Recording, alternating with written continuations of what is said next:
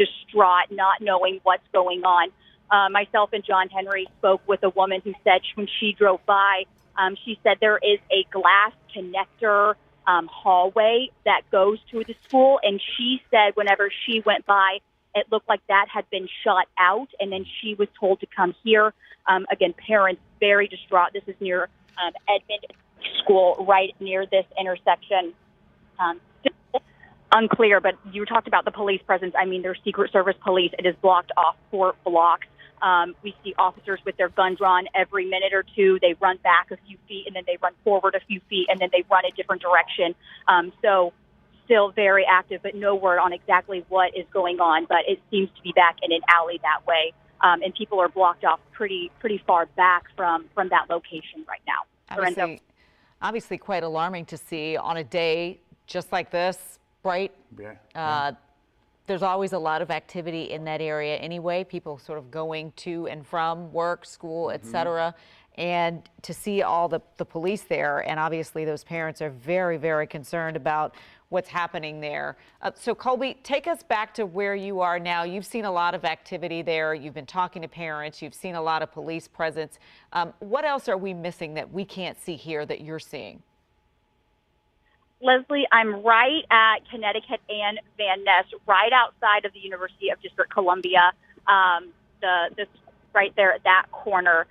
There's dozens of people across the street. There's a pho restaurant there and a Bank of America, and that seems to be where, right now there's a bunch of people in construction vests running out of the alley that officers have been going into with their guns drawn. They're crossing the street now where all of the police are. So we have people coming out of this alley where all of this action is happening right now. But Leslie, Lorenzo, you have people anxiously waiting. You can see the anxiousness on people's face, especially parents. They say that pickup time is 3:30. They just have their hands in their head. They're sitting on the curb, just distraught, not knowing what is going on. And you can tell that this happened. You know, life was happening, and this stopped everything in a second. There's cars parked, or people just seems like they kind of ran out. They're on the side, but it's very odd because it looks like it's in the middle of the afternoon and everything just totally paused. Yeah, you're saying that the students get out at 3:30, and this happened, at least according to the reports that we've been able to see, just before 3:30. So those parents would have been already on their way to pick up their kids. And probably well on their way home at this point. Well on their way home at this point. Obviously, if there are any kids in that school right now, they are likely not being released because of the concerns that are happening. Obviously, this is a very fluid situation as we're following this breaking news. Police have told us at least 2 people have been shot in the area of Connecticut Avenue and Van Ness, which, as we've talked about, is near UDC, not too far from Howard Law School, a number of hotels over there, quite a very busy business district, and of course near Edmund Burke Middle School. Yeah, we're going to try and get you a map so we can show you exactly where that school is situated, because it's really easy to miss if you're not going to that school in particular. That's right. Because you do have this large UDC campus, you have the embassies over there as well, and tucked away is that school there, the Edmund Burke School, which is for 6th to 12th graders. It's a college preparatory school. And I called a short time ago and no one answered the phone as of yet. But again, Colby said dismissal was at roughly 3:30. So it's not clear if something more nefarious is happening there or if folks just weren't in the office. We do not have that confirmed as of yet. Let's check back in with Colby. I also, Leslie Lorenzo, one parent that we were speaking with said that she was telling other parents that they're sheltering in place right now. So they are that was about 15 minutes or so ago. Has the school reached out to them at all to give them any information, or Colby, are they finding this out as all of us are in real time as it's happening? Leslie, the only parent I still see standing here is kneeling down with his hands over his head, just very stressed and distraught, not knowing what's going on. So I don't think they're getting much of any information at this minute, as this is just a very chaotic scene happening in real time. I mean, there are more officers walking by now with their assault rifles. It's just a very, very large and eerie scene, especially for parents who are desperately trying to get their kids in there. Yeah, and you can see the urgency in this video that we're looking at here. Police rushing down the street, a number of police on scene as well. We're going to try and turn some other video that we have from our crews on scene as well, and you can still get an idea of just how active this scene is. Police are trying to figure something out. Yeah, and this is the map we were talking about, Lorenzo, to give people some perspective about where this is happening. Unfortunately, you can't see everything here, but you can see Van Ness Street. Obviously, Connecticut Avenue is the vantage point that we were giving you there. So it gives you some idea of a very busy area here. This is a business area. There are also neighborhoods around there, obviously institutions in school, et cetera. So we're still working to figure this out. And as Colby's talking about, and we just saw police in tactical gear running. She was talking about construction workers who were running out of alleys because police officers were running in that direction. What we don't know is what is the epicenter of what caused this. We don't know about what that is. All we know at this point is what we can share with you, that at least 2 people have been shot in this part of Northwest DC. And Colby, if you can describe to us a bit more here, you were talking about those construction workers running out of an alley, and you saw police going in an opposite direction with their guns drawn. Anything else you see happening in that vicinity over the last couple of minutes or so? Yeah, within the last 30 seconds or so, an emergency response team, big DC police armored truck, just pulled in. If you guys have the map, I can't see what y'all are seeing, but there's an Ava apartment complex. It's, I think, 2250 maybe. Ava is the name of it, but they're now in that apartment parking garage, this armored truck. They just parked. The lights just turned off, so I'm waiting to see if they're going to come out or not. But all along Van Ness Street, so this alley is right on Van Ness Street, not even a quarter of a block. There's a row of homes. And then it seems like there's this alley, and that's where these construction workers were running out of. Now, more DC police officers in tactical gear. They're going in groups of 4 and 5. So there's another group that I saw them gearing up beside me a moment ago, and now they are running up Van Ness Street. There's a group of them that are running down that alley again, kind of picking up speed now. And Colby, so they turn down that alley. While you're still looking at what's happening there, we also have an interview with a witness who apparently saw some of this activity playing out as well. Let's listen in. School. I go to Howard Law up there. We were coming down, I'm on a study break. Coming down the street, we heard so many shots go off. I don't want to be on camera though. So you heard a lot of shots going off here? Yeah, I heard so many shots go off. It was an entire standstill. Everybody stopped their car. We were nearly bumper to bumper. And then we all stopped. We didn't know what to do. So then we continued to go. We continued to move along. Then we heard another round go off. It was at least 20 shots.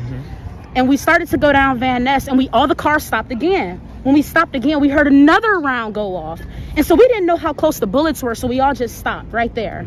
And then we just all started making U-turns, and now this. Did you see people running away from that area? There was so many people running. And do you work there, or you're just Oh no, by? I go to law school at Howard Law. Yeah. And do you know where was this? I don't know where it was, but it just sounded so close. Did it sounded you see children so close. running from that area? It was adults and children running from the area. Everyone, even shoppers going down the street were running from the area. Okay. Yeah, that witness there giving you an idea of who's in this area and what was taking place at the time. That was a student. She talked about shoppers being in the area. And we also saw from some people on social media saying it sounds like they heard a number of fireworks in this area, again, along Van Ness in Connecticut and Northwest DC. And our Colby Satterfield mentioned a minute ago the Ava Van Ness apartments. She said it appeared that an armored truck, police, they were rushing up to a garage there. And that garage is not far from the Edmund Burke School. Again, nothing confirmed. We don't know if that is the epicenter of what we're watching play out here right now, but it is within the vicinity. All right, let's get to Matthew Torres, who is also out there in the area. Matthew, what are you seeing? What do you know? Hey, Leslie, we just got here to the scene, no doubt, a very large crime scene already. We're just behind some of the police officers. In fact, moments ago, we saw SWAT team going in. You could see the flashes of light there with the DC police. It's not only local police, but I thought earlier we actually did see Park Police here as well. As this crime scene now grows and develops. No doubt, we have some parents out here hearing the information, whether that be through social media or through their own kids, through their email or through text. As you can imagine, some of them are actually just anxiously waiting for any update to see what happens next. In fact, I spoke to one of the gentlemen. I can't help but wonder, I know you have a son that goes to this school. Yes. What do you know so far? What are you hearing from him? Just a couple emails to my wife that I'm kind of getting on the phone, and he's at least communicating, and that's all we know. We know of at least 2 confirmed people shot. Do you know the location? Has your son alluded to anything? No, I don't think he can see much. He's barricaded inside of a classroom. I'm sure that is part of the protocol now. As a parent, I know I saw you actually rushing here, running over here, deservedly so. What's running through your mind? Just speechless, just trying to take, any way I can find out information of what's going on, trying to just read the movements. Speechless, I guess, right now. Trying to remain calm? Yes, trying. What about your wife? She's a bit hysterical at home, but hopefully everything's going to work out okay. We hear about these type of shootings before. Sorry, we had to interrupt that. We had some officers kind of now navigating the traffic, telling people to kind of get out the way. We hear them saying, move, move, move. Not sure who those 2 people are, but we did see some of them kind of trickle their way in here. The gentleman you just saw earlier, he told me moments ago, prior to me coming up to him, that he sees this on the news, as we all have throughout the years, and for it to be so close to this neighborhood. He actually attended the school when he was younger himself. The Van Ness neighborhood, as we know, normally a very quiet community. Now, a lot of people just shocked here. Not just one father, but if we keep turning to our left, we just have really other community members just now gathering around here. Keep in mind, this is now being blocked off here from Van Ness Street up until the next block. You can see where those flashes of light coming down from Connecticut Avenue. They're coming from the 4,500 block. So if you know the area, that's by the Days Inn. So as this progresses, I'm sure the scene will only continue to grow. So keep in mind, this is going to be blocked off for quite some time as this investigation continues. But I also do want to ask another parent who I spoke to earlier. I know earlier you were trying to maintain your own composure. How are you doing now that you've been here for roughly 30 minutes? Well, I've been talking to my kids. My kids are inside and they seem to be okay, doing fine. I'm obviously concerned about the situation. Happy to see the law enforcement present, but as you can imagine, as a parent, having 2 kids inside the school is a very disturbing situation for any parent to be in this situation. How did you hear about the news? Was it your own child who texted you, and what did they tell you was happening at the moment? My daughter texted me. My daughter was texting me about the situation, and I was on my way already to pick them up, and I literally stopped, and I'm basically waiting for them to come out. That's my situation right now. Hoping they can really be released, the police take control of the situation, and hopefully everyone is safe. I understand the school is from 6th grade up until senior? Yes, it was from 6 to 12 to senior, yeah. So we have kids of all ages here. Yes. Are your kids okay? Are they scared? What's happening inside the classroom? Well, the teachers are in control. Seems that the teachers, both kids text me and call me, and they are with teachers that know what need to do to barricade inside the room, the school rooms, and seems that so far they seem to me, of course, scared, but they're quiet. Yeah. Well, best of luck. Of course, we'll be sticking around here. Hopefully, you'll get some good news and be able to reunite with your kid shortly. I just want to, before we toss it back to the studio, another look here from our angle here at Van Ness Street, Connecticut Avenue. 2 confirmed people shot at this very large crime scene. Back to you. All right, Matthew, thank you. We talk a lot about kids who are going through these active shooter drills, and while we don't believe that this happened, immediately in the area of Burke or was targeting Burke, clearly these exercises that they've been doing for years have brought forth, the possibility that this kind of thing could happen as parents are talking with their kids and they understand that they're barricaded. They've been doing these activities for this very reason. Yeah, and you can see the parents are somewhat prepared too, because you have to commend them for remaining calm in this absolutely, for staying calm. Yeah, our Colby Satterfield is not far from Matthew Torres. You've got a witness there or a parent to talk to? Yeah, Leslie Lorenzo, Samek, you're a witness to this. Tell me, he lives in the apartment building right here. Tell me what you saw. So after hearing the gunshot wounds, I went to the back window, saw kids coming out of the school and frantically running to either side. Then I went to the basement. I saw people hiding under the car. more gunshots, and then they told me to get back. Then I went to the front door and heard the police cars coming, tried to wave them towards the area. Saw a lady run out. She said, I'm shot, I'm shot. She was grazed. There was some blood, very little blood, but her back window was shattered.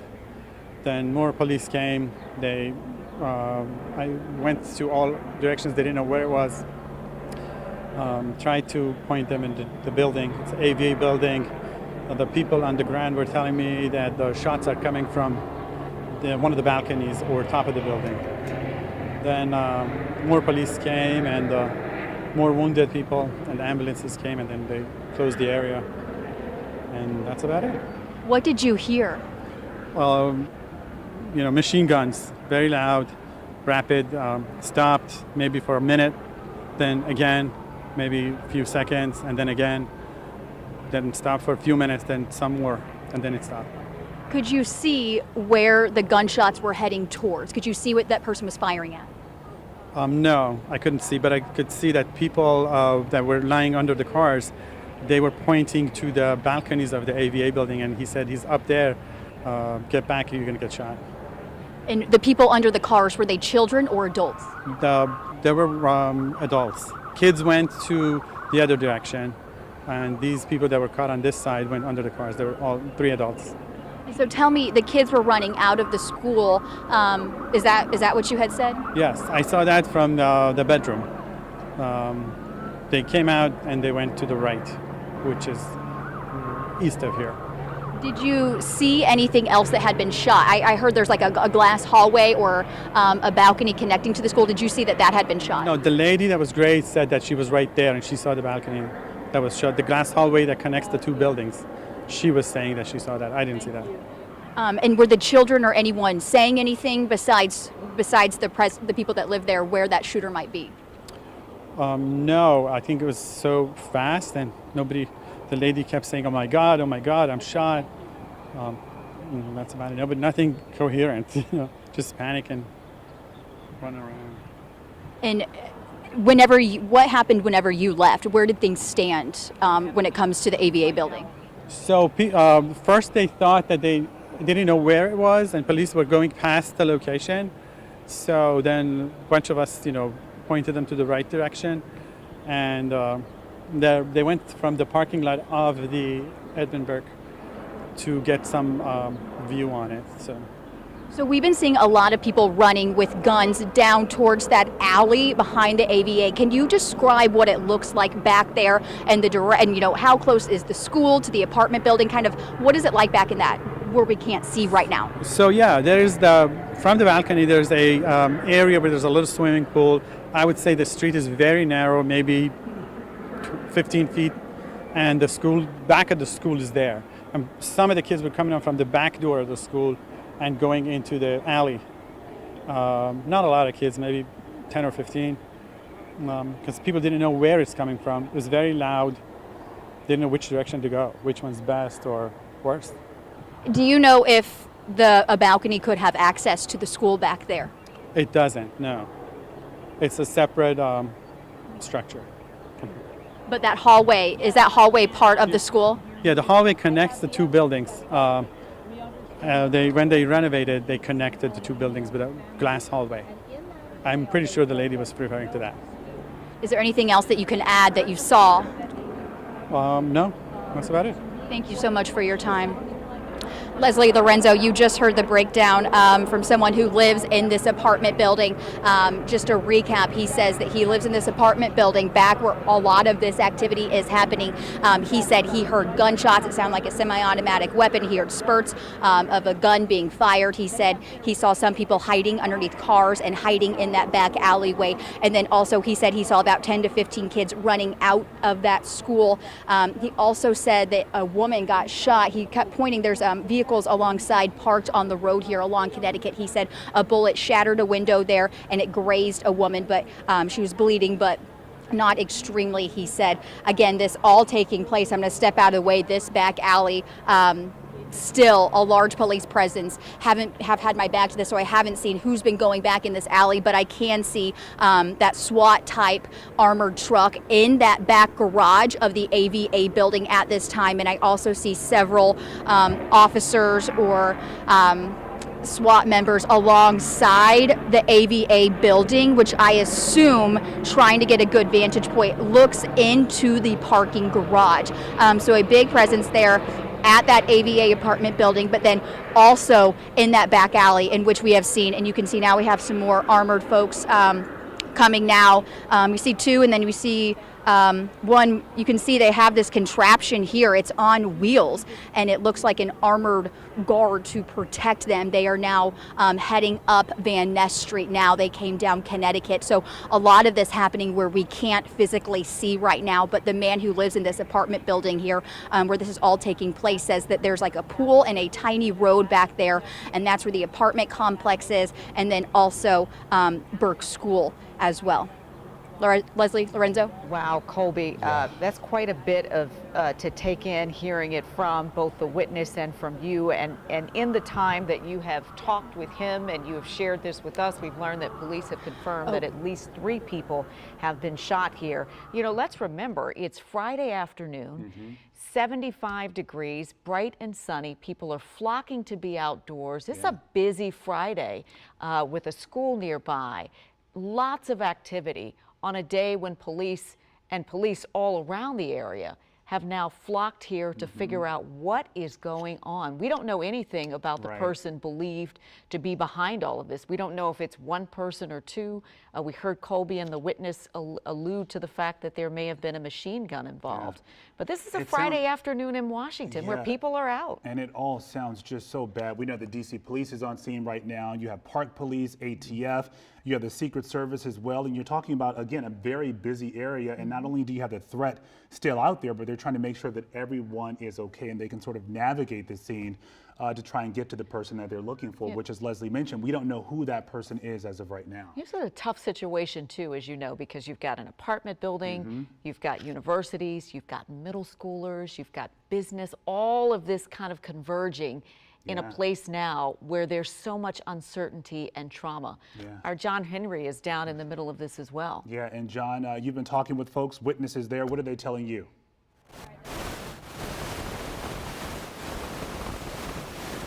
We're going to come back to John. We're going to let John as to what has happened here at the intersection of Van Ness and Connecticut. Matter of fact, you can see right here behind me a little bit of what the scene is right now. You can see some police officers. I can't tell what department. They're kind of toward that alleyway that we've been talking about near the Ava apartment building here on the east side of Van Ness, a little toward those apartment buildings there. We've seen a lot of activity, people running in out of that alleyway, including construction workers, and we were told a little earlier by multiple parents and some grandparents of students here down the street that students were also running out of that alleyway as well. Now, not too long ago, we heard a message over a bullhorn. We couldn't make out what that was, but that was the same time that we saw officers going toward that area, toward that alleyway with what looked like to be a shield with a slit inside of it. And you can see there's an officer right now who's running across the street with a rifle too, pointing it toward the alleyway. So I mean, obviously this is still a very active scene right here at Van Ness and Connecticut. Once again, we see police officers all the way down the block. A lot of people, which you can't see right here behind me, there are dozens of people who are very concerned about what's happening in this area. I live just 3 blocks up from here, and this is obviously, this is normally a busy time of day where kids are letting out of school, Edmund Burke School, and a lot of people are making their way to the metro. A lot of people want to know what happened, but there are some people here who have loved ones who were inside of that school. I talked to a couple of grandparents about their situation. They're waiting to hear what happened to their grandchild who's in the school right now. Daughter here? She was going to pick up her 8th grader and heard all this shooting. She thought it was a jackhammer, but it stopped and then it started again. And when she called us, she was so hysterical I couldn't understand what she was saying. She was going to pick up her daughter from Edmund Burke. Her son, yeah, Her right. son, who's a student at Burke. At Burke. Yeah. So we don't know whether it's at Burke or not at Burke. We've heard that hopefully it was outside the school, but who knows? Who knows? So you guys are just grandparents who are waiting? Grandparents. Yeah. Gotcha. And our daughter's a couple of blocks down, hysterical. We can't get to her. Another woman, when I first got here, there were only about 10 people here on scene. She was crying at the scene, saying she could not get to her child inside of the school. We're seeing some more officers who are leaving down Connecticut here, southbound on Connecticut from the school. We're trying to get a better vantage point of what's going there. But our latest that we've heard from MPD is that 3 people have been shot. We're still trying to gather more about what happened here. Leslie? Jim, when you think about these parents who have to wait, that's all they can do is wait. They can't get to their kids. They don't know what's happening. The kids are barricaded. All of this is happening around them. If you're just joining us right now, we have broken into programming to let you know that 3 people, at least 3 people, have been shot in the area of Connecticut Avenue and Van Ness, an area that is quite busy at this time with kids letting out of school, people going to and from the metro, going to businesses, all of those things happening as some sort of active shooting incident is occurring. Involving many things. You got an apartment building, you got schools, you got people just walking on the street. Yeah, and police haven't confirmed exactly where this is taking place, even though we've heard from a number of witnesses that it is happening at that Edmund Burke School. But as Les mentioned, you have UDC in the area as well. You have Howard University Law School. You have a number of embassies over there as well, shops, restaurants. So it's really tough to figure out exactly where this is centered at this moment. It's an area that's really bustling with energy at this point of the day. And then you think about it's Friday, right? We're heading into the weekend. It's a beautiful sunny day. The temperatures are wonderful. People are outdoors. And there's a lot of concern here because we just don't know how many people are impacted by this. But what we can tell you is if you had plans to be in that area, it's going to be tricky to even get around there. Police are saying stay away. There could be significant delays in and around that area as they try to figure this out. And this is going to be a while. You're looking at it unfold just as we are, and you can see in this situation, this is not calm whatsoever. It is still active. Police are trying to still find the person responsible for this, we presume, because you saw them rolling that ballistic shield a minute ago. You see police with their weapons drawn as well. So clearly this is still active. Absolutely. Matthew Torres is down. He has been talking to parents who had kids that were barricaded inside the Edmund Burke Middle School. Matthew, where are you now, and tell us what you're learning? Okay, so we were actually by the intersection where all of the parents were gathering, but one of the employees of this building actually let us in the back of the building just to give us another vantage point. You could see, could be one of the SWAT officers. You see where he has that gun already pointed up. It's a little bit hard to see from our angle, but that's just one position from the officer. But just to the left as we pan, of course, we are just a little bit closer to where all of the activity is taking place, and some of the employees of this building actually just hanging around with us at this very moment. I know this lady did not want to show her face, but I'm just going to ask her next to me. What did you hear? You live at the apartment building next door. So I live in 3003, and I just heard what sounded like an assault rifle going off 2 or 3 times. Well, 2 or 3 consecutive times, and then maybe 2 minutes later, all you hear were police cars and sirens, and yeah. You stepped out. Did you see any of the kids? Did you see anyone? No, I didn't see anyone. Wow. I know you saw some of the pictures. It's a little kind of hard to see from the video that you got, but you did get some of the tanks, the armored vehicle making their way in, because again, we are in this vantage point. I do want to mention, I know we're behind this building, but inside, and we're going to go to it shortly, there's a liquor store. And as soon as I walk in, it was kind of a bit of a surprise because you have a group of 6th graders all kind of huddled in with other parents and other strangers. Obviously a little bit concerned, trying to figure out what happens next, but they are 6th graders from that school now gathering, trying to figure out what happens next. Let's kind of get a little bit closer just to see what we can gather. We're just here by the building. I don't see the officer with that gun anymore. But just to give you a vantage point, we're in between kind of those 2 apartment buildings, not far from Edmund Burke High School, just past the crime scene tape here with other employees kind of waiting to see what happens next. So currently that's what we are seeing, but we'll toss things back over to you. Yeah, and we know, Matthew, a number of places in that area, businesses, schools are on lockdown. We just heard a minute ago from UDC saying emergency alert, shelter in place until further notice. That campus, their Van Ness campus, is on lockdown at this moment. So You, Matthew, I know you're traversing that area as well. You make sure you stay safe because we understand that police, they do have their guns drawn and those ballistic shields as well. And of course, there may be some other schools a short distance from there that may also be in lockdown now because there may be after school activities, and obviously they want to make sure the kids are safe wherever they are, that nobody is headed in that direction. But again, we're following this breaking news happening really in real time, evolving. It's been happening for about an hour now in the Van Ness community, where police tell us at least 3 people have been shot near Connecticut Avenue and Van Ness. So many things in that area. UDC, as you mentioned, which is in lockdown. Howard Law is over there. Edmund Burke Middle School, where a number of parents are corresponding with their kids that are in barricade right now and can't get to them. People are very worried about what's going on, and we just don't know how this started, why it started. There's so many vantage points here. You've got people talking about what they heard in apartment buildings where they heard gunshots. You got parents waiting, certainly people that were going to, okay, so we're just hearing that 2 men have been shot and one juvenile girl. Okay, so that's presumably a child, right? Not a teenager. And one child.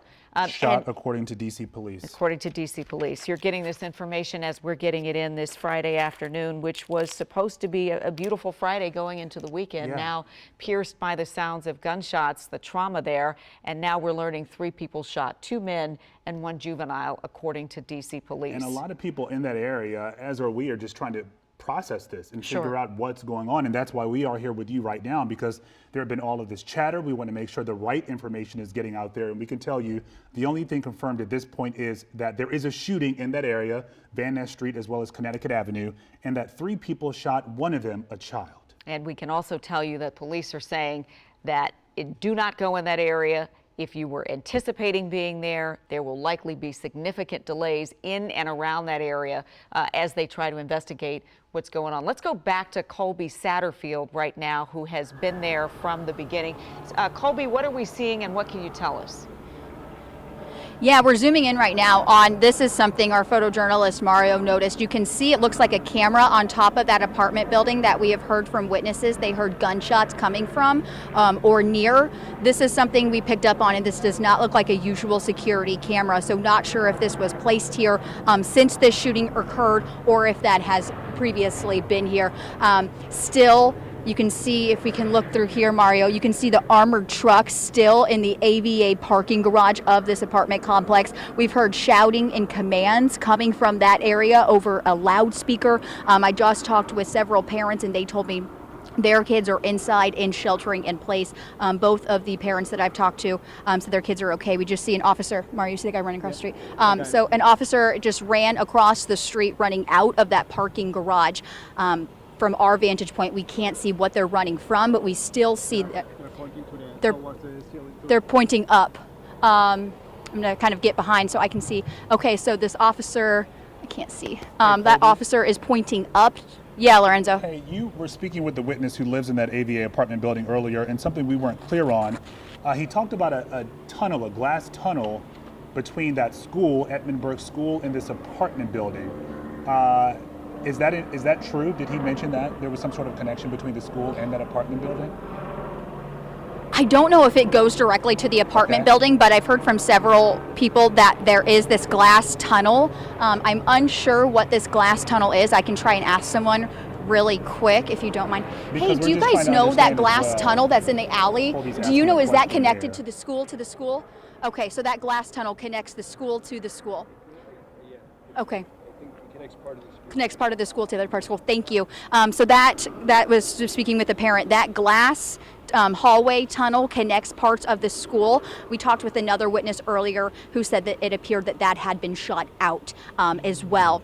I believe we heard from that witness earlier from John Henry. Yeah, because it's interesting that they're outside of this AVA apartment building and you see them running across the street, and you had some of these officers with their weapons pointing upward at that apartment building as well. So there seems to be some sort of threat or perceived threat within that building. People are coming out now, Lorenzo. So the officers are walking 3 people. They have backpacks on. So it looks like kids are getting escorted out. of the AVA apartment building right now. You see them crossing the street, finally being able to get out of this chaos and crime scene that has transpired right near their school. So now we see these students, presumably students at this school, coming down the sidewalk now. There is a flurry of parents waiting to see them. You can see them coming down now. And they're not so waiting to see if these are Go ahead. Yeah, waiting to see if these are students or people who live in the apartment complex and have just grabbed bags or anything of that nature. A little too far for me to see at this point. We're able to zoom in, but my eyes, it's about a half a block away. If you'll allow me, Colby, because I can see something that maybe you can't. You can see that the young people are coming out, but they're flanked by police officers that have their weapons pointed up. Yeah, they're right? screaming. So, they're screaming, move, move, move. Right, so you've been talking about that threat that appears to be up, and they're being walked out, but the officers are hyper vigilant as well, because again, it doesn't... Oh, they're pointing up now, Right. yes. So, and that's what we were talking about, this apartment building. So, and it's very close to that. These are Edmund not Burke students. School. These are not students, okay. And we can tell you the No, Edmund Burke they School look has older. students between grades 6 and 12, and these certainly aren't. They do have backpacks, however. Middle school students. Oh, they could be UDC students, they could be Yeah, any they could be number of yep. entities they could be attending. Yep. They But could clearly- be, yeah. Yeah. Police trying to evacuate folks and get them out of this area. If you're just joining us, for the past hour or so, we've been talking about this incident that is unfolding in the 4100 block of Connecticut Avenue at Van Ness Streets. Police tell us at least 3 people have been shot, 2 men and 1 juvenile, in the area near Edmund Burke Middle School, which is an independent school that goes from 6 to 12. And also not far from UDC, from Howard Law, from a number of businesses in this area, from the UDC metro station. It's quite a busy area. And this unfolded just before Burke was about to let out for the day. So what we know is that there are a number of parents who are in the area who are quite concerned about getting to their kids. They've told us, told our reporters, our colleagues, that their children are barricaded inside.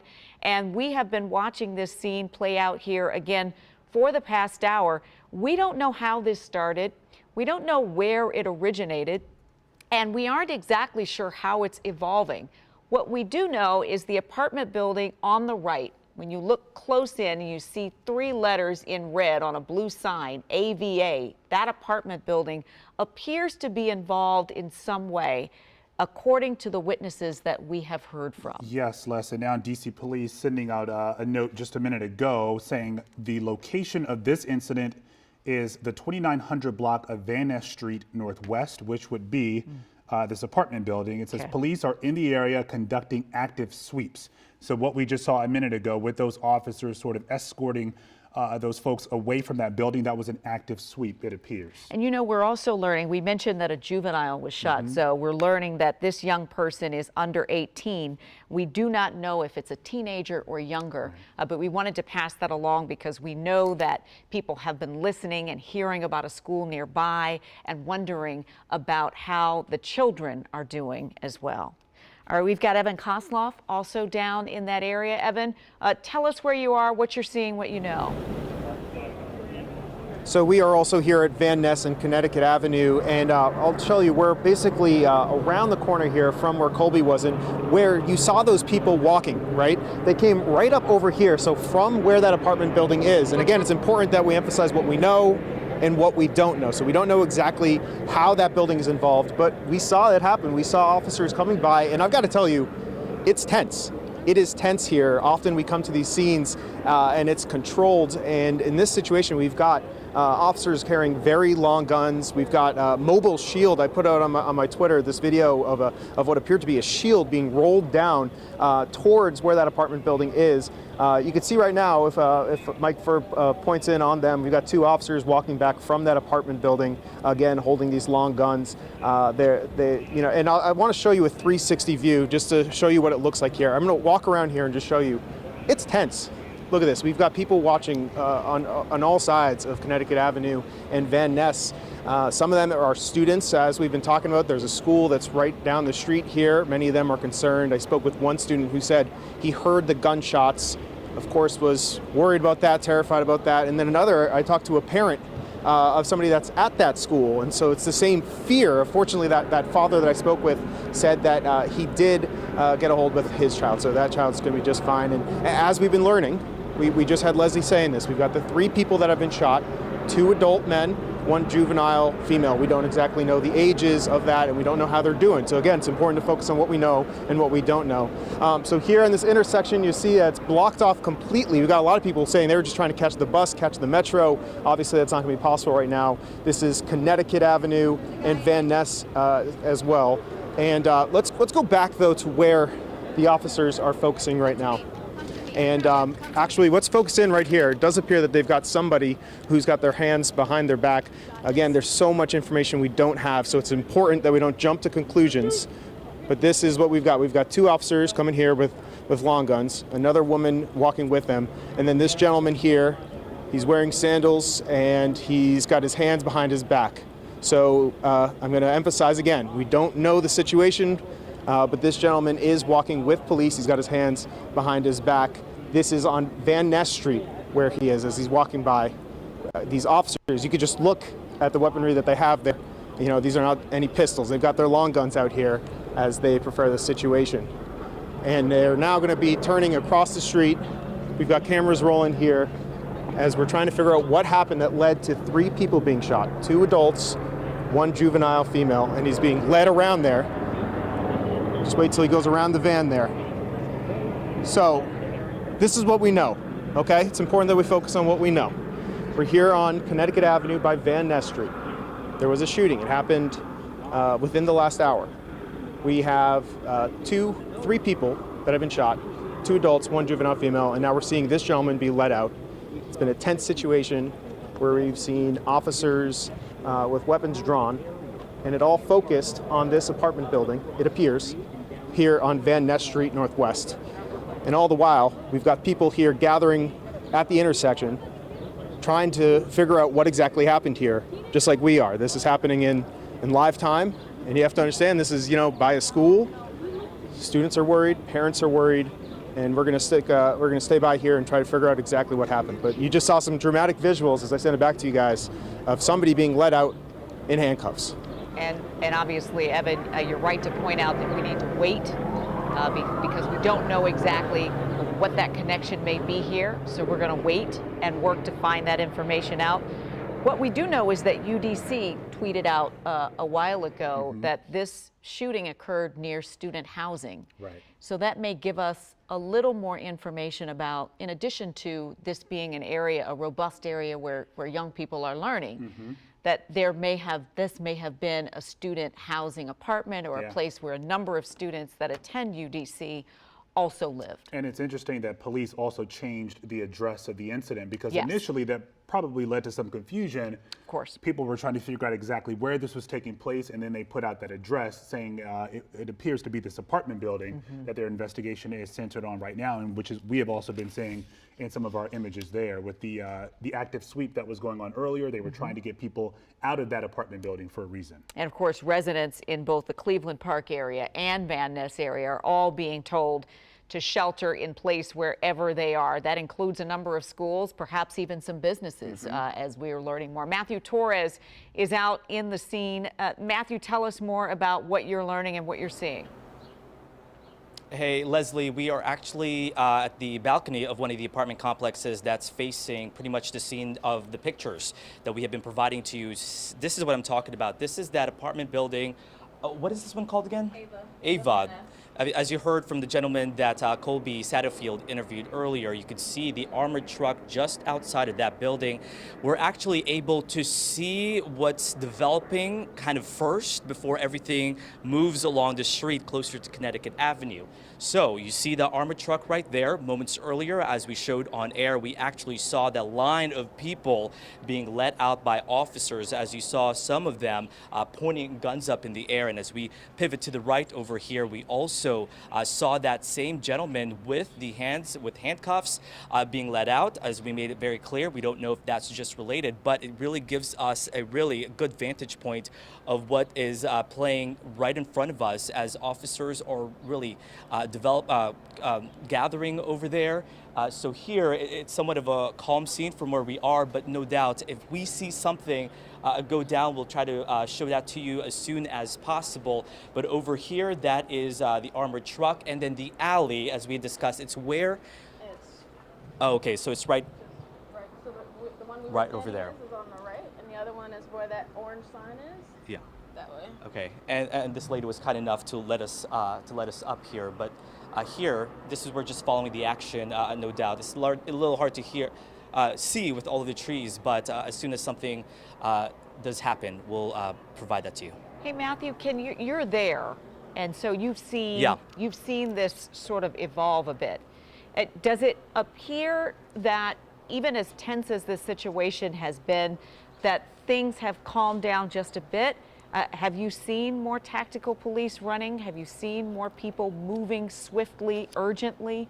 Or has there been a shift in your mind? There certainly has been somewhat of a shift. The urgent actions that we saw was when we saw those people leaving the apartment complex. We heard people saying, move, move, move, just making sure this is as clear as possible. But as far as it feeling calm, it doesn't feel calm, but we don't see as many officers running up and down. Whether they have finally figured out a location to focus all of their attention to, that might just be the case. But here, I think their biggest concern is to make sure no one is going in and out to make it as clear as possible, because it seems like, if anything, we have seen those who either live at the apartment complex or anywhere from the school kind of go down this road. So if anything, that's been the action, but not such drastic response compared to what we saw maybe about an hour ago, Leslie. You can see in the video here, police appear to be standing down just a bit.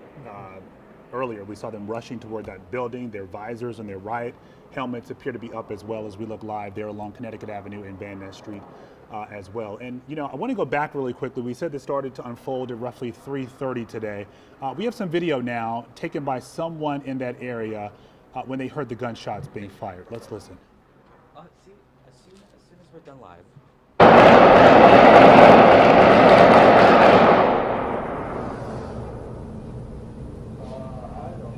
Wow.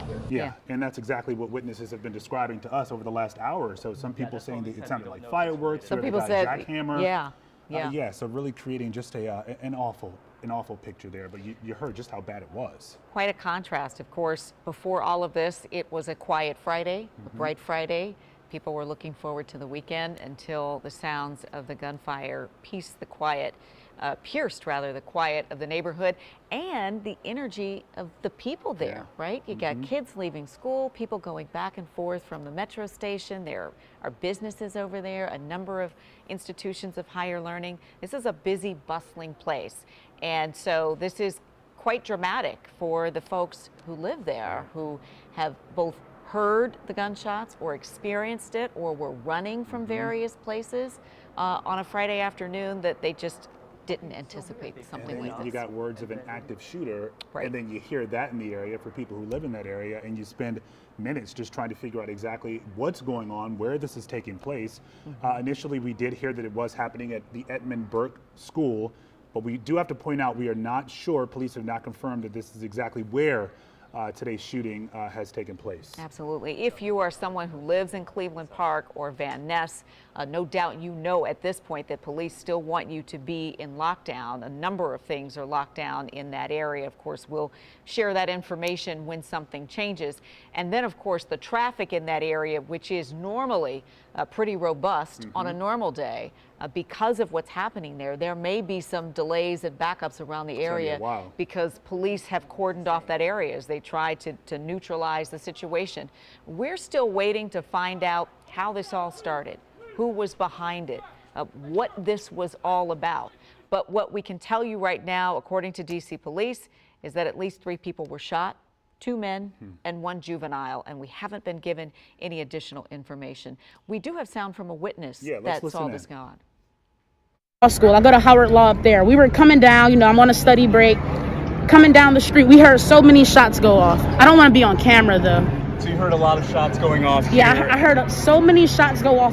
It was an entire standstill. Everybody stopped their car, nearly bumper. We were nearly bumper to bumper. And then we all stopped. We didn't know what to do. So then we continued to go. We continued to move along. Then we heard another round go off. It was at least 20 shots. And we started to go down Van Ness, and all the cars stopped again. When we stopped again, we heard another round go off. And so we didn't know how close the bullets were, so we all just stopped right there. And then we just all started making U-turns, and now this. Did you see people running away from that area? There was so many people running. And do you work there, or you're just Oh no, by? I go to law school at Howard Law. Yeah. And do you know where was this? I don't know where it was, but it just sounded so close. Did It sounded you see so children close. running from that area? It was adults and children running from the area. Everyone, like even shoppers going down the street were running from the area. Okay. Really just awful. It is awful. I mean, you think of the trauma that people have gone through here, leaving school, leaving home, going to businesses, trying to figure out, what they thought was going to be a normal day going into the weekend. Our Colby Satterfield has been there from the beginning, talking with witnesses. What are you seeing now, Colby? Hey, there's people on the balcony right now. I just noticed up there, but right now, with 15 seconds ago, a bunch of people just ran out of the apartment building or that alley. They are sprinting down the sidewalk now. If you guys are able to see them, there's also people as they're sprinting, if you guys are able to see, sprinting down the sidewalk where there is a large group of police officers there to greet them. Each officer, it looks like they're grabbing an individual person, like a buddy system. They're then running with them and getting them to the edge of the block. These look like people maybe in their late teens. Actually, we see some people, can't tell how old they are, but they do look older, not school-age children. You can see that's like a buddy system. Each officer is designated to a single person, and as they were rushed out of that alley or apartment building, there are officers with their guns pointed up at them. Mario, go to that top apartment building, see them? There's two officers in that top. The tree is obscuring our view a little bit, but there are people in tactical equipment. If you come right here, Mark, scoot maybe like a foot over. There are people in tactical equipment up on this top. There you go, Mario. See. We can zoom in and get a better look.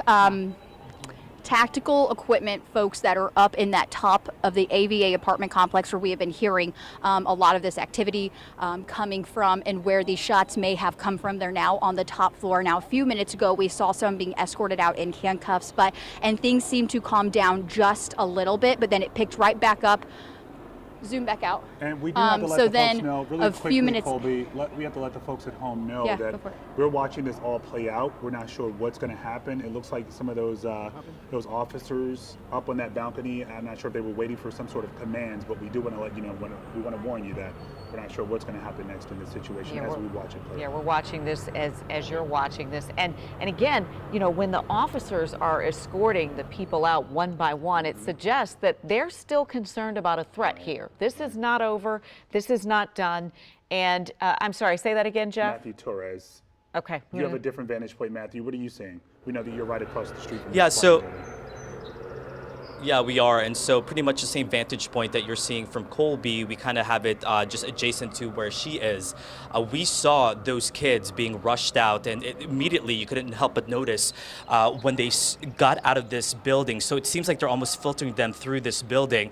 They got behind this black SUV and the tan SUV. They hid behind it, stayed there for a few seconds as some of the officers had their guns pointing up, and then eventually that's when they, of course, made it towards Connecticut Avenue to make sure that they are safe. So there's been some activity happening outside here. We want to be careful that we don't necessarily show the position of the officers, but again, this is just a different angle of what we have already been seeing from the other side there on Connecticut Avenue. No doubt you see the armored officers just walking around. They're going in and out of this building, so that's why it just seems like all the focus is on this building. And it was, I think the people, the resident of this unit who we are with, we just quickly got alarmed when you saw all those kids and that image of their hands up, filing their way back to back, crouched down behind this vehicle to make sure they are safe. Hey, Matthew, really quickly, if we can, I don't know if we lost Matthew there. There we go. We understand there's a lot of activity happening on the top level of this apartment building that you're looking at here. Is there a way your photographer can tilt up for us and just let us know what you're seeing on some of those upper floors? We saw. Okay, we're not going to show that as of yet. Okay. Yeah, we got to. That's fair. Yeah, it sounds like we want to be responsible here because we know that this is an active situation that's playing out. We don't want to put anyone in harm's way. So forgive us if the camera pivots in a different way, or if we've got to give you a different vantage point. We hope you understand that this is a live event that's happening. It's very dynamic. Their threat is still there. There are people's lives that are at stake here. So we are going to give you the information in a responsible manner. And right now, if you're just joining us before 5 o'clock, there has been quite a tense situation evolving here in the Van Ness area. And also, Cleveland Park is not too far from here as well. DC police tell us 3 people have been shot, 2 men, 1 juvenile. We don't know how this started or why it started, but it appears that this may have been in and around what's been called either the Ava apartment or the AVA department Which is apartment. adjacent to the Edmund Burke School that a lot of people have been focused on today as well. That's right. And it also sounds like there may have been a number of students at UDC who may have been housed at that apartment or at least in that particular area. Very busy area with universities, with the school Burke that we've been talking about as well. Parents are waiting to get to their kids. Police and tactical officers are all over this area trying to contain this threat and to be able to neutralize and figure out what is happening here. If you were planning to head in that direction, look at this video. You can't go in that direction right now. Nothing is moving. Stuff is locked down miles away from this area. So what you want to do is not head in that direction because obviously this is still evolving. And think of the coordination that's underway right now between these different agencies. You have police, DC police, the ATF, Secret Service, you have Park Police there as well because again, you have the schools, the University of the District of Columbia, UDC, you have those embassies, you have the Edmund Burke School, these apartment buildings. You hear about a threat. People have sent in video saying they heard a number of gunshots, at least 15 folks saying they heard what sounded like a jackhammer. Police are trying to figure out where it's coming from, who this person is, and then you have to go through all these buildings to figure out if you got the person who's responsible for this or persons. Right. And those are answers that we don't have right now. What we know is this part of the city has been shut down, essentially in lockdown as police investigate and try to figure out where this danger is coming from to save the lives that are caught in between all these areas. I mean, you've got Connecticut Avenue, you've got Van Ness Avenue, you've got kids at Edmund Burke, you got parents standing nearby, you got police pulling people out of apartment buildings, shielding them, literally serving as human shields as they're bringing them out to try to get them to safety on a Friday night, bright and beautiful, that was supposed to be rather uneventful going into a weekend here in Washington. A lot of those folks are still with everything on lockdown at this point. They're communicating with their loved ones by phone, but still have no idea the danger that they may be in at this point. Absolutely. As we all await for some answers. But the only confirmation we have at this point is that this is all unfolding along Van Ness Street and Connecticut Avenue in Northwest DC. And we know that 2 men and a juvenile, a child, have been shot. And their conditions are still unknown at this point. Yeah. Again, we don't know why this started, who's behind it, whether there is one person or multiple people behind the violence, the spasm of violence that occurred this afternoon here in Van Ness, a busy, bustling area on a beautiful Friday afternoon going into a weekend. But that has all stopped now. Things have really come to a standstill as police are trying to figure all of this out, get people to safety and end this safely. We've got Evan Kosloff. Evan Kosloff has been there for a little more than an hour now. And what have you seen up to this point? So right now they're trying to expand their perimeter. They just asked everybody to move back so they could try to block us a little more so they get a more controlled situation. But what I can tell you, what we just saw, which you maybe saw a vantage point of, was people running. This is not something that you see often at crime scenes. It implies that there may still be a threat. We don't know, obviously, but that they had guns drawn and they were running in a buddy system. It's not something that we see often here. And as you pan around, just to show the situation here, they have asked people to move back, and so this is obviously a lot of people here. Some just they live in the neighborhood. They want to see what's going on. Others I've talked to are, in fact, parents. We've talked to some kids as well, and so everybody's nervous. People are on edge right now, and there's a very, very heavy police presence here. We're talking. I want to fill everybody in here for those that can't be here. We're talking dozens of vehicles and dozens of officers that are here. It's hard to say what type of units they are, but we've got these long guns that these officers are carrying. And as we saw them come up to the building over here around the corner, we did see some of them with their hands pointed up towards these buildings. So there's obviously, they're focusing on this building, the officers that we saw. And then the most tense moment was when we saw 4 people being let out on a buddy system. So 4 people running, and we can't say, I got to look at them. They were not all student age. One was a grown woman. So we have people of all ages in those 4 that were being guided out by these officers. So that was one tense situation. And then the other one before that was we saw somebody being let out with his hands behind the back. His hands were in handcuffs. That being said, it's still tense here. It's not like they brought this person in who we don't know why this person was being put in handcuffs, but that didn't end the situation. We still have the helicopter flying up above. We still have officers expanding the perimeter, and we have people running down the street here. This is Van Ness Street. And before I send it back to you guys in the studio, I just think it's important one more time to sort of expand out and show you what this scene looks like here. We've got hundreds of people that are trying to figure out what's going on, just like we are, trying to see what the situation is. They're concerned about their community, as we have 3 people, that's the latest, 3 people that have been shot. Guys? All right, thank you, Evan. Obviously giving us a status report of where things stand. We've been here just before 3:30 watching all of this unfold. In the Van Ness neighborhood, police have said that the epicenter of this appears to be the apartment building that we showed you, which is the AVA apartment or AVA apartment, depending on who you ask out there.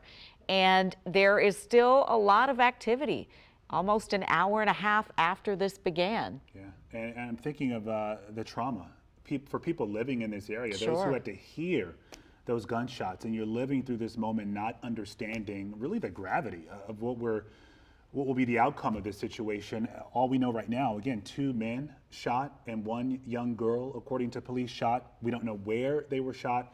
We don't have information about the shooter as of yet. We did see someone walking away, being escorted in handcuffs by police just a short time ago, but we don't know how that person is connected to this situation or if they're connected to what we're looking at unfold today. Obviously, this is a dynamic situation, and in moments like this, we have a responsibility to be very, very careful and not put anyone in harm's way. So we are going to be deliberate about what we show you. We're going to be deliberate about what we tell you. We're going to be responsible because we know that people's lives are at stake here. So we've told you what we know.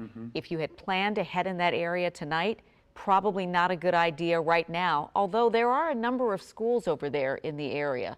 And so parents are waiting there. There may be parents still trying to get to their kids right now because of all the road closures and the delays. So we're mindful of that as well. And we saw from Evan Kosloff a minute ago, police were putting up that yellow tape. They were trying to expand the perimeter just a bit. So that tells you right there that they're not going to be wrapping up at this scene anytime soon. It tells us that the threat is still significant. When you see police serving as human shields for the people in and around the apartment building that they're trying to get safety, and you hear about them ducking behind cars and waiting a beat before they move them. This is a very, very tense situation that we've been watching for almost an hour and a half now, going into almost 5 o'clock on Friday. And that just sort of adds to the anxiety, if you will, from what we were showing you a little earlier with those people rushing out of their homes. I mean, who knows what they were doing at roughly 3:30 this afternoon, but having a SWAT team come in, police, shortly after hearing a number of gunshots and tell you, hey, you got to leave because your life may be in danger, it's pretty jarring. It is jarring. We've got our reporter colleagues covering every angle of this story. We're going to go back to our Colby Satterfield, who has been watching every moment here. And Colby, we see the camera is trained on the AVA or Ava apartment sign, which we've talked a good deal about. That appears to be the area where this is centralized and where the concern is. Yeah, and about 2 minutes ago, there was a lot of activity around that area too.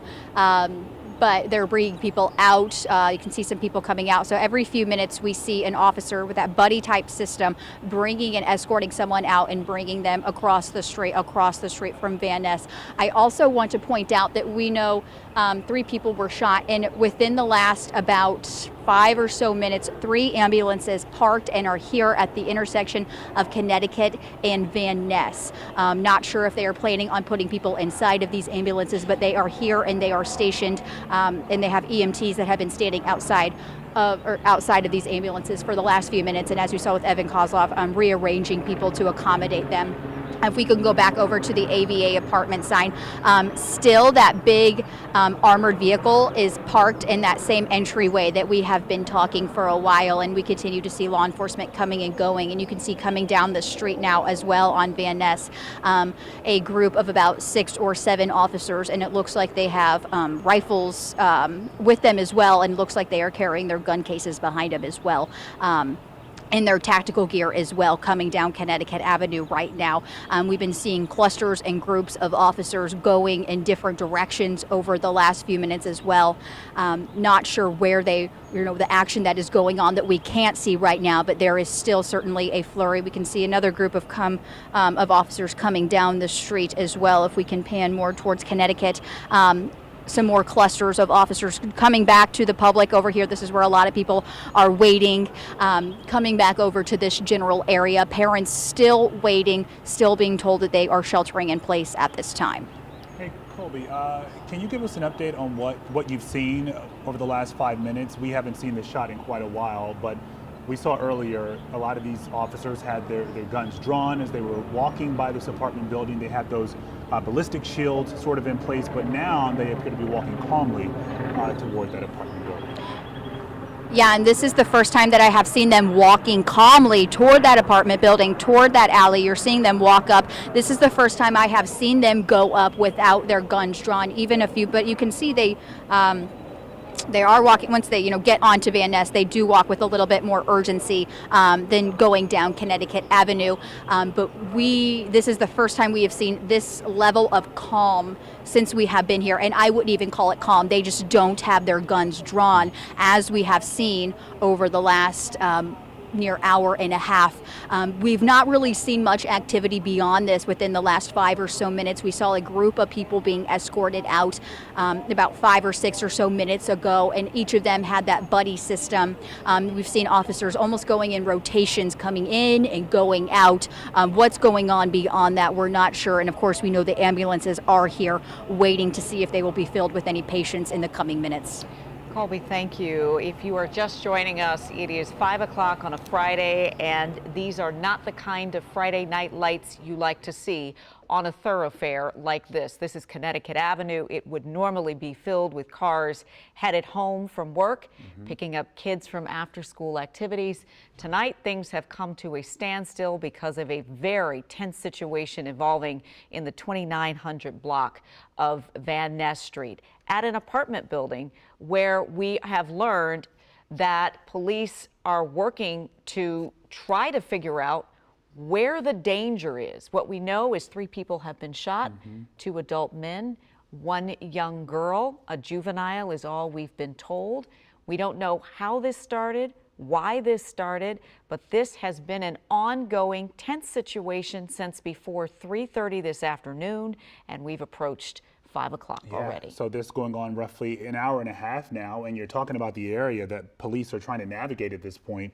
You have the Edmund Burke School, you have the University of the District of Columbia, UDC, you have a number of embassies as well in this region. So they're really trying to figure this all out and understand again where the threat is and how many people may have been injured aside from those that we've already told you about. And of course you mentioned the schools that are over there, UDC, Edmund Burke, Howard Law. There are a number of other schools over there, but these are places where people live. Yeah. in the Van Ness and Cleveland Park communities, all of them right now on lockdown because of this ongoing threat that police are working to determine and working to get people out of that apartment building. If you've been following us, you've seen them as they've moved like human shields to get the people inside those apartment buildings out and to get them to safety. And we know that D.C. Mayor Muriel Bowser is heading to the scene right now, and presumably D.C. Police Chief Robert Conti.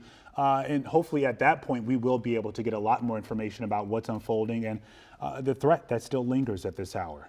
We've heard from a number of witnesses this afternoon into now who have talked about what they heard. There was a Howard Law student who talked about hearing the gunshots and how traffic came to a standstill and how people were running everywhere.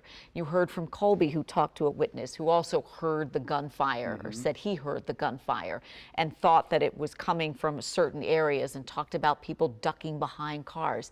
This has been a traumatic Friday afternoon for really many people in D.C. Painted just an awful picture. Even before we got to see some of the images play out a little earlier, just people describing what they saw, you just understood how bad this was going to be. Absolutely. And then, of course, the parents who are waiting to get to their kids, some at Burke, which is directly in the ecosystem here that we're talking about. But there are also kids at other schools around the area, and maybe not even as close to there, that are also in lockdown who have parents waiting to get to them as well. So this incident here has antennas that are stretching across the city at this hour, impacting a lot of people as police try to get to the bottom, to the middle, and to the beginning of what this is, why it's happening, and to essentially get people to safety. Yeah, let's get to our John Henry, who is live on scene right now. He's been there for a couple of hours now. And John, what update can you give us? What are witnesses telling you? What's the scene like there at this hour? Right now, there's a lot of confusion on the scene here at the corner of Van Ness and Connecticut. There are dozens of people here. As Leslie was just saying, once again, this would be rush hour here in D.C., a busy thoroughfare. A lot of people want to know what's going on, but some of the people in this crowd are also people, as you guys have been saying, with loved ones who were at the Edmund Burke School earlier today, which is obviously very close to the center of this scene. Right now, we're showing you the AVA apartment complex right there, and probably about 10 minutes ago, we saw more than 10 officers run into the building. We couldn't tell from our vantage point right here if guns were drawn, but 5 minutes before that, we actually saw a man come out in handcuffs. We don't know what relationship he had to this scene, if any, but you can see right now there are actually people running out. We can see a person running out in between with those police officers, and we've been seeing that every 5, 10, 20 minutes or so. Additional people coming out of the apartment complex being escorted out for what we presume is their own safety. This is, once again, a very active scene. Another thing that just happened here, we had 3 ambulances that came down Van Ness from the west side of the city to this scene. We don't know if that's for anyone inside or not, or if it's just precaution, but things here are very fluid. Once again, you can see that man running down the sidewalk right now, presumably to a safer place than the apartment complex. Once again, a lot of people were concerned and shocked about what happened here in the Van Ness area, including some grandparents I talked to not too long ago who had a grandchild inside the Edmund Burke School. Their daughter was trying to get her son. Here's what they had to say. Daughter here? She was going to pick up her 8th grader and heard all this shooting. She thought it was a jackhammer, but it stopped and then it started again. And when she called us, she was so hysterical I couldn't understand what she was saying. She was going to pick up her daughter from Edmund Burke. Her son, yeah, her right. son, who's a student at Burke. At Burke. Yeah. So we don't know whether it's at Burke or not at Burke. We've heard that hopefully it was outside the school, but who knows? Who knows? We don't. So you guys are just grandparents who are waiting? Yeah. Gotcha. And our daughter's a couple of blocks down, hysterical. We can't get to her. Once again, I heard you, Leslie, saying that this has tentacles all over the city. It's impacting a number of things. What's interesting about this is this isn't the only scene. While this is obviously the epicenter of it all, we know that there's areas that are blocked 2-3 blocks down here all the way to Porter. So there are a lot of people who are being impacted by this in multiple different ways. But once again, we keep seeing more officers come here to the scene with the Metropolitan Police Department and the Secret Service, which shows you that this is obviously still very active. Guys? Yeah. And you can tell, we've seen these sorts of scenes play out to a certain degree before, and you have these people, police conducting this active sweep, getting those residents out of the AVA or AVA apartment building. It appears the danger is in that building, and right now they're just trying to get all those people to safety so they can figure out where or who the suspect is. But it seems at this point, based on what we're seeing play out, they may have it contained to just that area, that perimeter. It is quite something, I just have to say, to see these sort of shielded safety movements in intervals, right? You know, every 15 minutes or every 4 minutes, depending on what's happening. You know, normally you see this happen and it's fairly quickly and they move things on. This has been going on for a while. And so we're continuing to follow this as you are as well. And again, if you're just joining us, this is all happening in the Connecticut Avenue, Van Ness area, where we are told by DC police that 3 people have been shot, 2 men and 1 juvenile girl. We're going to continue to follow this. I think we're going to take a commercial break. We're going to take a quick break, try and get more information for you. We'll see you in just a minute. Good work, guys.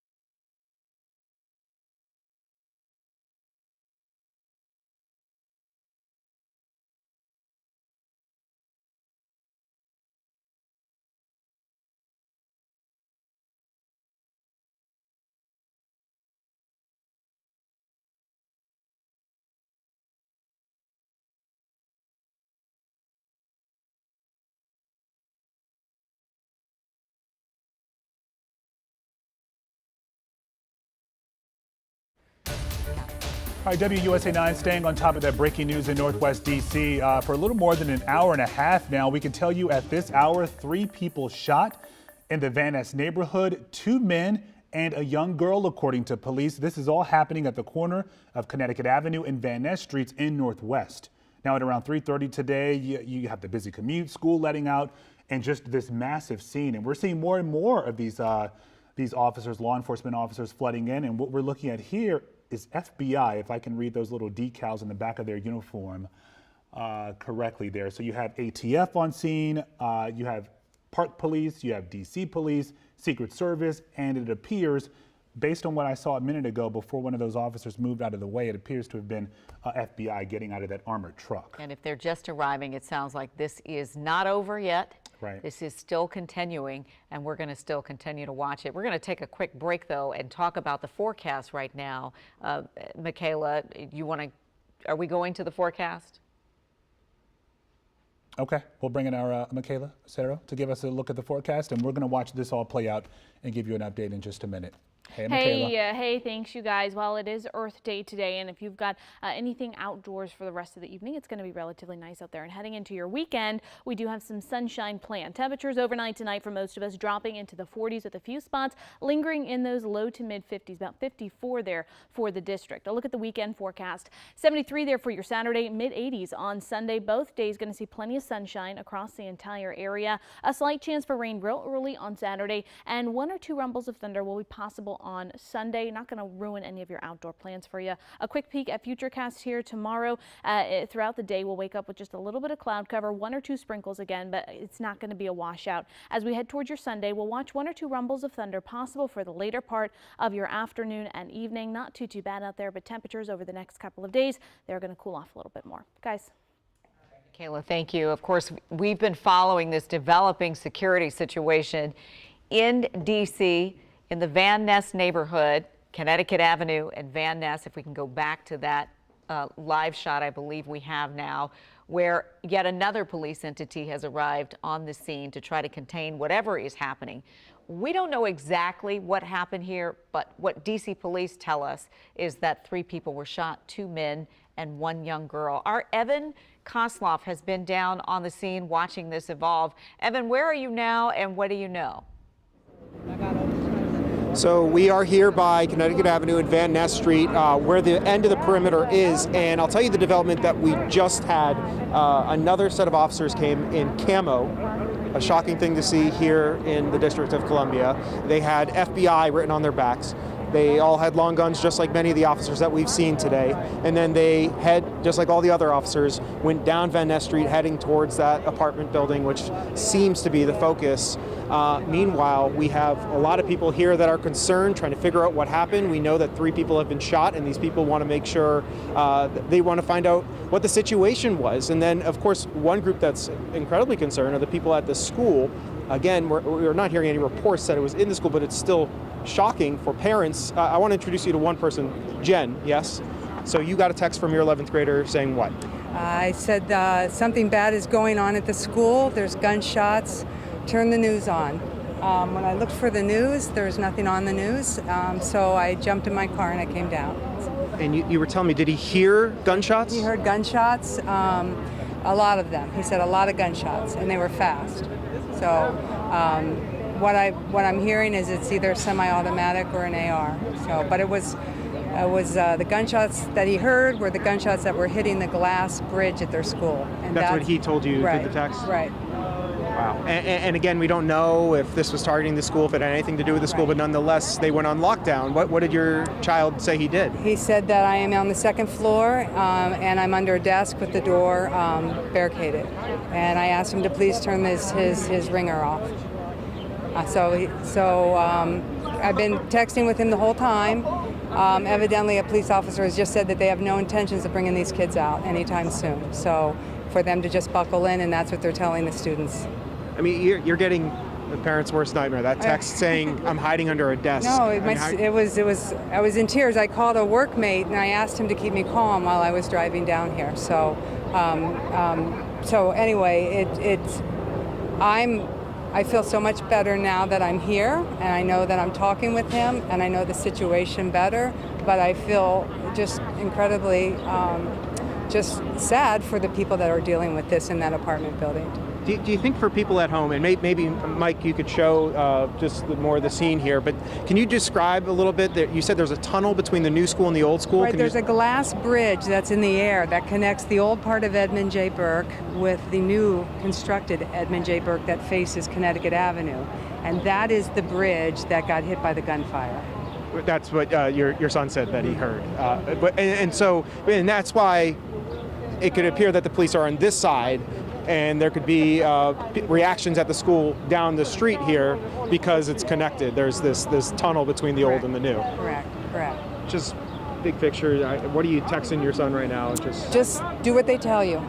And, do what they tell you, stay calm. He's much more calm than I am. So it's the fine line with the child and the adult, in the room at 11th grade and me right out here. So he's keeping together. I'm very proud of him. And again, this is, as far as we know, not a school shooting. We don't know, but you see these things on the news, and then this is happening in real life for you. I mean, any reactions? I never thought I'd be here. That's it. I just never thought that this would happen. And you hear that all the time, and it's so cliche, but it is. You don't expect it. You just don't. Okay. Well, Jen, thank you so much, and I'm glad to hear that your son's doing okay. And for everybody else, the scene is still very much active. As we've been saying, there are crews all around here, police officers expanding the perimeter, trying to keep everybody safe. That's the first, that's the most important thing. We have talked with people that just live in this building. I was talking to one gentleman who said that he went out for a run, everything was normal, and then he came back in this. So at this hour, there's still a lot of questions. We're trying to figure out what's going on, and then the students in lockdown over there. And again, we're not, as far as we know, there's no threat to that school, but enough that they're staying in that building. Guys?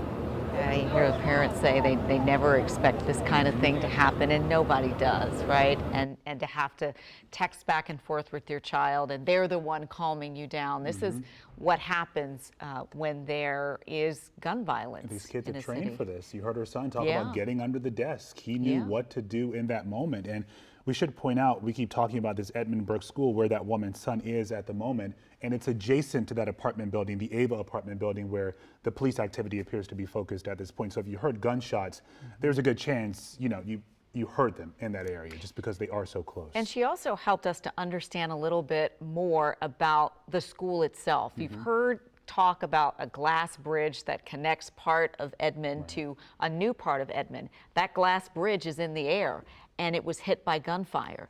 And so we've been talking about the fact that DC police tell us that 2 men were shot and a juvenile was shot. And so we are waiting for word to find out more information. We're going to go to break right now as we await more information about a Friday night shooting in Northwest DC.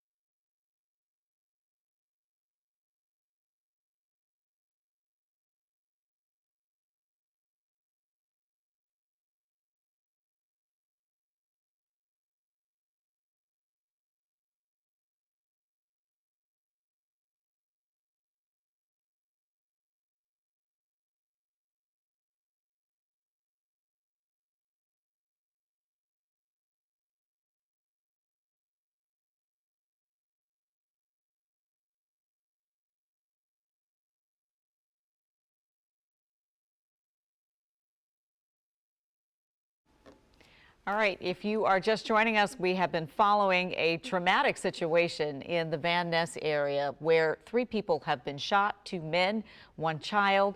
We don't know why this started, but where it appears to be sort of focused is at an apartment building called the Ava apartment building, which is right off Van Ness not too far from the Edmund Burke School, where parents are waiting, hoping to get to their kids. They have received a message from the school where they were told that at this time the buildings are secure, the students and adults are safe, they're with law enforcement in secure areas, but those parents have also been told that this could take a while.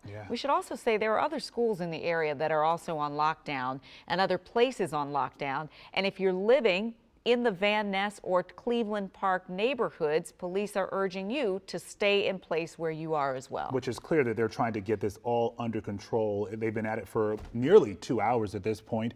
We know that D.C. Mayor Muriel Bowser is on scene right now. We're anticipating words from her at any moment now just to get a better understanding of what is taking place at this location. Our Colby Satterfield has been there since this all began. And Colby, how have you seen the scene change there over the last couple of hours? It's changed, its ebbs and it flows every few minutes. I'm going to step out of the way so you can actually get a look at it yourself here. We know that the FBI is here. The FBI Washington field office said they are here assisting the DC Police Department. We have seen them right now. They seem to be stationed outside of that apartment building. I can see it's still parked in the middle of Van Ness. And since that armored vehicle pulled up to the apartment building, we have not seen much activity since. We can still see that other armored vehicle that has been parked in the garage for the last few hours or so. Still there, a few officers outside of there. But other than that, we have seen these large groups of officers coming and going. We haven't seen them in a few minutes. I just talked with a parent a few minutes ago at 5:10. He said they got an email that the buildings at Edmund Burke are safe and secure, and all of the children and the teachers, or I'm sorry, the students and adults are safe, and again, will be there for a while as well.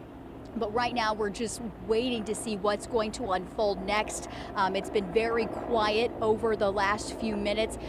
I wouldn't say it's calm, but we just haven't seen the rush and the flurry of activity that we have seen. But again, what's going on in that alley and where we can't see, of course, we just don't know exactly what's happening. We do see someone that is waving in the middle of the street by that FBI armored vehicle, waving some folks up. Not sure what they are planning on doing next, but we will keep an eye on that in the coming minutes. All was happening. Of course, his school was due to let out as people were heading home for the weekend. The traffic and the busyness of that thoroughfare has been replaced by the lights and sirens of police agencies, of emergency vehicles. This is an area that's usually bustling with energy at this time. And now a totally different energy, as we can see right here. And if you were with us for the last nearly 2 hours now, you saw some of the people being escorted out of that Ava apartment building, police presumably trying to get them out of harm's way at this point and sort of isolate the area so that they can deal with the danger, which we assume is inside of that apartment building. Yeah, we've been here for about 2 hours now, and we've seen this thing ebb and flow, but we can tell you that the threat is still there. It is still a tense situation. We're hoping to get additional information coming up at 5:30 when a press conference is scheduled. You'll, of course, see that here when it happens. It has been a long day for kids, for parents, for students, for people who live in the Ava apartment building, for the businesses around this area. On a Friday, they did not intend to be spending in this way. And again, at this point, what we know is 3 people had been shot, 2 adults and a young child, a young girl, according to police. We're going to take a quick break, and we'll be right back.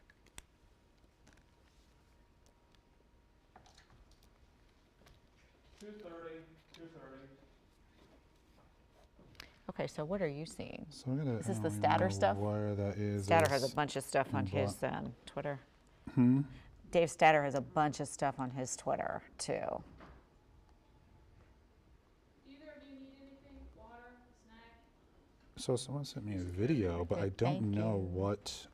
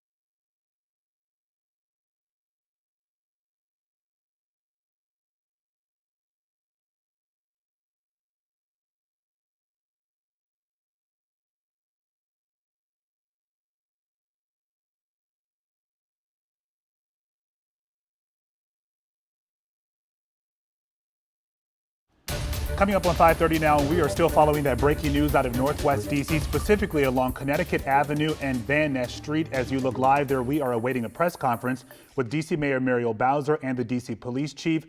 At this scene, we heard a little earlier that there was an active shooter, according to police. At this hour, we do know that 2 men were shot and a young girl. All of this unfolding near the UDC campus, as well as a number of embassies and the Edmund Burke School.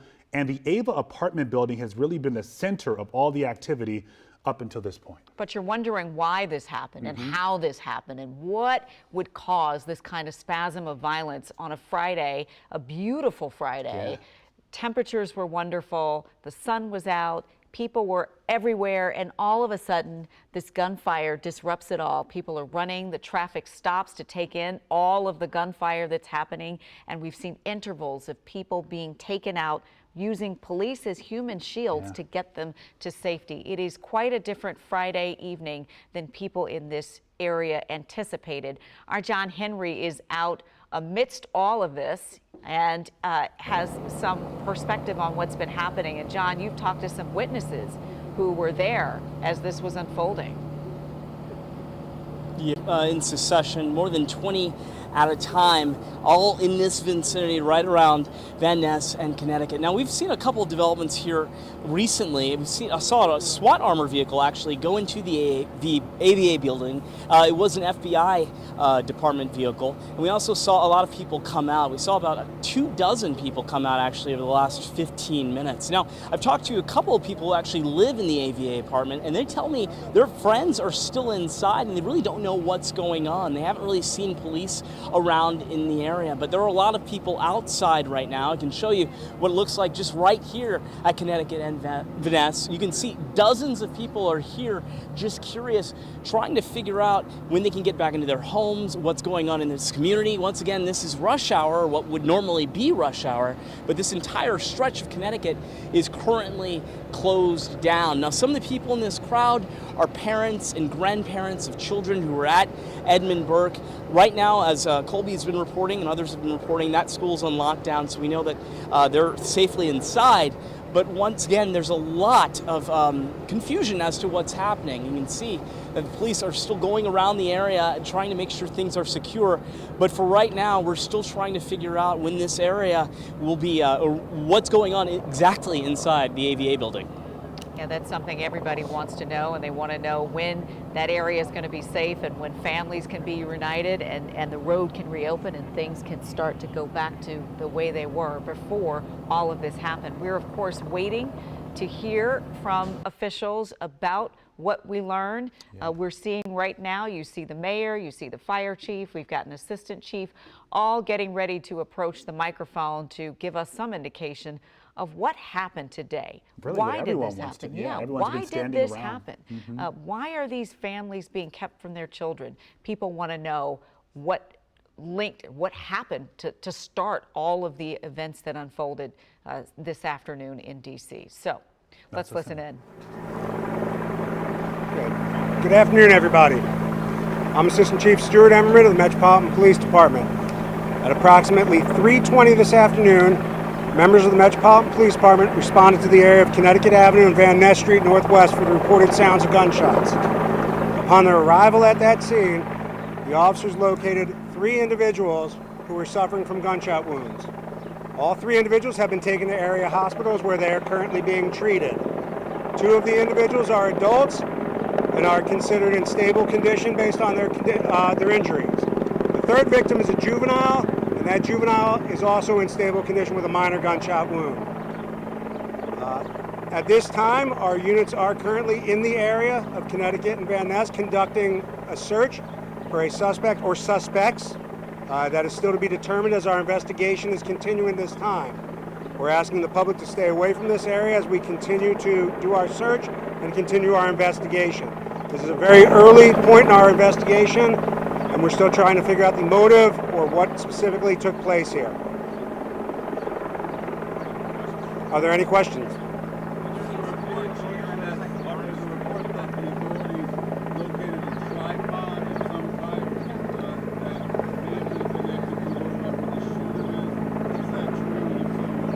I don't have information on that at this time to give it. At this point, we do not have any suspects in custody. We're interviewing several witnesses. As would naturally happen during an incident like this, several individuals ran from the area. So we did stop several individuals to conduct witness investigations with them. But that's what is, I think, being reported as suspects. Those people we're interviewing from the scene. As we conduct our investigation, if they are not linked to the incident, yes, they will be released.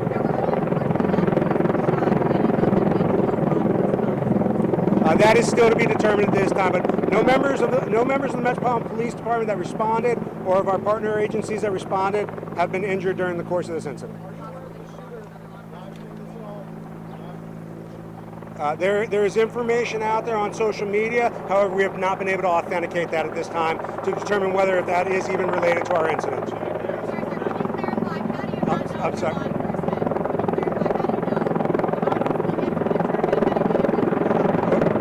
None of the responding members from our law enforcement agency and partners that were on the scene here have been injured as a result.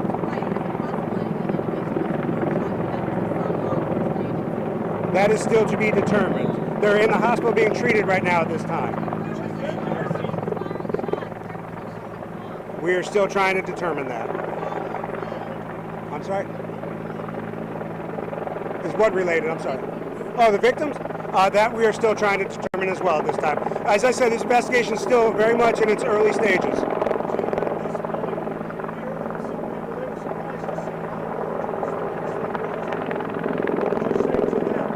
Well, I would say based upon the calls that we got and the information and the fluid nature of this investigation, an appropriate response came to this area to make sure that we've locked down the neighborhood, we've made sure that folks up here are safe and sheltering, and we're continuing to do a very thorough search. As you know, some of these buildings are very large. They've taken some time for us to go through, especially based on the information that we have at the beginning of this investigation. So we're getting assistance right now from the United States Park Police, United States Secret Service Uniform Division.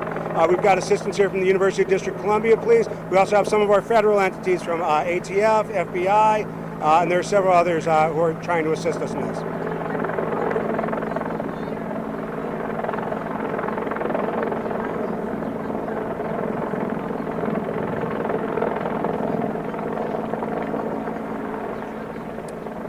We don't know that answer at this time. We're still trying to authenticate that video. No, at this time we believe we have one location.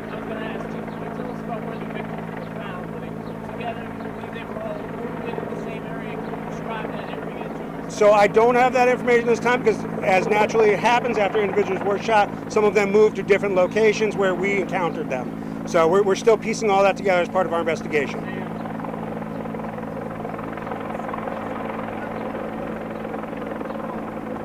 There are several apartment buildings in that area. As part of our investigation, we are canvassing and searching all of those areas. We're still trying to determine that.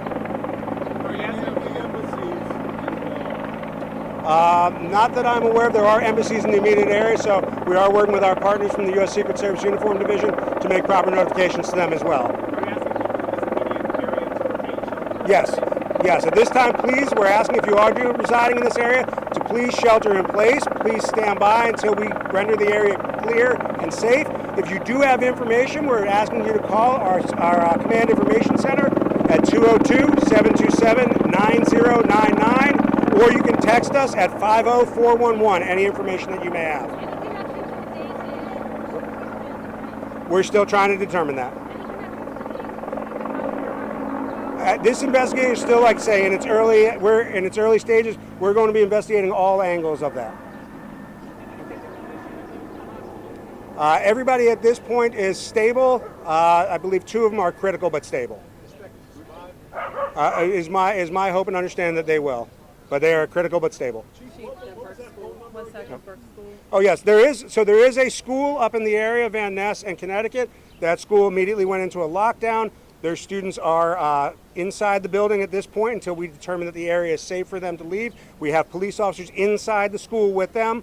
As soon as we have it situated that it is safe for them, we will make sure that the school system is notifying the parents of a reunification center where we can get them safely to reunite with their children. But we're asking the parents not to come up here to the school at this time. The children are all in the school, safe with the officers that are in there.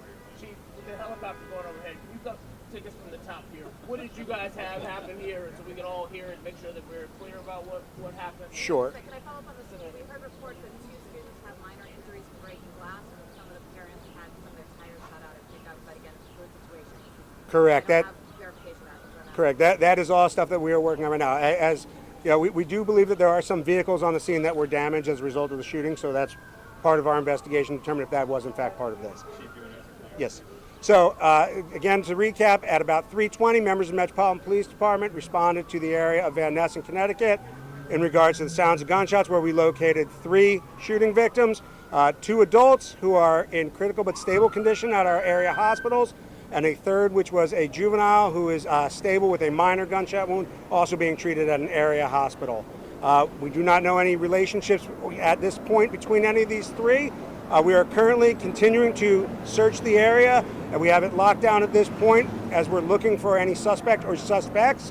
We do not have a motive at this time. We do not know the full details of what took place, but we continue to ask the public to just steer clear of the area as we continue to investigate. We're still trying to figure that out. We believe it was in the immediate area.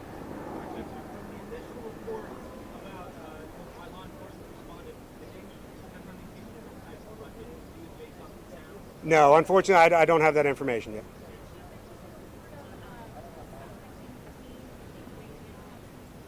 So as I stated earlier, several people naturally ran from the scene of hearing gunshots, and as the officers responded very quickly to the scene, as individuals were running, we did detain several individuals to determine their status, whether or not they were suspects or witnesses. But at this time, I do not believe that we have any suspects at this time detained, and we're continuing our investigation.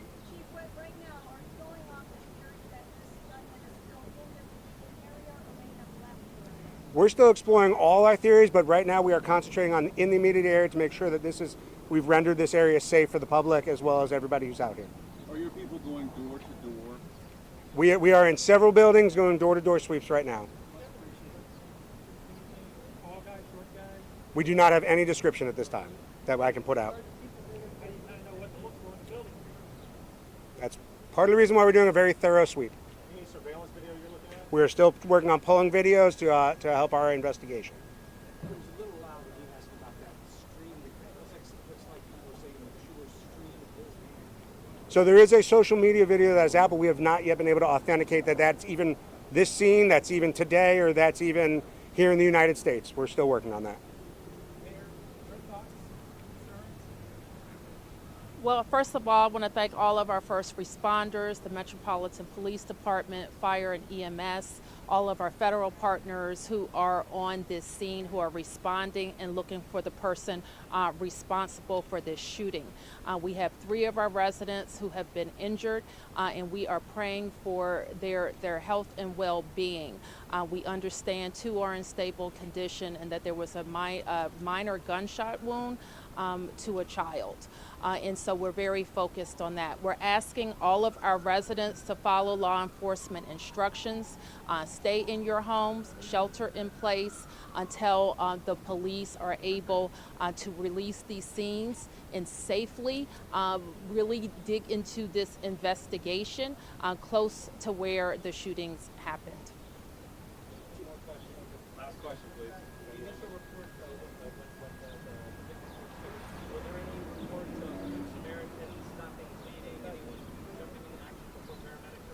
I have heard that. I have not been able to confirm that yet, though. There's one school there. There's, I believe, another school in the area that may have had some individuals that ran towards it. I believe that they were not affected. The adults, one is a male, one is a female. Correct.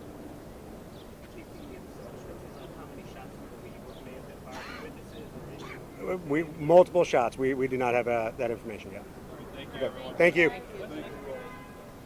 We'll circle back with you. We'll circle back. Thank you. All right, you have been listening to police give us what they know, although in the in full transparency, the assistant chief just said, we don't know the full details of what took place here. What they do know is they were called to the area where all of them were gathered right there around 3:20, where they found 3 people, and the mayor says they are residents, a woman, a man, and a child that had gunshot wounds. The parents apparently had critical, or excuse me, it may not be parents. It may just be 2 adults who had critical injuries, but they're stable. And the juvenile, we learned, had what they described as a minor gunshot wound and in stable condition. Yeah, and the chief also pointing out, and the mayor, they're urging everyone in that area to shelter in place. What is also critical here is they are still searching for the suspect or suspects. So they still don't have the person who's responsible for this at the moment, but they're still canvassing the area, going door to door. I don't know if you saw that screen adjacent to the one with that press conference there. You still saw some of those residents of the Ava apartment building being escorted out by police. And so as you saw more police arrive on the scene, more police agencies, what they're doing is they're literally going building to building, door to door, looking for the person or people who may be responsible. And the chief, that's a very big job. And the assistant chief admitted that. And what he also said is, despite what you may have seen, right, they don't have any suspects at this point. They saw people running. They did take some people to be questioned, but they have not found a suspect just yet. And that's part of the reason why everything is still locked down. And also, they mentioned that the kids at Burke are with police. They are safe. They wanted parents to know that. And they also wanted parents to know that they're working to find a parent-child reunification center. So there are lots of things going on right now. The investigation, the treatment of the people who were shot, the kids that are away from their parents, working to pull all of them together, and then everybody caught up in this huge radius here that are locked down at this point and may be locked down for some time until they can ensure that their safety. Yeah, and the chief talked about what they have to go through at this point. It's going to be a while. You have the UDC, which is a large campus in that area. You have the Edmund Burke school we've been talking about, where a lot of those children are still on lockdown. You have embassies in the area as well, which is likely why you also have federal law enforcement on scene trying to neutralize this situation as well. So they have to go through all of those buildings because the chief saying there, they don't know the suspect, the suspects, they don't have a description. So you're really trying to filter through everything at this point to make sure this person or persons does not get away. They do not know why this has happened, but what they're asking all of us to do is, if we know anything, to let them know. And so for DC Police, that means calling 202-727-9099 or texting them at 50491 with any information that you might have. And they also acknowledge that there may be some vehicles that may have been damaged in all of this. So there's a lot to manage here in this area. All right. We want to take a moment. We're still going to try and get a bit more information. We're still going to watch this scene there, watch it all unfold. But right now, I know a lot of you are concerned about the weather going into the weekend, and we want to bring in meteorologist Michaela Lucero to give us a look at what we can expect for the rest of the evening. Hey, Michaela. Hey, good evening, you guys. And heading into this weekend, we do have some really nice weather expected across the DMV. Tomorrow, high temperatures going to make it into those low 70s, very similar to what we felt like for today. Partly sunny skies, 1 or 2 stray showers will be possible as we head towards the early morning hours of your Saturday, but it's not going to be enough to cancel any plans. A little bit of a better chance for some rain there on Sunday afternoon, and we could hear a few rumbles of thunder out there. It's going to be very warm for your Sunday. A warm front comes through, brings us lots of sunshine, but high temperatures will be in those mid 80s. Some spots will potentially be pushing the low 90s as you head into portions of Virginia. So a very warm weekend ahead. Let's talk about those rain chances real quick. Notice here, we'll start the day tomorrow with just a little bit of upper level cloud cover. Again, 1 or 2 stray showers. It's really not going to be a lot for your Saturday. As we head into your Sunday, that's when we're going to start to watch for the potential for a little bit of that wet weather and maybe a few rumbles of thunder. A few pockets of rainfall starts to develop right along I-81, and then we'll push off towards the east as we move throughout the rest of the evening. 1 or 2 pockets could bring some heavier rainfall, and a few rumbles can't be ruled out for the later part of the evening. It'll move out relatively quickly and will be nice and dry Sunday night, carrying over into your Monday as well. A peek at that 7-day forecast for you. Sunday's going to be the warmest day out of the next 7. Lots of sunshine besides those 1 or 2 sprinkles for the later part of the afternoon. And then going into next week, our next best chance for widespread showers, that's going to be on Tuesday. A much cooler middle part of the week expected for next week, mid 60s as we head towards Wednesday and Thursday, trying to push back into the 70s by Friday. I believe we're going to go off to a break.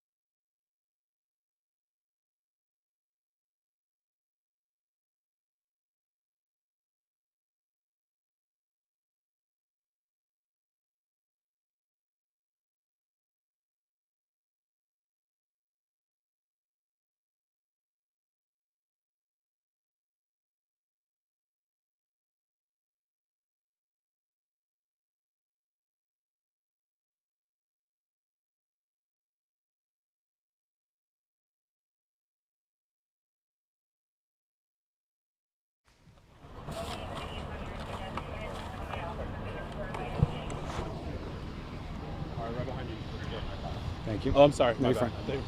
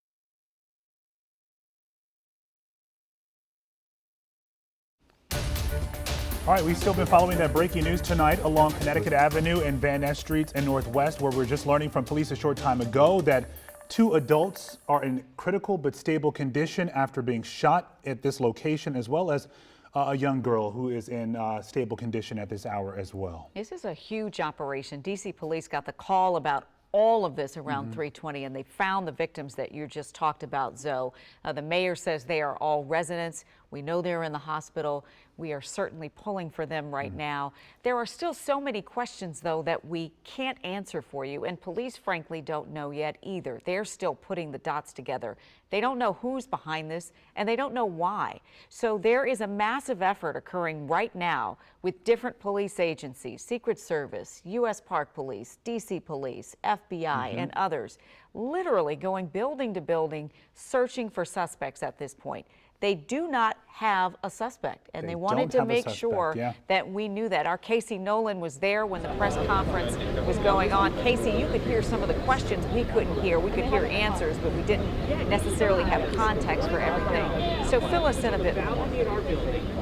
Well, Leslie, I could hear the questions, but like you said, there aren't a lot of answers to those questions. I think the key points right now, talking to police, this is a very active situation. Like you said, not only do they not have a suspect or suspects in custody, they don't even have a description of a suspect right now. In fact, the police chief, the assistant chief said, thus the very methodical door-to-door inside of some of these apartment buildings, the search that they are doing right now is very thorough and very slow because they don't know exactly who they are looking for. Another thing I think that was key, based on just what we do know and what we do know from people we've talked to, there were several shots fired very quickly.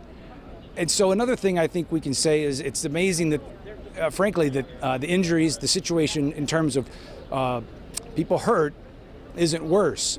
I was just talking to one of our partners with CBS, a producer who was able to speak to a mom who his understanding was she was waiting in line for her student there at the school, the Edmund Burke, in her car. A bullet shattered her window, grazed her arm, broke the skin, put a small, about a half-inch hole in her shirt, just a little bit of blood.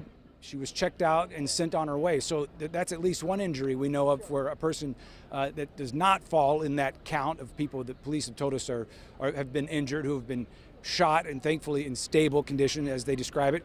So that's one more person that was hurt. And just think, when we talk about the number of shots, I spoke to one man who told me his background is in military and that what he heard sounded like multiple magazines being emptied and just enough time in between the shots to reload a magazine. Again, that's just a witness's perspective. That's unconfirmed. That's not something we've gotten officially from investigators here on the scene. But yes, a lot of those questions, Leslie, Zoe, still unanswered, the chief of which it would be who did this and why. Those answers we don't have yet. Casey, we could hear a number of questions that were being asked of Assistant Chief Emerman, but I'm sure someone asked, do they know where the shots were coming from exactly? You know, can they say that they were coming from the Ava apartment? Did they know where they were coming from? There seems to be a lot of speculation about that. And that's all we've got right now, Leslie. I mean, I think he's being very careful because he doesn't want to say anything he doesn't know for sure. He may have officers on the scene who know, and that information hasn't made its way up to him just yet, because no, the answer to that question was no, we don't know for sure. The siren that you hear now, this is DC Homeland Security and Emergency Management pulling through here now. So again, we've been told the search is ongoing. It certainly looks like this operation is ongoing as more resources continue to arrive. But no, he did not know, or rather he would not confirm, I should say, where the shots were fired from, and he also would not say for sure where the people were hit in terms of whether they were together or spread out, because it's dynamic. You know, we've heard from people, some people froze when they heard these shots. Obviously, people took off running as well. The police was, Assistant Chief was telling us, Deputy Chief was telling us. So he doesn't even know for sure if they were all shot in the same part of the neighborhood or if it was in different areas. He does not know any relationship that the three may or may not have to one another. So again, it's that refrain repeats, unanswered questions. The target or targets may have been in this situation, because it sounds like, based on some of the eyewitness descriptions as well, this person may have been firing indiscriminately. And you have cars that were shot in the area. You had that the glass tunnel or bridge connecting the Edmund Burke School. Glass was shattered there. So where these shots were coming from, and as you mentioned there as well, Casey, where these victims were found, that's still not known. Zoe, if you were talking to me, I apologize. One of the police helicopters just went overhead, and it was a little hard to hear you there. But I think what I was picking up there is the broken glass, just kind of the chaos of the situation, which also speaks to the issue of the suspect. You know, we did see one person in cuffs, at least one person, but the chief says right now they have no one in custody as it pertains to this shooting. He did say, as people were running from the scene in that chaos, that they did detain a few folks. They wanted to know if they were involved or not, and since he believes at this time anyone detained related to this shooting, as of speaking to us about 5 or 10 minutes ago, they've all been released and sent on their way. But so if we saw some people who looked like they were in custody. The police are telling us no one in custody as a suspect for these shootings. Got it.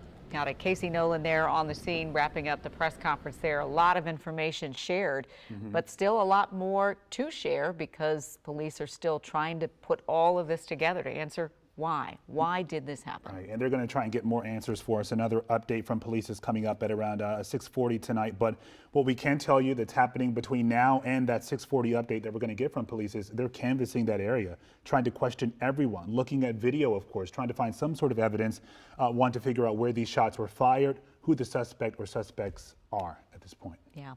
A lot of people waiting to reunify with their kids, and so police are said they're also working on that. This is a huge undertaking for them to manage on a Friday night, on a day when no one anticipated something like this could happen. Our Evan Kosloff has been out talking to people, talking to witnesses, talking to parents. What are you hearing now, Ev? Yeah, so still a lot of wait and see from these parents. At least they are finding out that their children are safe. We spoke with one mother who got that text, which no parent wants, saying, yeah, I'm hiding under a desk right now. I heard gunshots in my school. If you're a parent, you can imagine how terrifying that would be. That's the situation that we had. I can tell you at this hour, still, we are seeing groups come by intermittently, 5 to 10 at a time, some of them putting their hands up, being led by police. It's no longer the buddy system, but they are being let out. Real quick, I want to introduce you to one person that lives in the building. Now, Craig, what are you hearing? You live in the Ava. Yeah, that's correct. I live on Ava Van Ness and on that street there. What are you hearing from the building? All I'm hearing is that they haven't gotten any updates. They're just telling people to stay where they are. So yeah, that's what we're doing. Now, there are people being let out. Do these look like neighbors? Oh yeah, absolutely. These are definitely neighbors they're letting out. Yeah. So you went out for a run and then this happened? Yeah, I went out for a run. Everything was fine. I come back about an hour later, and then there's this. Yeah, so I'm just grateful that I'm okay. And I hope that everybody I know in there is okay as well. All right, Craig. Thank you so much for talking with me again. That's the latest from here in Connecticut Ave and Van Ness Street, where we're still trying to find all the details about what happened. We are right at the top of the 6 o'clock newscast, so we want to reset this night. We've been covering breaking news since about 3:30 this afternoon. At around 3:20, police got a call about shots fired 10 minutes before school was about to get out at Edmund Burke. Kids are ready to go home for the weekend. The rush to head home is happening, and all of a sudden, gunshots pierce the silence. Police find 3 victims. They find 1 adult woman, 1 adult male with critical injuries right now, but stable. And they find a young person who had a minor gunshot wound, but is in stable condition. Yeah, and at this point, we know that police are canvassing that area, going door to door, as we heard Assistant Chief Emerman tell us just a minute ago, trying to identify, locate the suspect or suspects. They don't know who this person is, but they're asking everyone who lives in this area just off of Connecticut Avenue and Van Ness Street in Northwest to shelter in place, because they are trying to locate this person, and they don't need the distractions of parents coming to pick up children at that school or folks coming by just to see what's going on. But what is reassuring, we were talking about that Edmund Burke School, which is kind of sandwiched between UDC as well as the embassies a little earlier today. It seemed like the shooting or the shootings may have been concentrated at that school. Police telling us there was not a shooting at that school. Police are in that building right now, making sure those children are okay, they're safe, and they are going to try and coordinate some sort of reunification center a little later on. And speaking of that, Colby Satterfield, our colleague who's been covering this all day, has some more information about that reunification center. And Colby, I know a lot of parents and children are going to be really happy to see each other tonight.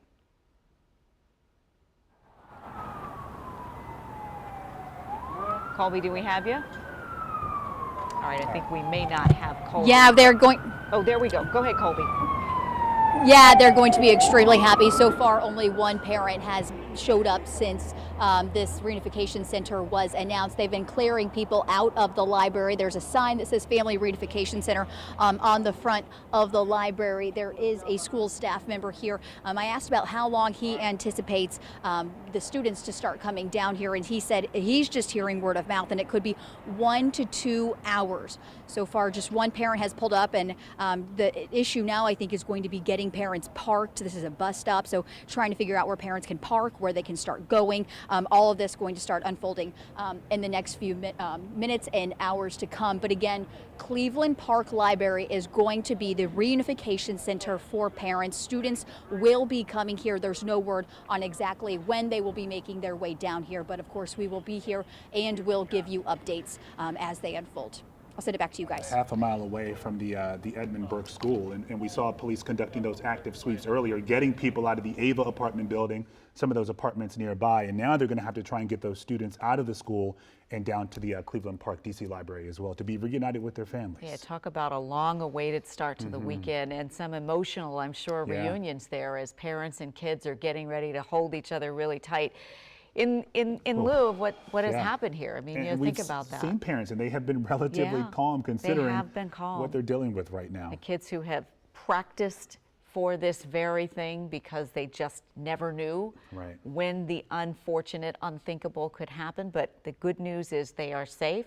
They're with police right now, and the process of reconnecting them with their families is going to come.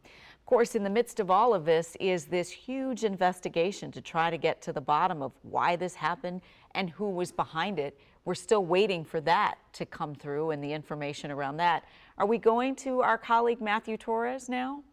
Oh, we're going to go back to Casey Nolan. Casey, you learning anything new since we last chatted? Not a ton, Zoe. Yes, the investigation is ongoing. I think it's safe to say a manhunt is ongoing. They have no suspect in custody at this time that they believe is responsible for this shooting. We talked about earlier that police did say as this the chaos of this situation was unfolding, I mean, people were running from the scene and police were arriving on scene, that they did detain some people to see if they were involved or not. But they say that they believe, the assistant chief said he believes that all of those folks have been sent on their way. Not only do they not have anyone in custody, suspect or suspects, he's keeping it open, not a lot of specificity in his answers to the questions so far that he can give. But not only do they not have anyone in custody, but they don't even have a description that he's able to share at this time. Hence, a lot of the lockdown, a lot of the door-to-door searching that is still going on in the buildings surrounding the area where this shooting happened. Specifically apartment buildings. He did say they would be going rather methodically through apartment buildings, door to door, floor to floor. And he was asked, well, if you don't have a description, how do you know what you're looking for? And his answer was simply, that's why it's taking a while. Hey, Casey, if you can, I know that we've been seeing different vantage points of the activity and the scene down there, and I also see this line of Metro buses there behind you. Do we know what they're for or why they're all there? I do not, Zoe. If you give me a little latitude, I'll tell you that a couple of options would be that they are, just out of service and stuck here. I doubt that's the case. I'm guessing it could be so they could provide either shelter or cooling, either for officers or people in the event that they were needed. I can tell you also, though, that as best I can tell, no one is on them right now. I think what we've got here is a situation that brings a lot of resources to bear in case they are needed. As you can see, while this is an active investigation and an active manhunt, looks like some fire truck, as an example right there, are leaving as they're not needed. So I don't have an answer for you on that, except I can just tell you there are a lot of not just police vehicles, but we've seen ambulances here kind of in the back waiting, not being used. So just a lot of resources in general here, I would say. All right, different kind of rush hour tonight where the crush of people there is intermingled with emergency vehicles and police. It's a different kind of Friday Night Lights situation. Police are asking all of us to do what we can, to share what we know. They've got a tip line, 727-9099 with 202-727-9099. If you don't want to call them with what you know, you can text them to 50411. And this shows you police, they don't have much to go off right now, because even in the midst of this, they're saying if you live in this area, if you know anything, to give them a call at this moment. I'm sure that any bit of information will be extremely helpful. Ivan Kosloff has been on scene since this all began at around 3:20 today. And Evan, what are you learning? Well, what I could tell you is that since we've last talked about 10 minutes ago, we've not seen any more people come by, members of AVA. They've not been coming through, but we have seen waves of people leaving the building, many of them with their hands up, just following officers as they're being brought to safety here.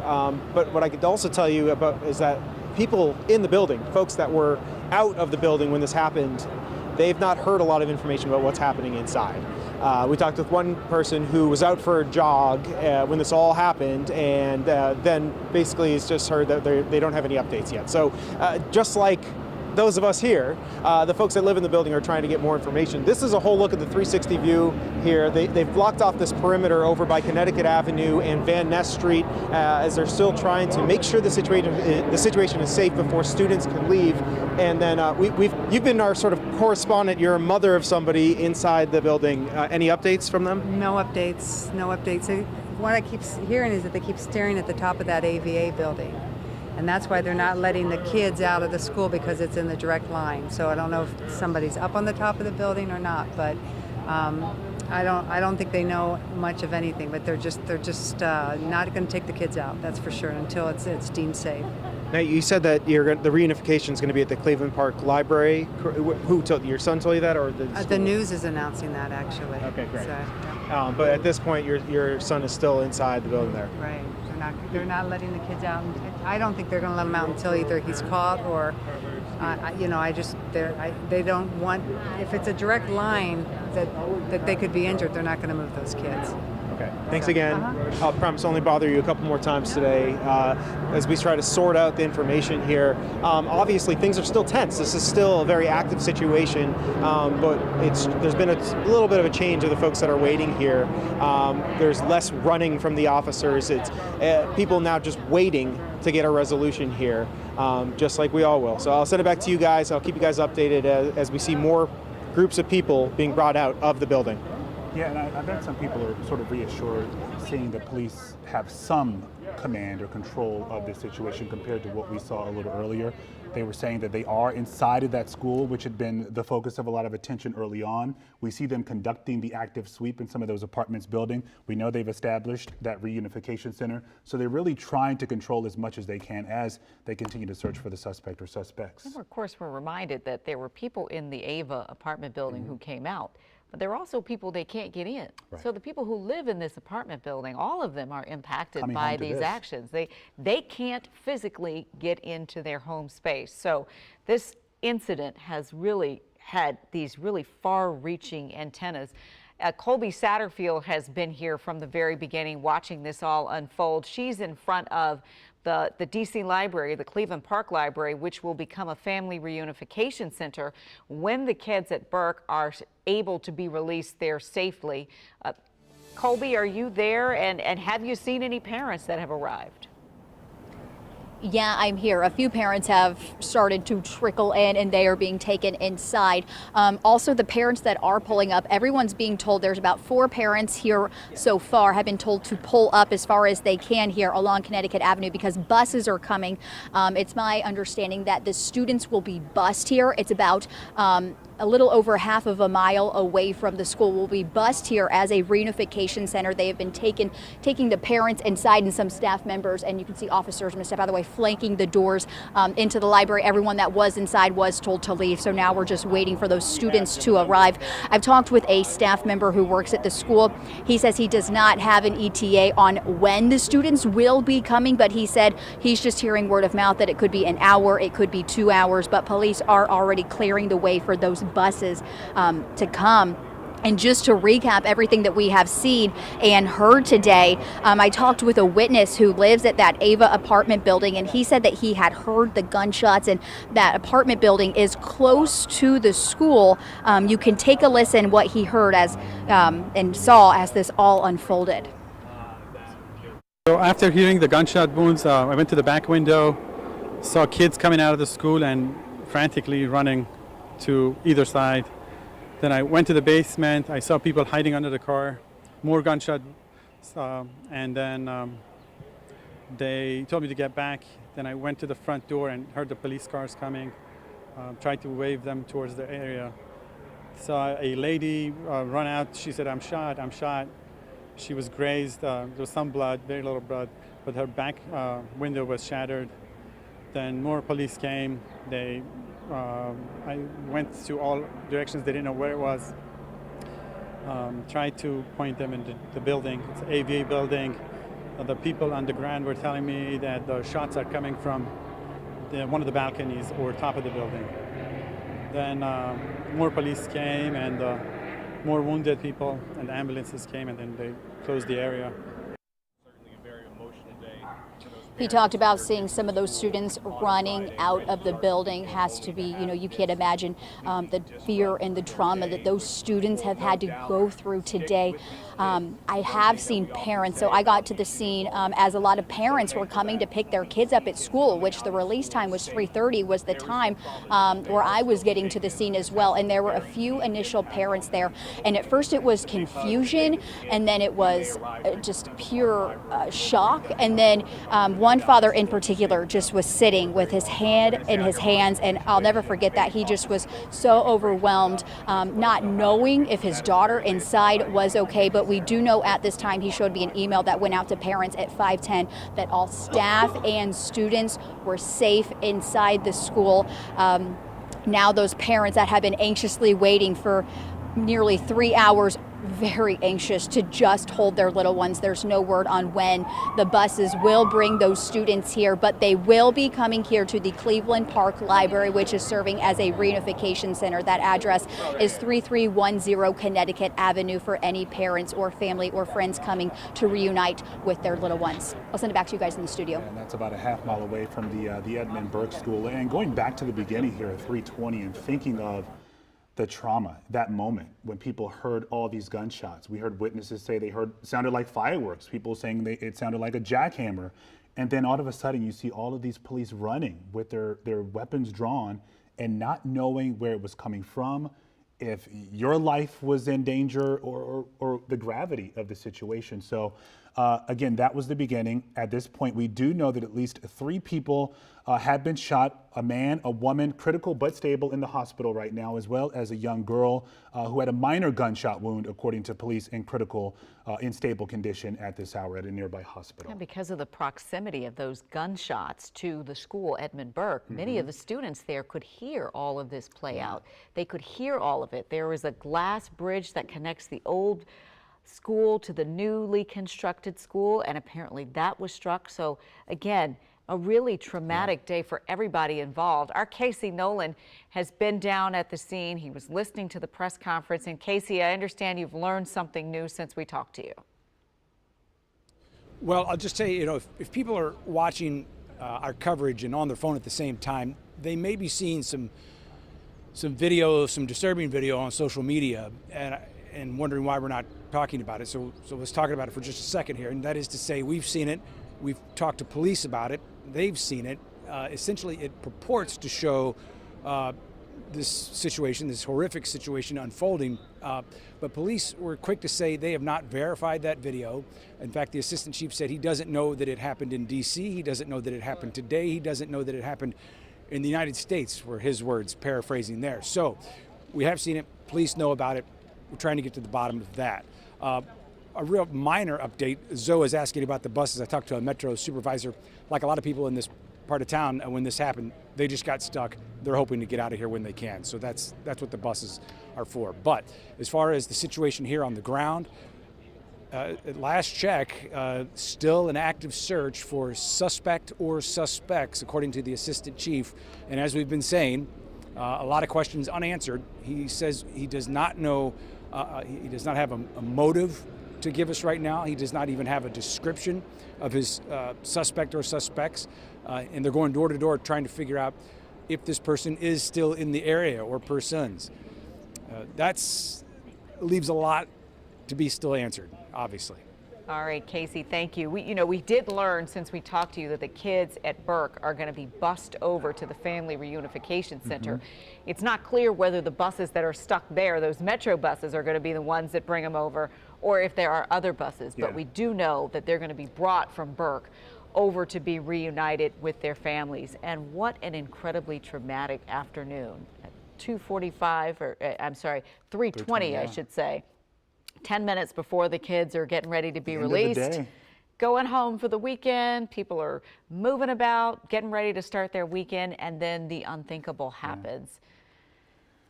What an afternoon so far. All right, our Matthew Torres is near the scene right now as well, from a different vantage point. Matthew, I know you have been sort of canvassing the area, talking with witnesses, talking to police, trying to take in what you can. What's happening where you are? Hey, so yeah, we are back at the main intersection where they have let people out. So for the past 2 hours, we were at someone's apartment balcony on Van Ness, just on the other side of this building. And to give you an idea, we just had to step out for a second. You really got to see all of the people trickling out. What's interesting, though, is that the last time we saw a group of people leaving the area, they did have their hands up, but they were kind of walking slowly instead of the hurried pace that we saw maybe about a couple of hours ago. Whether or not that's a sign of urgency, no doubt, they still have this entire area blocked off. We are still hearing officers telling people to move, get out of the way, make sure this is clear. But again, the last time we saw some of the people who live in that building just around the corner leaving, it was more of a calm and a calm pace moving forward, which hopefully is showing a good sign. Here at the scene, just to give you an idea, we of course still have police, we have ambulances here, we still have the chopper. We're just following up to some of the parents who are still out here. Of course, they are still anxiously waiting for what to come next. I did speak to a lady. Let's go further down here actually, just to show you the apartment building that we're referring to. Once again, where it's been the central focus of this entire thing down here at Ava, we can actually see the sign. She says that a lot of the people who live in that area are college students. And so whether that's just college students, young professionals who live in that apartment complex, and we saw some of them leaving. So no doubt still a very much busy scene. We will start talking to more witnesses out here, see what we can gather, and we'll have another update soon. All right, Matthew, the weekend is off to a pretty traumatic start for many people in the Van Ness and Connecticut Avenue area tonight. Gunfire pierced the silence there. 3:20 p.m. People are getting ready to go home from school at Burke. They're getting ready to start their weekend. This is a map that kind of gives you some perspective on where the shooting scene is, where they believe that it all started, and where the school is, where the kids are waiting to be reunited with their families. There's the metro station very close by. UDC is very close by. Howard Law is very close by. Their business is there. And their neighborhoods over there too, where people are essentially locked down right now while police try to find out who was responsible for this violence. And you look at the map here, and this gives you an idea of really the crime scene, if you will, that police are working with. You know, they've been focused on that Ava apartment building, but again, you heard from Assistant Chief Emerman not too long ago saying they don't know who the suspect or suspects is at this point are. So they're going through these buildings trying to find someone. Yeah, that's one way of trying to get information. The other way is really from you. They've got a tip line, 202-727-9099. You can also text them with what you know to 50411. Think about how many people have been impacted by that moment in time. This is huge. And there are a lot of people who are going to be looking back at this point, you know, tomorrow, thinking how different the day, the weekend has been altered it. Yeah. because of this event. Because of this event. Our Evan Kosloff is there on scene right now as well, speaking with witnesses. And Evan, give us an update. Yeah, you had it right, guys, saying that some people are going to have some really terrifying stories to tell from this. We just saw another group of people come out, like we've been seeing, from the apartment building, the Ava building, and walking down here, down Van Ness to Connecticut, crossing the road, and then going down south there. And we've seen dozens of people doing this. Some at the beginning with a lot of urgency. They were going in the buddy system with officers, and then now we've seen just sort of groups of people being let out as they go through this process. And I want to introduce you to one person. Mike's going to walk with me here as we introduce you to some of the people that are out here waiting. One person that didn't want to be on camera, I'll tell you his story first, was telling me that he has two nieces that are in that building, and so obviously he's pretty worried about that as well. This gentleman, can you remind me your name, sir? So my name is Aaron. My first name is Aaron, last name is George. And so your home is right on the other side of Van Ness Street. Yeah, absolutely. So my house is like 4119 Connecticut Avenue, which is about 3 houses away. And now it's completely surrounded and I can't go home. I've been sitting here for over an hour. Thank God my friend in the liquor store, Ben, gave me a Pepsi. So plus I'm talking to some neighbors, so you know, making... Just to hear about these shootings happening right here in your neighborhood. It's hard to believe because this is a very safe neighborhood. Usually there's usually nothing going on, even at night. It's usually very quiet. So it's kind of surprising to hear anything like this would happen. I guess the crime is increasing. Like, that's what they say, like DC is increasing in crime. Well, maybe I'm finding out firsthand. Well, I appreciate you talking to me. I hope that you get back to your home. I hope this situation gets resolved soon. And we'll go back towards the scene here just so we could show you again. Still, we have lots of cars, lots of police officers here, and we're still seeing people being guided out from the Ava building to head out to safety as they try and find the person. They did say person or people who are responsible, so they're keeping their options open as they look for answers, just like all these people here along Connecticut Avenue. Yeah, a lot of folks still trying to process it still, even with the information that we have so far. Again, police are telling everyone in that area to shelter in place. That has not changed. We know that they're still canvassing a lot of those streets, a lot of those buildings, trying to talk with witnesses to figure out who the suspect is and just how this happened. Again, you have the windows shattered, the tunnel at the Edmund Burke School. You have cars with their windows shattered in the area. So trying to figure out where the shots were fired from, who the suspect or suspects were targeting, is still unknown. And the kids at Edmund Burke, which are sort of across from where this apartment building is, where police seem to be focused, are still at Burke and waiting to be reunited with their families. It sounds like there was going to be a location at the Cleveland Park Library. There may be some changes, so we'll of course be monitoring that and bring that information to you as soon as we have it.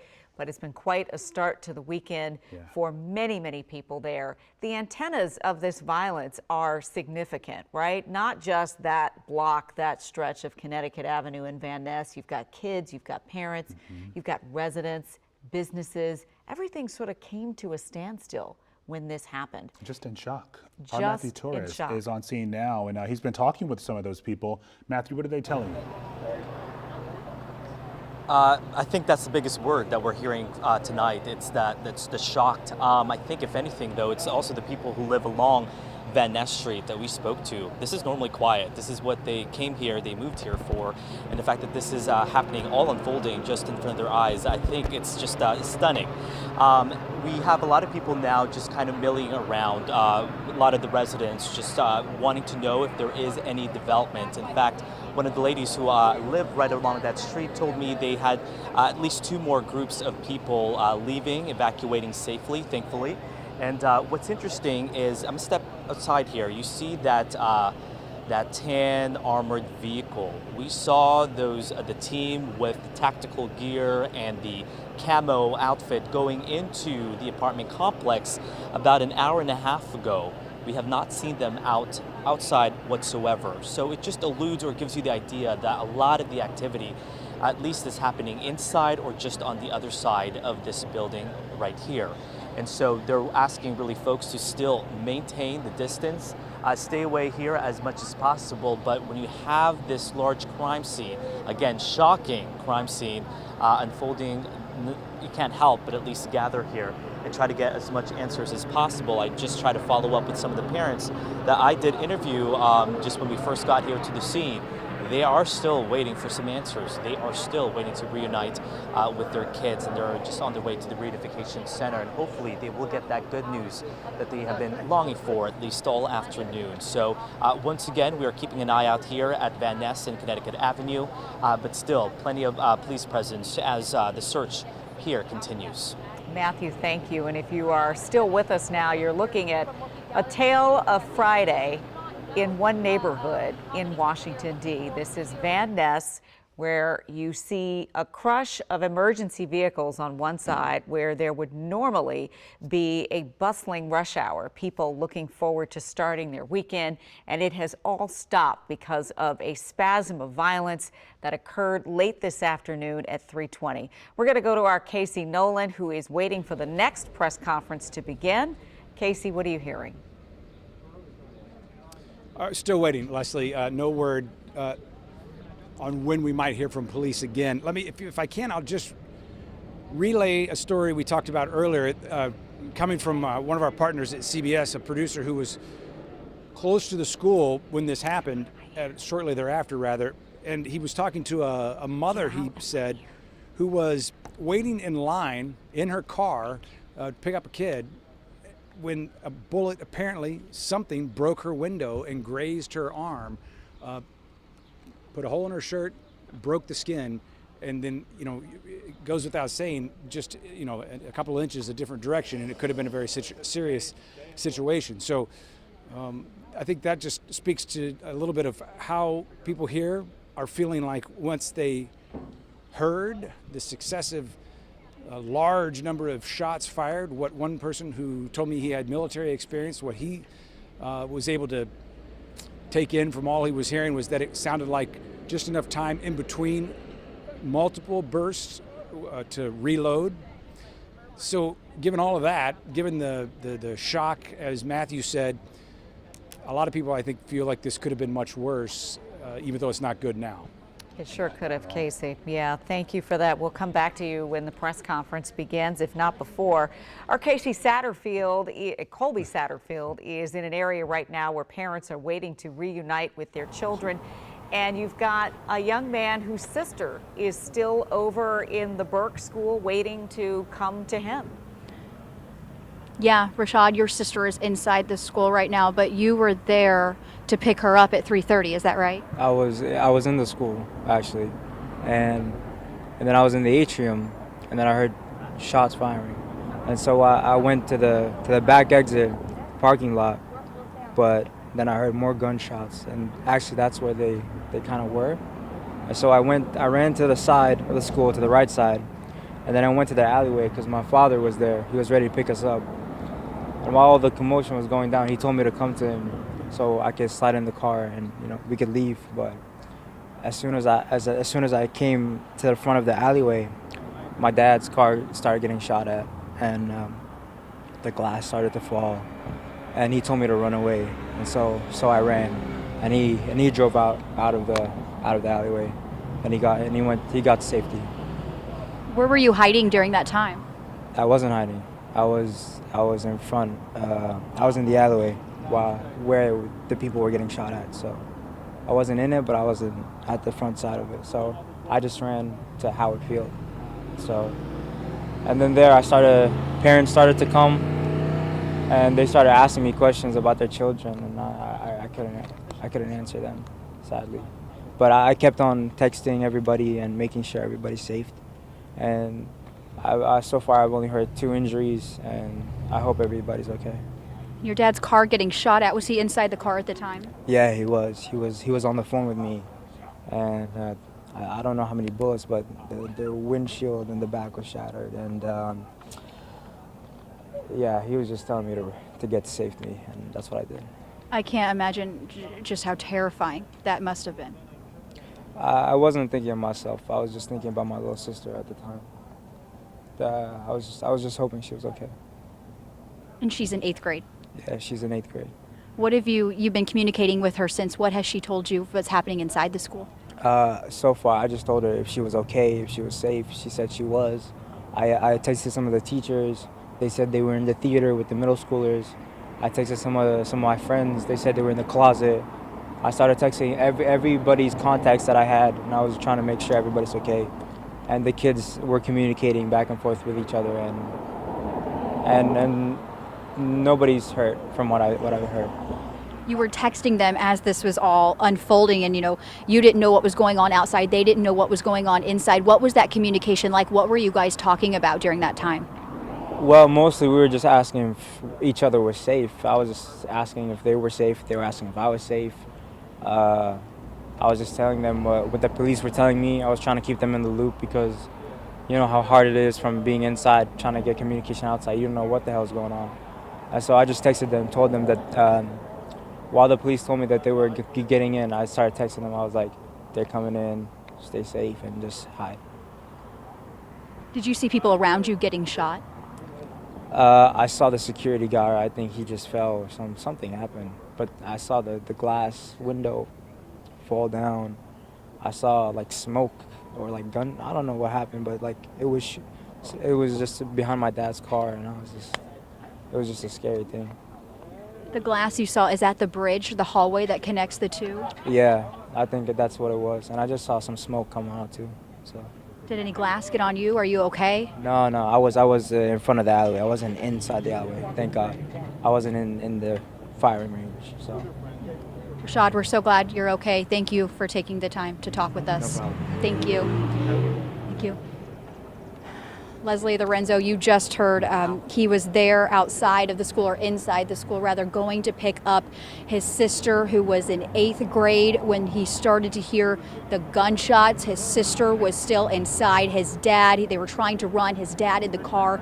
That car his dad was in was shot out. Rashad was trying to get to his father, all the while worried about his sister and his friends inside. We're just starting to hear the terror that people live through today, and I'm sure we're going to hear more chilling stories such as these as the evening goes on. Boy, it's just really incredible when you think about, you know, he was there to pick up his sister from school, right? Dismissal. He witnesses all of this. His dad's car is shot out. You know, these things are never as simple and straightforward as they sound, right? They impact people deeply. Deeply impact people. And you can tell he's still sort of processing absolutely.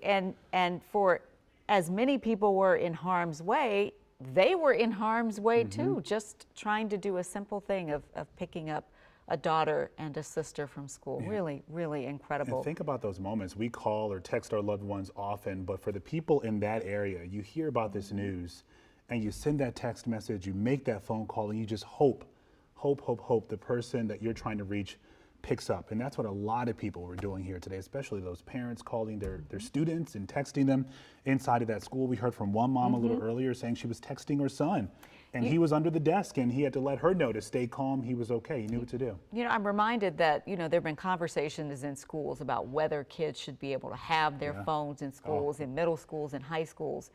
The phone in this case was a lifeline. Could you imagine if you're a parent and you don't know anything? You don't know what's going on if you're a child and you can't communicate with your parent.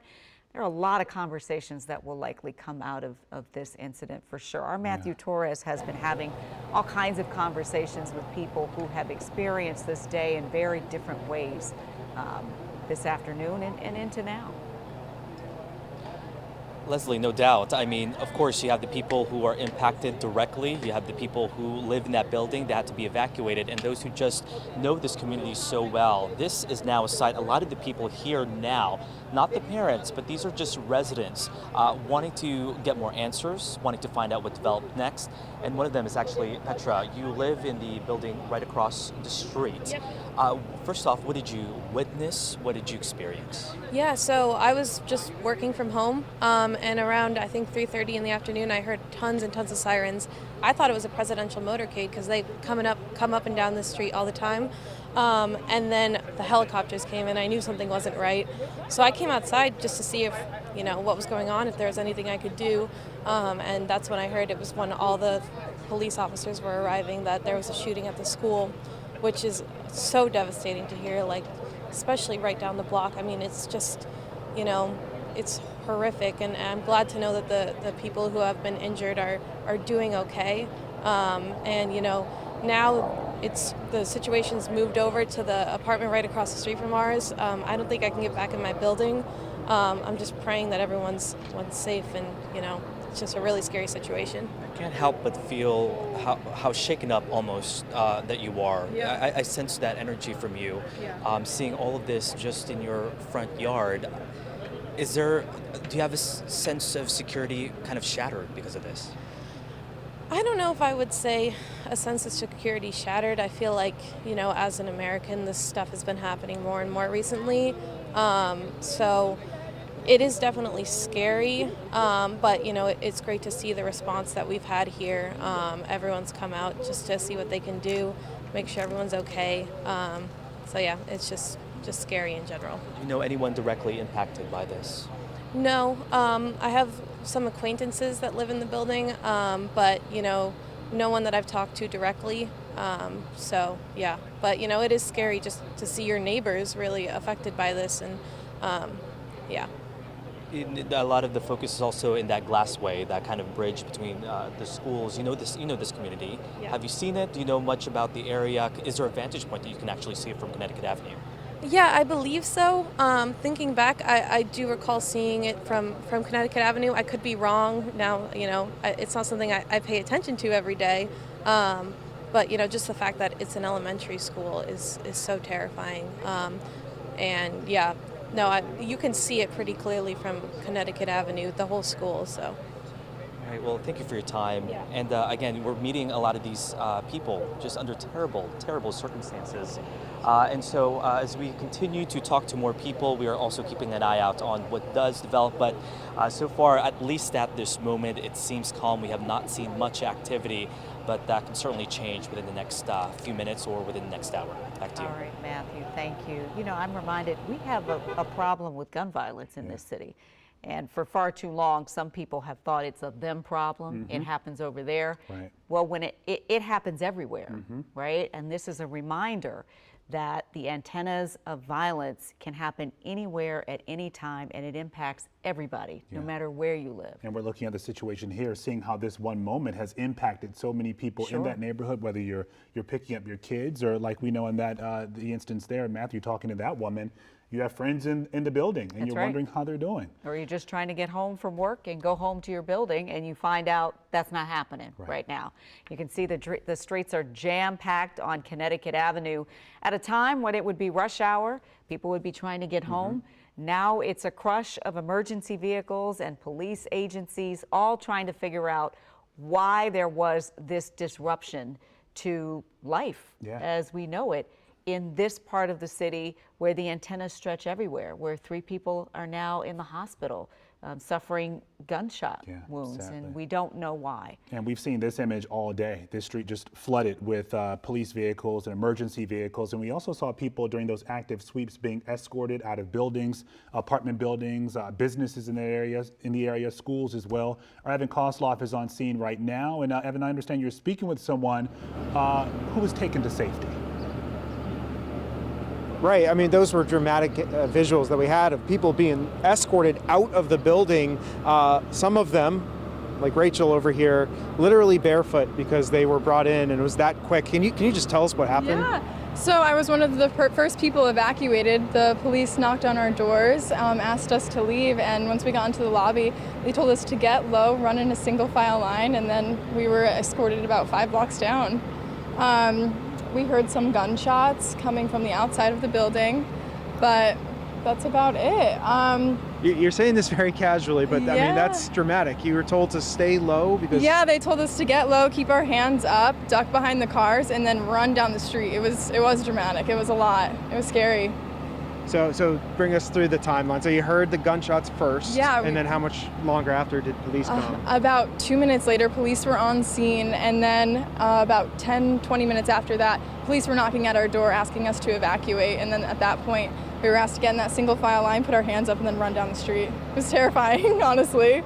Yeah, it looks like a scene out of a movie or something. That's what I was saying too. It really was just like a movie. It was scary. Did they question residents before they got them in line, or? Yeah, they did. They patted us down, obviously, and then they asked us if we took videos, what types of noises we heard and everything. So we did hear the gunshots, but I was also up at the 9th floor, so I pretty much saw all the police lining up and everything. It was scary.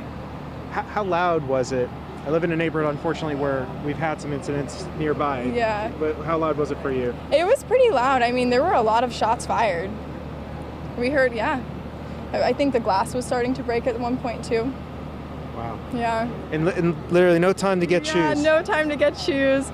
Literally pulled out of my apartment, but here we are. And just how are you feeling now, seeing your neighborhood? I'm still feeling a little shocked, a little shaky. I'm not sure how I really feel about the whole incident right now. It's scary. I'm still scared because I don't know if he's been found or not, but... Right. Yeah. Well, I'm glad you're okay. I'm glad that your neighbors appear to be okay. But thank you again for talking with us. You. I mean, that's the situation that we've faced, and we'll move over this way just to show you the intersection again. How many dozens of people have stories like that now? We've seen lines of people leaving. This is not a normal situation when you have law enforcement with long guns guiding people out. They've got their hands up. They obviously look worried. Some of the first people that we saw in those lines, I saw at least a couple of people that were crying. I mean, this was dramatic a dramatic situation happening right here along Connecticut Avenue. So I'll send it back to you guys, and that's just one of the first stories we're going to hear of many more to come, I'm sure. Get low, run in a single file line, and keep your hands up. That's something. That is something. The day took quite a turn, to say the least. For sure, All right, for sure. We want to get to our Casey Nolan now, who's not far away from Evan Kosloff. And Casey, I know that we're standing by for a press conference, but before you get into that, you touched on this video that's being shared all over social media. And we know the video you're talking about. It's been viewed tens of thousands of times already. People tagging us, asking why we're not talking about it. We can confirm police do not know who the suspect is at this point. They are still looking for that person, and they've not been able to authenticate that video. Can you talk a bit more about just why we're not expounding on this video at this moment in the investigation? Yeah, well, I mean, let's acknowledge it's chilling to see. It purports to be a perspective of someone firing. However, we can only go with what we know, and the same for the assistant chief. He said he was aware of it. They're looking into it, but right now he can't say if that's truly, think of the news we've seen around the world right now. Is it actual live action video or something else manipulated? Secondly, he doesn't know if it happened today. He doesn't know if it happened in DC. He doesn't know if it happened in this country. So everyone is aware. They are working on it. Their priority right now is inside this parameter here, looking for a suspect or suspects. Static right here, not to say that it's not active. No one has stood down. The metro buses that were stuck here from traffic, they've left. But if Deanna can push in, you can see the resources brought to bear here are still here since about a little after 3 o'clock this afternoon when police got the call of shots fired near the Edmund Burke School. What we do know is that we have 2 adults, a man and a woman, who were shot, and a juvenile who was shot. They were all taken to the hospital and said to be in stable condition. It looks like they're going to be okay. We also know that we saw with our own eyes people in handcuffs, at least one person being led away by police. But right now, the assistant chief says no one is in custody and that people were detained momentarily as they were running from the scene just to see if they were or were not involved. But he believes all of those people have been let go. As for when it actually happened and what people heard, what people saw, it was a chaotic scene, as we have said. People described several shots and multiple rounds of several shots. I believe we can go to a brief interview that we were able to do not long after this happened with the man who told us he himself has a military background, and this is how he described what he heard. I was in my apartment, on a call. It was like 3:15, between 3:15 and 3:20, and I started hearing gunshots. I heard probably 4 magazines being emptied, rounds of 8 or 10, and then there was a shooting, then there was a pause, and then there were like other rounds being shot. And then it ended. It's really bad. I understand it's at the Burke School. I just hope that the kids are safe, that it's not going to be a bloodbath. But it sounded really bad, really bad. So we're talking like dozens of shots you heard. 40 rounds I heard, easy, and magazines after magazine. One magazine being emptied, reloaded, emptied.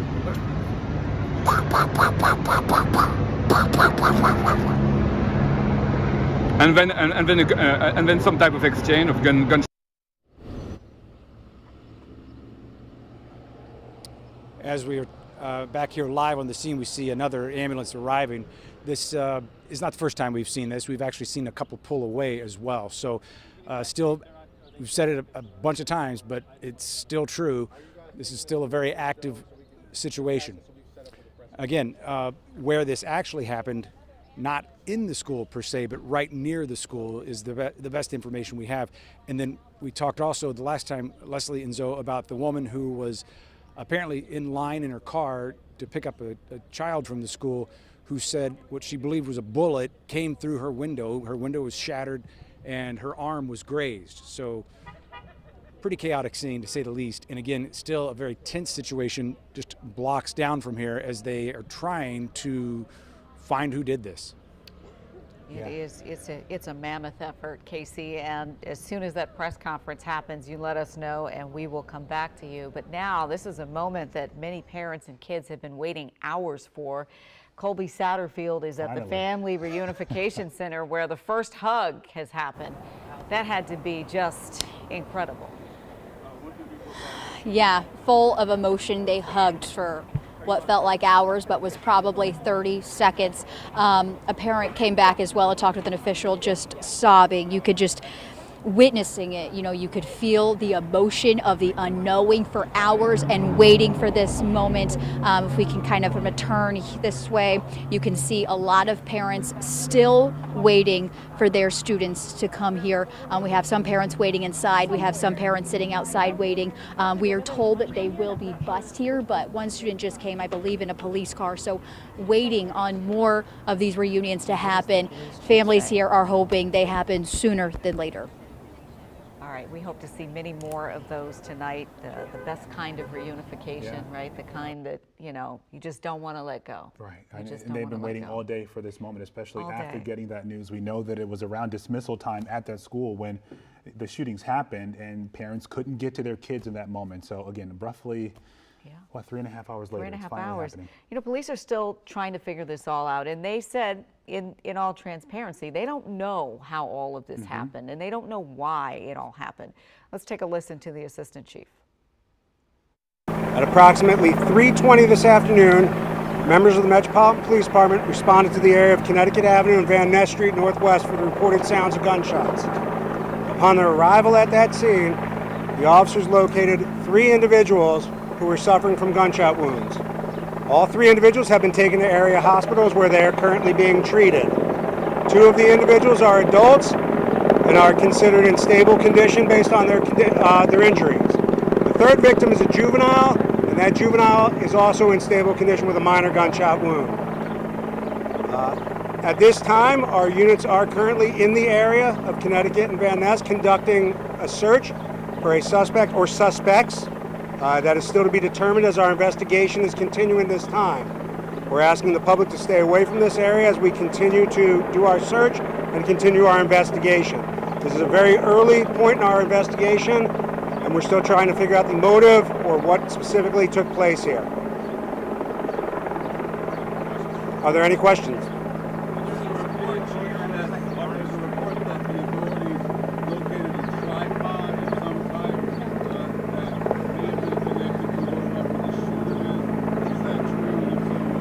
I don't have information on that at this time to give it. At this point, we do not have any suspects in custody. We're interviewing several witnesses. As would naturally happen during an incident like this, several individuals ran from the area. So we did stop several individuals to conduct witness investigations with them. But that's what is, I think, being reported as suspects. Those people we're interviewing from the scene. As we conduct our investigation, if they are not linked to the incident, yes, they will be released.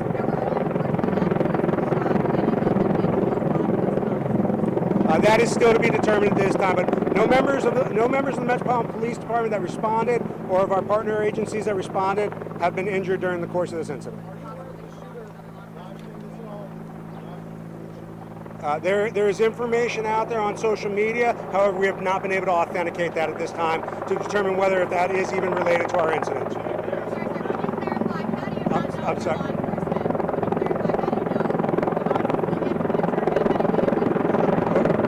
None of the responding members from our law enforcement agency and partners that were on the scene here have been injured as a result.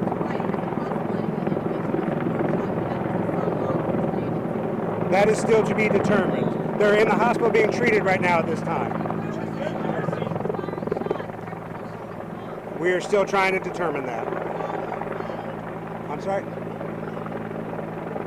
Is what related? I'm sorry. Oh, the victims? That we are still trying to determine as well at this time. As I said, this investigation is still very much in its early stages. Yeah, a lot of questions still not answered there, as we heard from Assistant Police Chief for DC, Emerman there. And one is, when they arrived on scene at around 3:20 today at Van Ness Street and Connecticut Avenue, where these victims were found. We still don't know that answer as of yet. We still don't know where the gunshots were coming from. We're hoping to get answers on that in just a couple of minutes. Yeah, our Casey Nolan is waiting, like everyone else, for that next press conference to begin so that we can get some more answers. In the meantime, have there been any changes since we talked to you last? Anything look different, sound different, feel different where you are? Feel different is the word, I would say, Leslie. Yeah, so we're stationed here because this is where we believe we'll get the official word. But I can tell you, as Deanna kind of widens out and shows you the street back toward the flashing lights, you're also going to see people walking their dogs and riding their bike on the sidewalks. So I get the sense that the intensity has ratcheted down just a notch or two. That's just an observation. I can't tell you if that means anything. Because you can see for yourself, there are plenty of police officers still here on Connecticut as we're looking back up toward the scene. With the Edmund Burke School would be on our right-hand side here, looking up Connecticut. But as far as official word, no, nothing has changed in that department. We're still waiting for them to come back with hopefully with an update and tell us one way or another if what we're kind of feeling here is an indication that they may have some movement in this investigation, but officially nothing. Got it. All right, we'll go back when we know more. All right, we got to talk about that Edmund Burke School just a bit more. Yes, we do. When we went on the air a little earlier, that was really the focus. We had no idea what went down at the school, what was happening. You had parents concerned, wondering if they were going to be able to be reunited with their children or what was happening behind those doors. And of course, we're hearing now that those reunifications are starting to happen and the kids are on their way, hopefully, to see their parents, many more of them. Colby, you witnessed one such reunion, which was just deeply emotional, and there are likely to be many more. Fingers crossed, Leslie, that happens sooner than later. I just told, we heard from Rashad a little earlier, who witnessed the gunfire, and he said his sister is inside the school, and he said they are on their way. So we are hoping that happens soon. I'm going to step out of the way. You can see a lot of parents are starting to gather here now, more and more trickling in as the minutes go by, waiting for their young ones to come from the school. An ambulance just pulled up and a fire chief car. So I'm hoping that they are setting the scene to have these buses full of the students come here within the next few minutes. But right now, everyone just on pins and needles. I mean, you can feel the energy, the anticipation, and the anxiousness just waiting for their little ones to come here. And hopefully that happens within the next few minutes. Yeah, you got middle schoolers, you got high schoolers. Yeah. They are going to be so happy to see their parents tonight. The pickup tonight is going to hit different. They were supposed to be out of school at 3:30. They sure were. Just moments after the first shots were fired, and instead they had to go into lockdown. I'm still thinking, I can't get it out of my head, that parent who was just texting her child in that building at the time, not knowing what was happening. And we later heard that police officers were inside of the building making sure those children were safe. And then the school also sent out some literature to let the parents know that the situation was under control. The school was still in lockdown, and it would be some time before they were reunited. But that moment, it's coming. It's coming. You know, say what you will about cell phones in schools. This today was a lifeline for so many kids and so many parents today who just needed to know that their child was okay.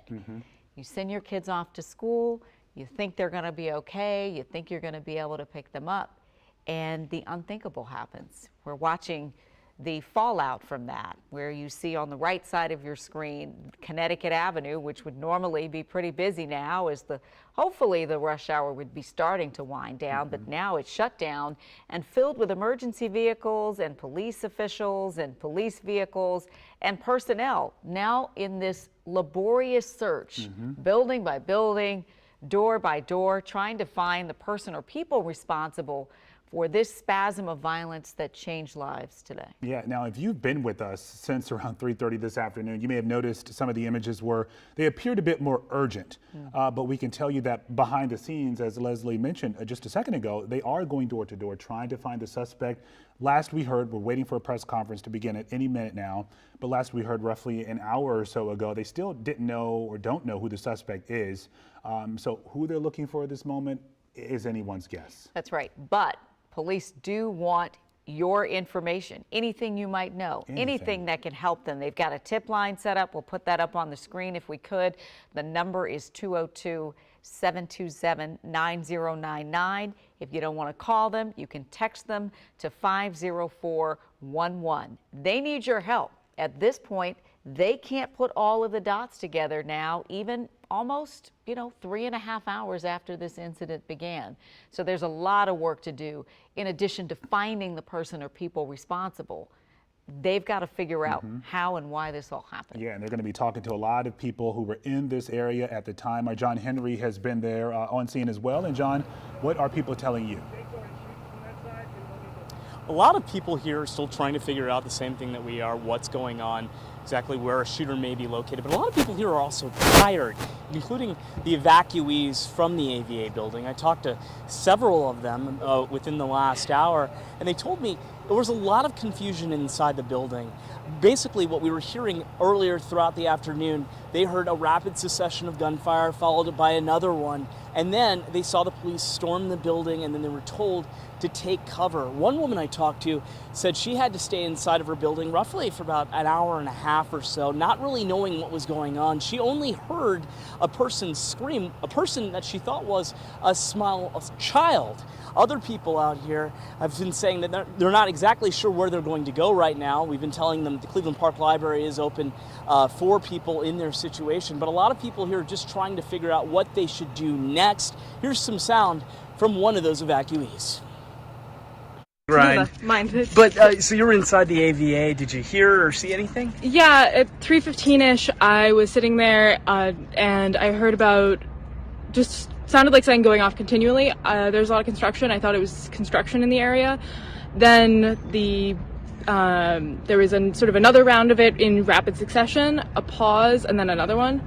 I initially thought it was some sort of explosion from the construction site, and I heard what sounded like kind of like a small child scream. And I thought that it was like little kids screaming because they were surprised or they're getting out of school or something. And then I heard all of the police sirens, and they just kept coming.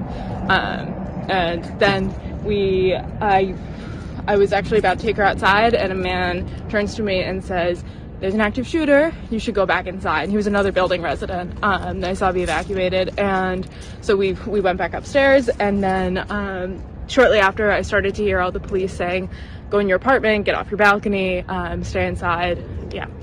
What was it like being escorted, running? I saw some people. What was that like for you? I mean, it was... One thing that was difficult is that I was the only person in my apartment. My roommate wasn't with me, so I was going out, and one officer told me to run/move quickly. There was another person I talked to who told me that they just can't believe something like this would be happening on a Friday afternoon. The fact that they have to huddle inside of their apartment for safety is simply a situation that's not right. And a lot of people are asking the same questions right here, right now. On the other hand, right here on Van Ness and Connecticut, we've seen a decrease in activity recently. That doesn't mean that this scene has stopped, but we do notice that there are fewer police officers right here. So we're going to stay here on the scene just to see what happens. But it seems like for right now, things are calming down a little bit at this location. Guys? Okay, hopefully that is indeed a good sign, and we will learn a lot more when we get that press conference with police and the mayor coming up at any minute now, roughly 7:30 tonight. But let's go back to the beginning and tell you why we're here if you're just joining us as we come up at 7 o'clock. At roughly 3:20 this afternoon, police got reports of a shooting in the Van Ness Street and Connecticut Avenue area of D.C. When they arrived, they found 3 victims, 2 adults, a man, a woman, shot, a young child shot as well, taken to the hospital. They are still recovering. But boy, what happened after that moment is just remarkable. Yeah, and the impact of this is not just to the people who were impacted by those gunshots. There are so many people traumatized by what happened today. This map gives you some perspective, helps you understand how this all comes together. The shooting scene, which they believe is an apartment, which is just across the street from the Edmund Burke School, where kids are now on their way to reunify with their parents some 3.5 hours after they were supposed to be picked up. UDC, very close by. Metro Station, very close by. All of this converging at a time when everyone was ready to start the weekend, the rush hour is about to begin, and those gunshots change everything.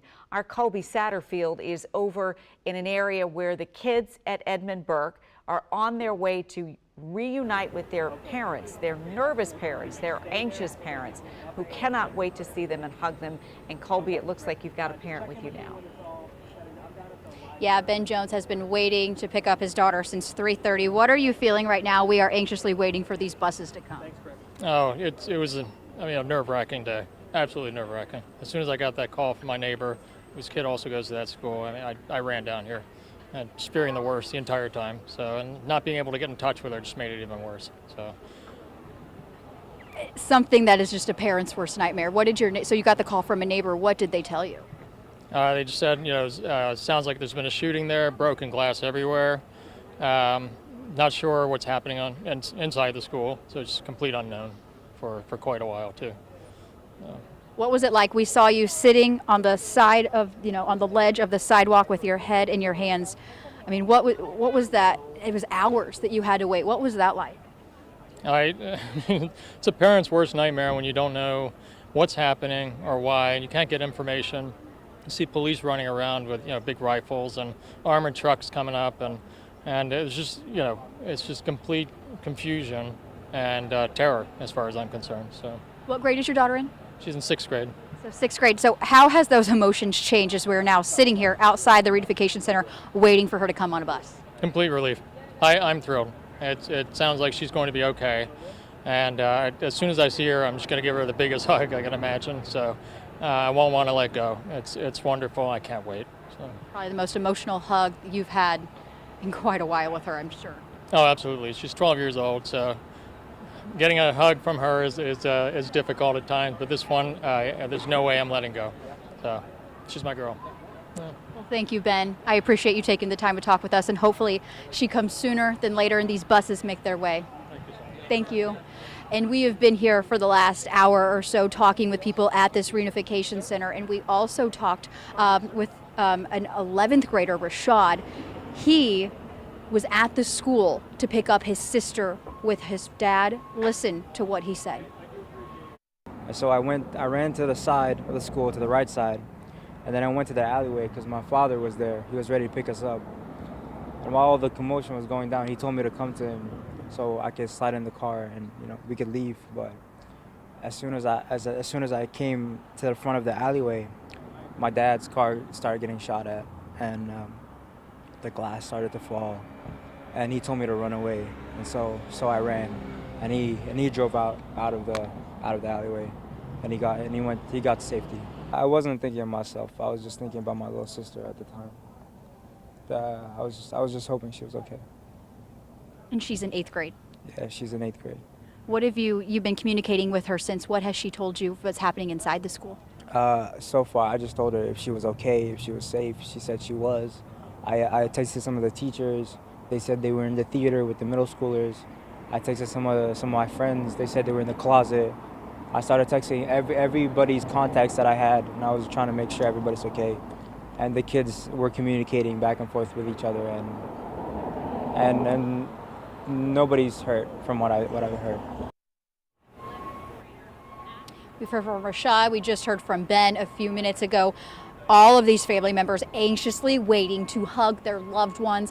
Leslie Lorenzo, we are outside of the Cleveland Park Library, which is serving as a reunification center. The police are here, the Red Crossers here, some other organizations with the district are here. So we are just waiting now for those students to make their way, and hopefully it is soon. Long-awaited and emotional reunions. I mean, when you hear all of what Rashad had to say to Colby and what all of the witnesses and people who've been led from their apartments, when you hear their stories, you're reminded that it doesn't even have to be the gunshot that causes the wound. Yeah. The trauma from just experiencing all of this can be significant as well. And I think back to the initial moment when we heard about these shootings and the information that was just being funneled out, and those parents and siblings not knowing what was going on at the time. You heard him mention there, you heard glass shattered at the school, guns. So you automatically assume there was some sort of shooter within the school building, not understanding really the gravity of the situation. And that's really why we got on air as well as quickly as we could, because we wanted to filter through some of that information to make sure you got the right information. That's right. Fullest And fact. it's important to make sure that during times like this that people have the accurate information, the information that helps inform them, not necessarily to alarm them, but to inform them about what's happening, because we knew that there were so many people who didn't know what was going on with their kids, who would be wondering about these very things. You had that initial information, and now we know there was not a shooter in that school building. We know that none of the students inside of that building, according to police, were injured, and they are all safe, and they are with police right now, being taken over to the Cleveland Park DC Library to finally be reunited with their loved ones. But what a day for those students, those parents, people in that area. I mean, you're talking about a very dense area. You have UDC next to this school. This school is really tucked away. It's easy to miss. You have the embassies over there as well. You have Howard University Law School. You have Metro. You have some of those restaurants and businesses. Likely at this hour on a nice Friday night, they would be hopping. Yeah. This would be an opportunity for those businesses, especially the restaurants, to make some money. Yeah. And all of that has stopped, at least for All right because now. of this. All because of this. All right, our Matthew Torres is on scene. He's been there since the beginning as well, talking with folks. And Matthew, anything changed since we last spoke? Hey, Lorenzo, in fact, maybe about 15 to 20 minutes ago, we saw one of the armored vehicles leave the scene. Don't know how much of an update that would provide, but we are seeing more of the people who evacuated from the Ava apartments make their way back here to scene, trying to figure out what to do next. One of them is actually Anthony, who I've just got to speak with just briefly. I know it's been a chaotic scene, certainly an unexpected one. Take us back to first what you heard and what you witnessed when this really started around 3:30. Yeah, so I was working from home, and I live on the first floor, and I heard several shots ring out, and then what seemed to be either continuing or returning fire. So more shots rang out. It was at that point that I decided to take a peek outside my window that faces the alleyway in between the Burke School and the Ava apartments. And my neighbor had stepped out, and there were officers in the alleyway, several folks running down, and they were just telling us, stay inside, stay inside. So that's when I returned back inside. So did you see anyone injured? Did you see any bullet holes? I know because we talk about that tunnel in between the school. Were you able to see that vantage point? Not clearly. I just saw about from the torso up, folks' heads running up and down that alleyway. I couldn't tell if that was the shooter or the cops. Cops were present there, but all telling us to stay inside. We actually, I saw him when we were in the balcony just across the street from your building. I remember seeing you because everyone had their hands up. So as soon as you heard them say, stay inside, what happens next?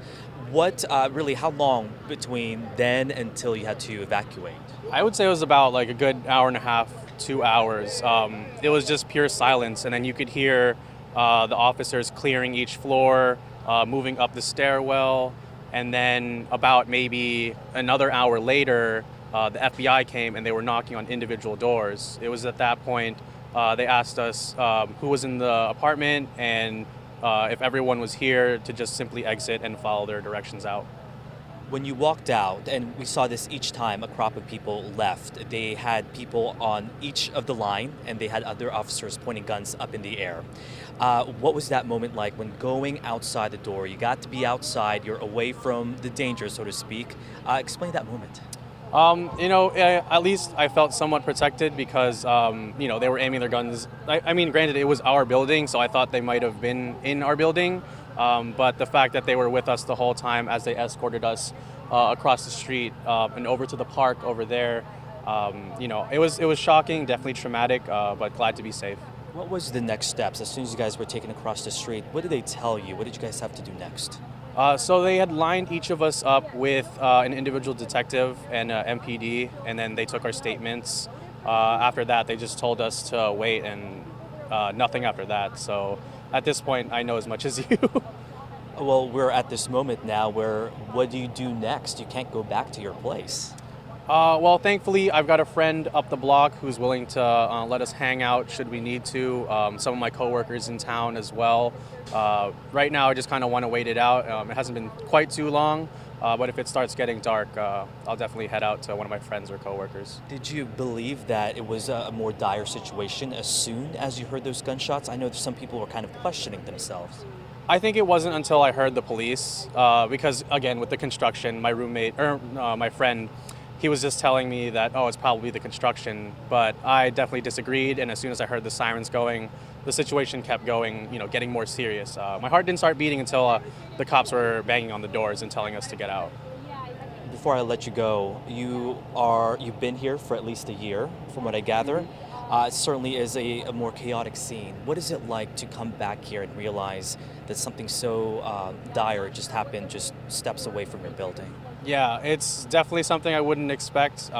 This neighborhood is fairly tame. In my time staying here, I've never had any problems up until today. This is the first time I've ever been involved in any situation like this, and so it's definitely eye-opening and inspiring to survive and be here.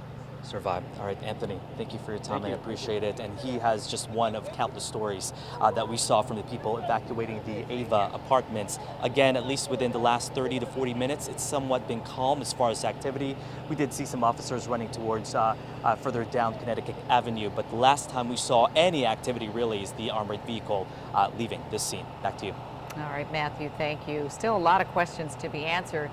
And we are anticipating the next press conference will be around 7:30. That will be taking place where Casey Nolan is waiting right now. And Casey, among the many questions still left to be answered is who's behind this, why, where'd the gunshots come from? There are a lot of people who are going to be hanging on every word tonight. I put it to them plainly here, Leslie. Did you catch the person you're looking for? And all they would say is, we'll have an update for you in a few minutes. We've got the mayor's podium here. The mayor is expected to be here around 7:30. And then we were talking earlier about how it felt like maybe a little of the tension had dropped just a little.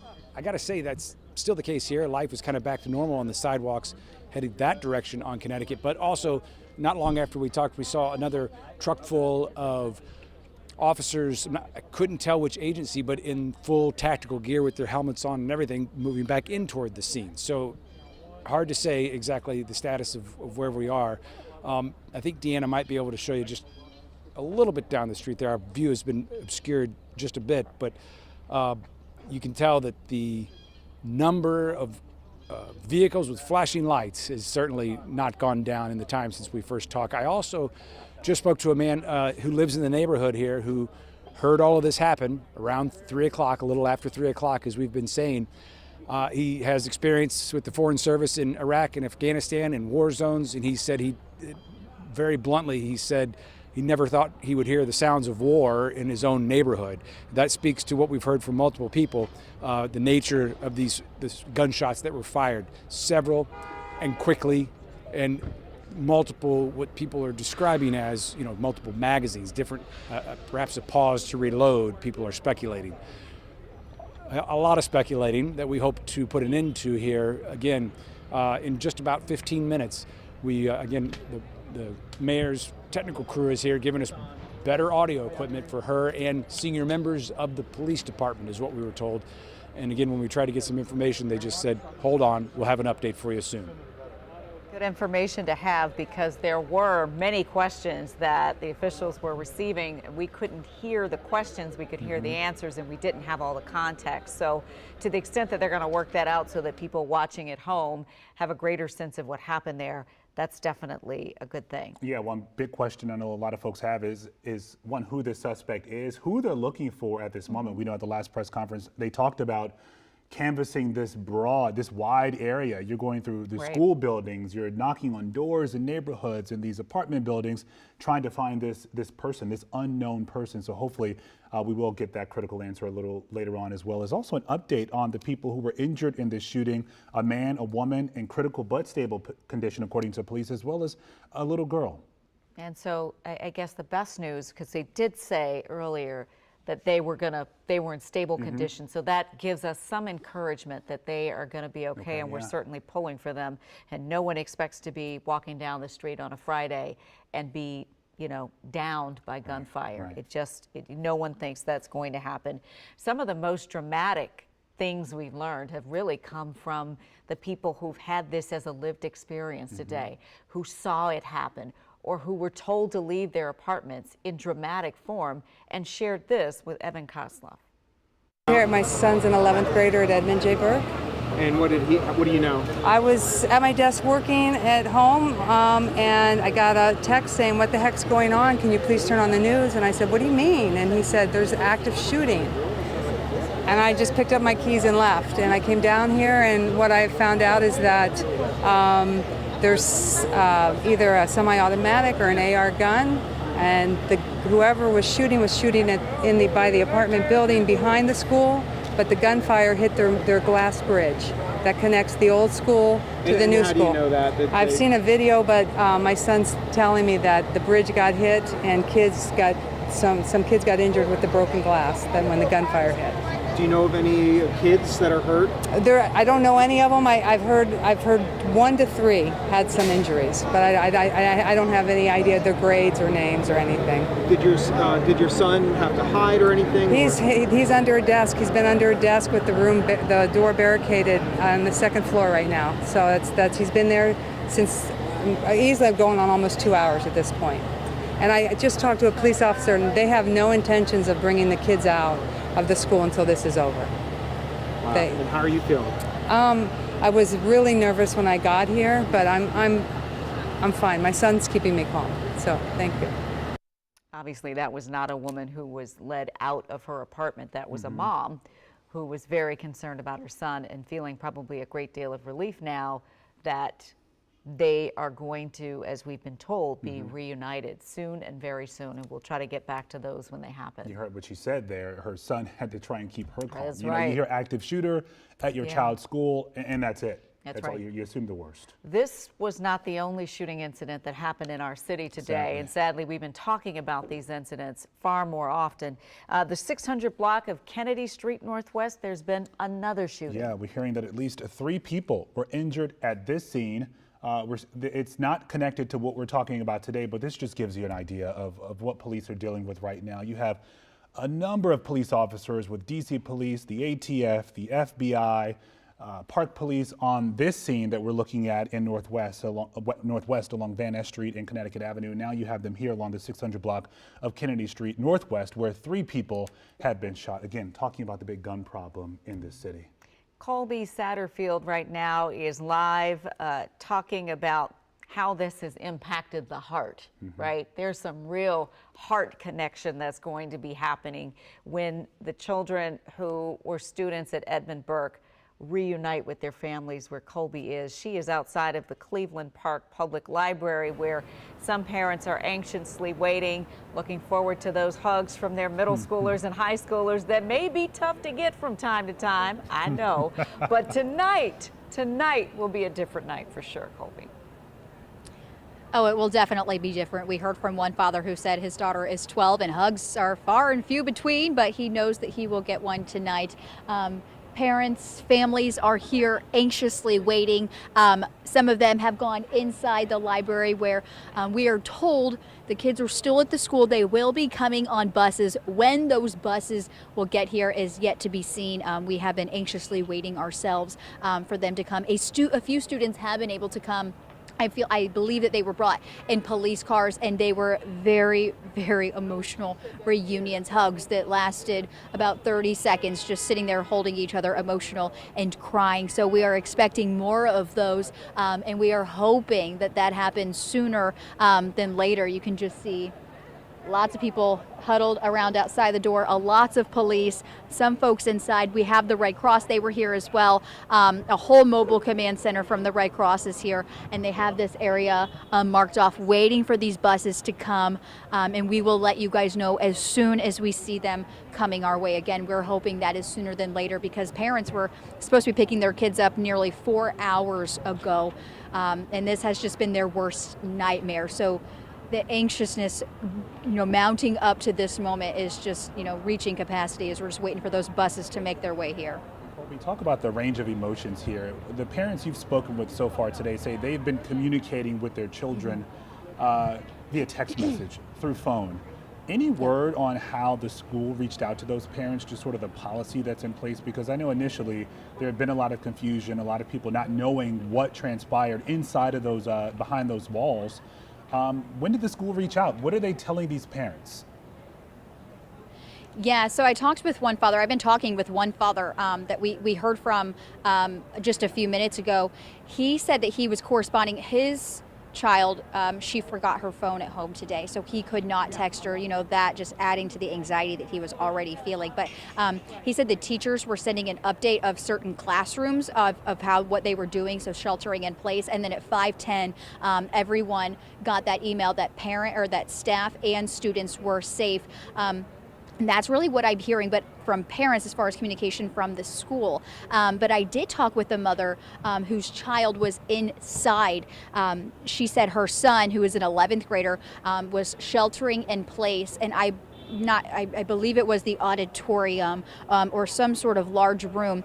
And she told me that she was texting her son, and her son said he had blood on his shirt and was warning her because a student had been injured from falling glass or something falling on that student. So she was communicating with her son, so she was able to figure out that they were okay, but letting them know, or letting the mother know what was going on, just adds to her terror, because parents were showing up at the school. They were calling the school and not getting answers and just showing up, and they had to wait for answers in that waiting game, especially if your child doesn't have a cell phone on them. Just very, very distressing. Yeah, I'm just thinking of those children who were communicating with their parents, but they were in a situation to not fully understand the significance of the totality of the situation. So you got to have a moment where someone is communicating, letting people know exactly what's going on. I mean, you see how much gun violence has changed how we interact with each other. Now, young people take cell phones to school, not just because they need to look something up or check on something, but because it's a lifeline. It's a connection in the event of an emergency. This is how gun violence has changed who we are and how we are. Yeah, and it's what I find remarkable as well is these children knew what to do in that moment. You hear because from they trained for it. Right, you hear from every single parent saying, a kid was in a closet today, was under a desk, was sheltering in place in perhaps a theater or the cafeteria. They knew what to do, and the parents had to rely on that sort of experience, if you will, throughout the last couple of hours. We are, thinking of these children and their resilience in these situations and how they are helping their families in so many ways through this difficult time. I love what you said earlier. It doesn't require the bullet. These students are still going to be traumatized after this experience. Absolutely, absolutely. Our colleague, are we going back to Matthew? Torres. Matthew Torres, you're with an ANC commissioner who obviously is very concerned about the events of today. Very much so, Leslie. In fact, he lives in the Ava apartments where a lot of the residents had to evacuate. He was not there at the time, but clearly unable to now go into his place. With me is James Tenderick. Thank you so much for taking the time with us. Of course.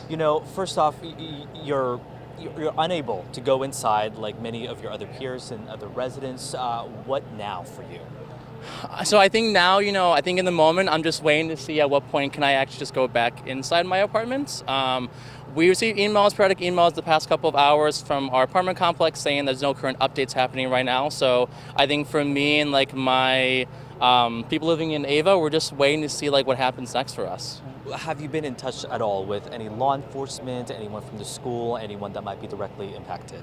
Nothing for right now, no. I think to me, I'm just hearing about it as everybody is right now in the public, and we're just waiting to see, what comes from this whole situation. Well, moving forward, I mean, as an ANC, safety and public safety is usually of top priority. Is there anything that can be done, at least from your perspective and your standpoint, moving forward?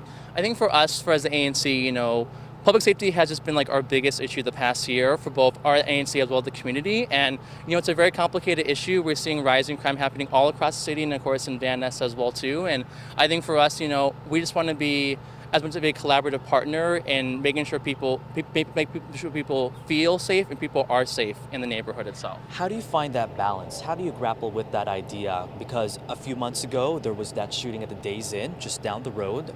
Just last night, we had a domestic-related incident where a woman was critically injured, and last year there was a separate shooting also down the road. When you have something of this magnitude, how do you grapple with that, and how do you balance making sure people feel safe when right in front of them they have this flashing lights, armored vehicles, and people who are injured? Yeah, I think that it just, to me, requires just bringing everybody together, the police, the mayor's office, the community itself, landlord, tenants. I think it requires a conversation with everybody to make sure that we're all working together on this type of things. Because, it's, for a complicated issue, there's things that even I don't really know about the type of situation. So, I think that it just requires us coming together as a group and trying to see what we can do together as a community to help make sure that everyone feels supported and safe. Because I think this is a very tense situation right now, even for me currently. I can't really go into my apartment complex right now, but I want to make sure that we as the ANC are there for everyone in the community and want to do what we can to make sure that that community feels safe and supported throughout all this. And before I let you go, as someone who is affected and someone voted in by your residents, what is your message to the community right now? I think that, I want to tell the community that, I feel you. I'm currently not able to go into my own apartment complex because of what's happening, but I want you to know that we as ANC are here for you. I am here for you. We're here to listen. We're here to help learn with you all. And so, let's work together and, figure out a way to make sure the community just feels safer. All right, thank you so much. And just like him, we are also waiting to get an update and waiting to get more information to truly find out exactly what led up to this shooting. Back to you. That is the question. Yeah, everybody wants to know that. And when they can get, in so many ways, back to their homes, back to their lives, back to their families. It's been at it for roughly 4 hours now. Yeah. We're going to get to our Casey Nolan, who's standing by near the podium there, where we are expecting a press conference with the mayor, police, and fire chiefs at any minute now. Casey, what are you learning? Well, we're still hoping to get some answers, Lorenzo. We talked earlier about, as we see a few official vehicles with lights and sirens going back and forth, that not a ton of activity here right now. But we were talking earlier that there was the helicopter was overhead and a lot of activity. We weren't able to hear a lot of the questions, but we weren't able to get a lot of answers either. So we're hoping to get some of those answered this time. Things like, do we know who the suspect is? Do we know any kind of a motive? Do we know any relationship, as they check the audio behind us for the mayor's podium here, any relationship to the victims? Were they close by? All kinds of questions that they just either couldn't say or don't know or didn't know the last time we talked to them. So we're hoping to learn a little bit more about that, recapping just the few details that we did get the last time we heard from the assistant chief. You've said it several times, a little after 3, near the school, near the Edmund Burke School, we had 2 adults and a juvenile hit by gunfire there in the hospital. We've talked through our partners at CBS to at least one other person who was grazed by a gunshot she believed did not go. We've talked about the glass breaking, things that were hit. We've talked about the chaotic scene of people running from the gunfire. I talked to a person who didn't say it lightly when he said, having served overseas, these were the sounds of a war zone that he heard here in his own neighborhood. Several shots fired. Sounded like an opportunity, timing-wise, to reload and shoot several more shots. We talked to police about people that they did detain to try to figure out if they were involved in any way. We saw at least one person in handcuffs being led away, but police, the last time we talked to them, they said no one was in custody at that time. All of those folks whom they had detained had been let go at that time. Now, when we ask, do you have a suspect? Have you ID'd a suspect? Do you have someone in custody?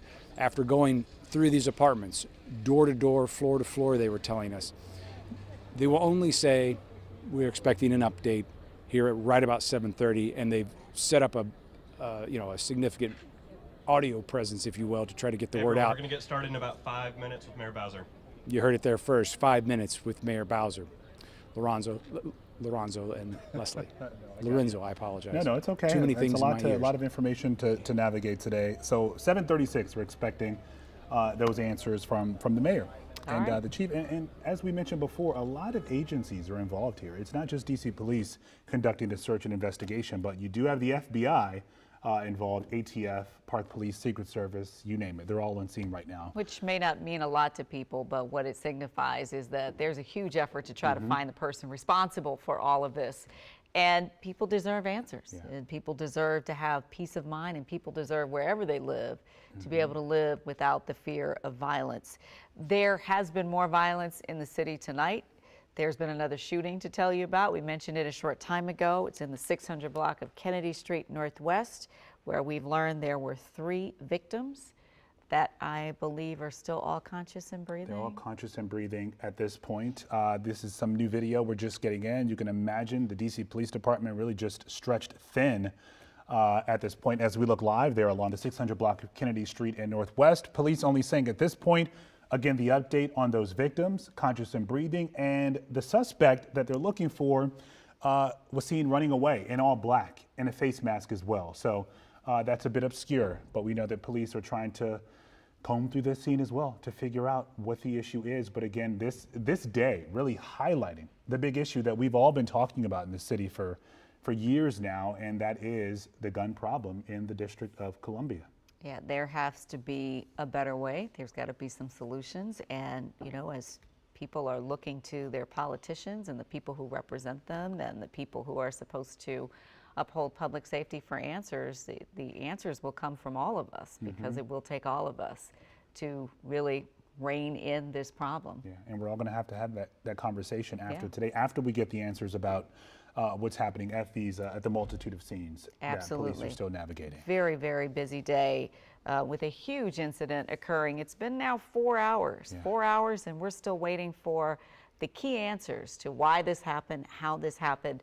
The good news is that the young people at Edmund Burke School are hopefully on their way to reuniting with their parents. We're told all of them are safe for the most part, but the trauma of this experience, those are the things you can't always see. Those are the things you have to be concerned about down the line. So you have police, you have people at that school trying to get those kids reunited with their parents. They're dealing with the teachers there as well. And then the neighboring Ava apartment building, you have police combing through that building as well, trying to piece together this investigation. So there are a lot of moving parts in that part of the city tonight. That's right. We are waiting right now for an update about the incident that really has gripped the city in so many ways. 3:20 p.m., gunshots ring out near Connecticut Avenue in Van Ness, over by an apartment called the Ava Apartments, where the huge effort is going on to try to find the shooter and understand why this happened today. 3 people were shot, a man, a woman, and a child. They're in the hospital. We are thinking about them tonight and hoping that they pull through. There's a school of kids who were supposed to be out of school at 3:30 that are still waiting to be reunited with their families tonight. It's going to be a different kind of reunification. Our John Henry has been covering this story all night. And John, tell us what you're seeing and what you're hearing. You know, it's amazing, Leslie. You mentioned that this happened more than 4 hours ago. 4 hours later, we've actually seen a few people still leaving this area. I just saw one man who was escorted down that sidewalk from the area around the AVA building. I'm not sure if it was from the AVA building or another residence around there. But that shows that there may be still some people in there. But we're going to throw right now, I'm hearing that the mayor's coming up, so I'm going to let you guys get to that. That's good. We're going to go back to that scene. That's over where Casey Nolan is, where the microphones have been set up, and you can see the walk, you see the mayor, you see the assistant chief, and a larger group of people all coming to the microphone, hopefully to give us more answers, or at least what they know at this point. Right, there are still a lot of questions, including who the suspect is, whether or not they've captured this person, if there are any more people, any more victims in this case. We know that we have the 2 adults, the man and the woman, who are in stable condition, thankfully, and that young girl in stable condition as well. But as they've been canvassing the scene there, we're not clear if perhaps there may have been some other victims as well. So hopefully we can get a better picture when we listen to the mayor, the chief, and fire chief as well. Yeah, and they are approaching the podium now, so we're not going to talk too much longer as we wait for them to arrive. But again, this has been 4 hours plus going on in the city, really a log jam for parts of Northwest DC, and the mayor is approaching the podium now. Let's listen in.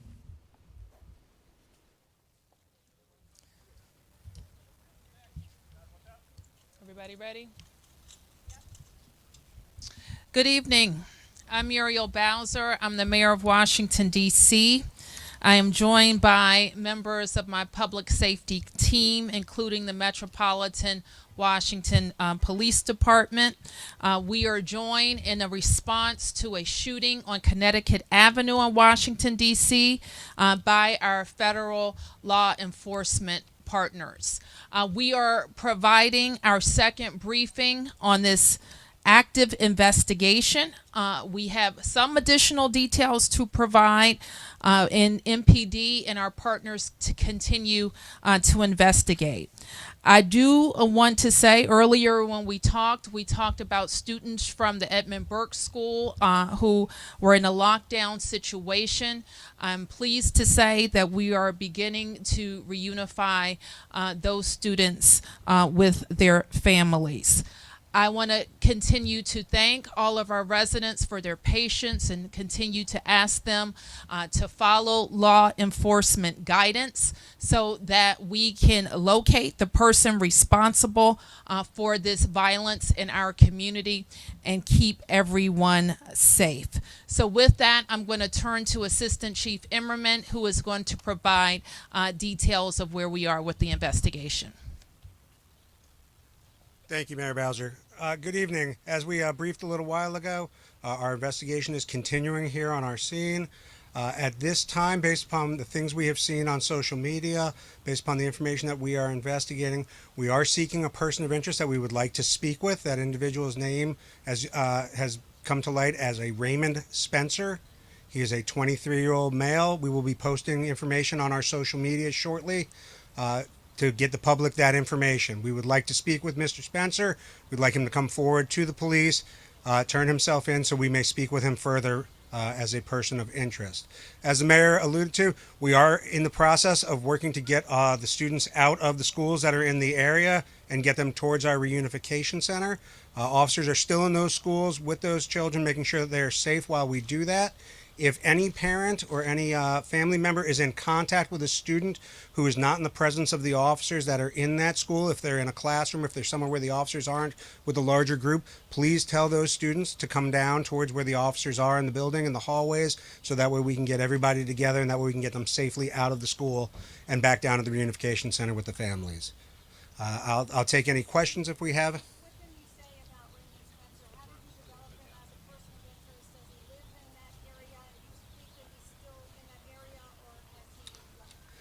So his name came up through some of the social media things that we have seen so far. Again, we want to have a conversation with him. We want to figure out what's going on, if he is involved in this or not in any way, shape, or form. We do not know if he's in the area. We are working to determine whether he is or is not at this time. That is still part of our investigation. There are bullet holes in storefronts down the street and also in a car. Is that related to what happened up here, or do you know? So at this time, our detectives are aware of those. Our officers have responded down and we've met with the individuals at those locations. We will be looking at that to see if it is linked forensically, but it is very possible. Yes, thank you. I appreciate you asking that question. A fourth victim did respond to our officers here on the scene. That individual is a mid-60s female who sustained a gunshot wound to the upper back, probably described as almost a graze wound, and medical treatment was rendered here on scene. That individual did not have to go to a hospital. But that is our fourth victim. Our updates on our other victims, the 54, I believe, year-old male is stable at the hospital. The mid-30s female is also stable at the hospital. And as we said earlier, our 12-year-old female victim who was shot in the arm is also stable. So at this time, we have 4 victims that we are aware of.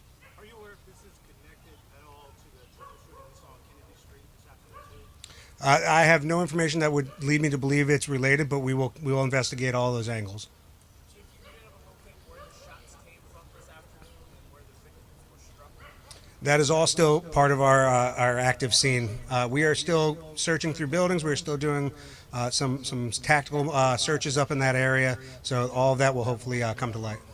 Were the shots directed toward the glass bridge between the two buildings at Edwin Burke? That we don't know at this time. We have not determined where the shots came from or where they were directed to. Can you circle back to that video, the social media videos about this being live stream possibly by the So we are still looking at that to determine the authenticity of that. As I said earlier, this person of interest name is linked to some of those social media postings. So that's why we want to talk to that individual, is to determine that name does come back to an individual.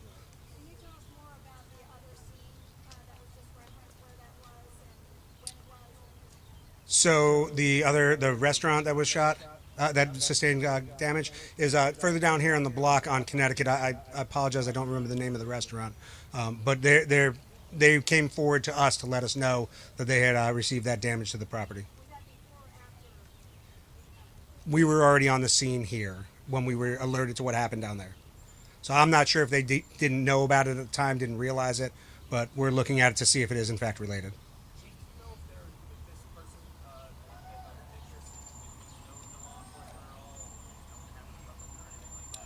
I don't have that information at this time. Again, at this time, we don't, we'd like to speak to Mr. Spencer, figure out, if he has any role in this or any connection to this, and hopefully that'll lead us in a direction to identify what happened here and why.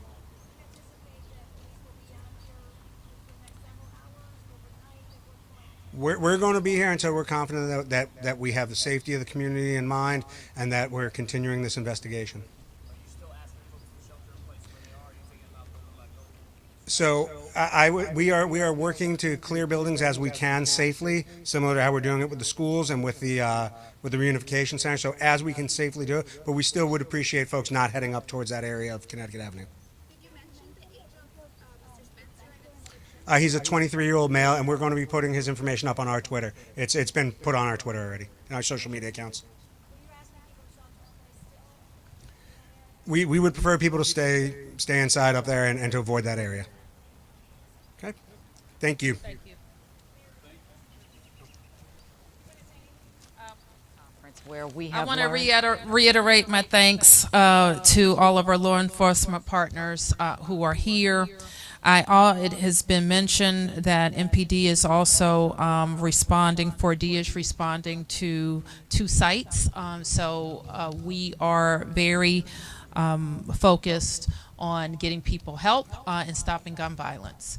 I think it should be mentioned that unfortunately I had to look in parents' eyes tonight who were terrified. And they were terrified thinking of what might happen to their children. And we have experienced this too much in our country. The epidemic of the gun violence, the easy access to weapons has got to stop. People should not be scared taking their children to school.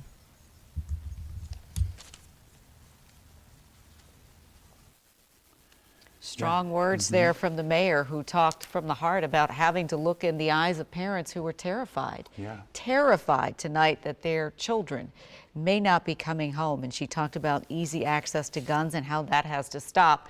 The headline here, though, is that there is a person of interest, and you are looking at his face and his name on the screen. 23-year-old Raymond Spencer of Fairfax. Yeah, and police say at this point they simply want to have a conversation with him. He's a person of interest to figure out if he was involved in this shooting earlier today at around 3:20 along Van Ness in Connecticut, where we now know 4 people were shot. We're just learning a woman was shot in the back as well. She was treated on scene. That's in addition to the other woman and a man who were both in critical but stable condition at the hospital, and a young girl. Yeah, we learned their ages. The man is 54.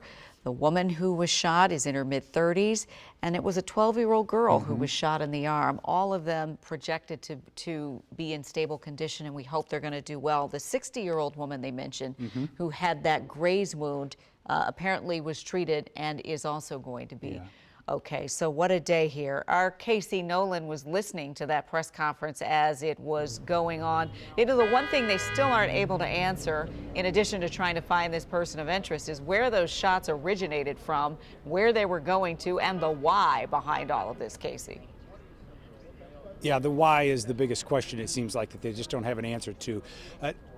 You know, filling in a couple of blanks that you may not have been able to hear the questions of what we just learned here. First of all, that the 60-year-old woman with the graze room, that kind of lines up with what we were hearing earlier about the woman who was in line.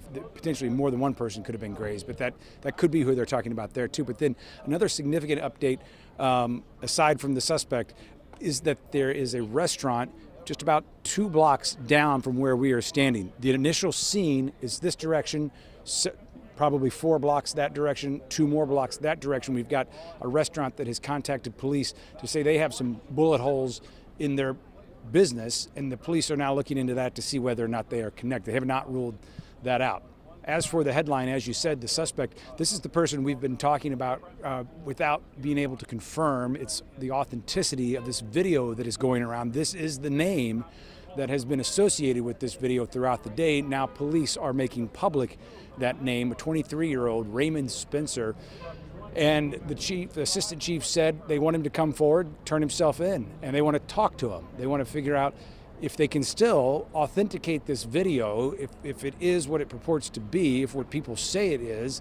But at the very least, they want to talk to the person whose name is associated with it on social media, name associated with spreading this video and perhaps originating the video. As far as having anyone in custody, though, no, that is an ongoing search, an ongoing objective for the police on the scene here. And again, you know, we were saying a few blocks away, life is starting to come back to the sidewalks and seems to be going back to normal just a little bit. But they don't have a suspect in custody. And the assistant chief said he would prefer people stay away from that area, not come toward there. He was asked specifically, do you want people to still shelter in place here? And he's just said, it's still active, just please don't come any closer. We are still trying to secure buildings one by one, as they have done with the school and then other apartments close by. So still fluid, still active, but they seem to, Leslie and Zoe, have zeroed in on this one individual who is at least associated with this video that they want to know more about. And if we can, Casey, let's put that picture back up one more time, because that really is the newest information we have right now. 23-year-old Raymond Spencer, police are calling this 23-year-old from Fairfax, Virginia, a person of interest. They want to have a conversation with him to figure out if he was perhaps involved in what we saw take place earlier today along Connecticut Avenue in Van Ness. You know, I'm not a police officer or an investigator, but listening to all these stories, it seems like whoever did this was just firing shots everywhere. I mean, you hear about the storefronts, the cars with windows shattered. You also have that glass tunnel at the Emerman school that was shattered. So really no real target here, it seems, based on this information. And also, for as awful as this was, boy, this could have been so much. I mean, the devastation could have even been even more significant given how many shots were fired. You know, the mayor ended her press conference by saying that she had to look in the eyes of parents who were terrified, who were really concerned that they may not see their children tonight, that they shouldn't have to worry about not being able to pick up their kids after dropping them off.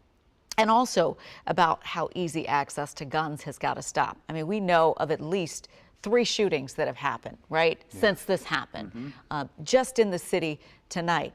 Our Colby Satterfield is over in the area where parents and children are going to have just the most wonderful reunions tonight under the worst circumstances that you can even imagine. And there's just a lot of anticipation for the kids to get there, and police are saying that it sounds like some of the kids are still at school with police and they're still working to get them safely out and over to their parents. Colby. Leslie, I have a little bit of good news.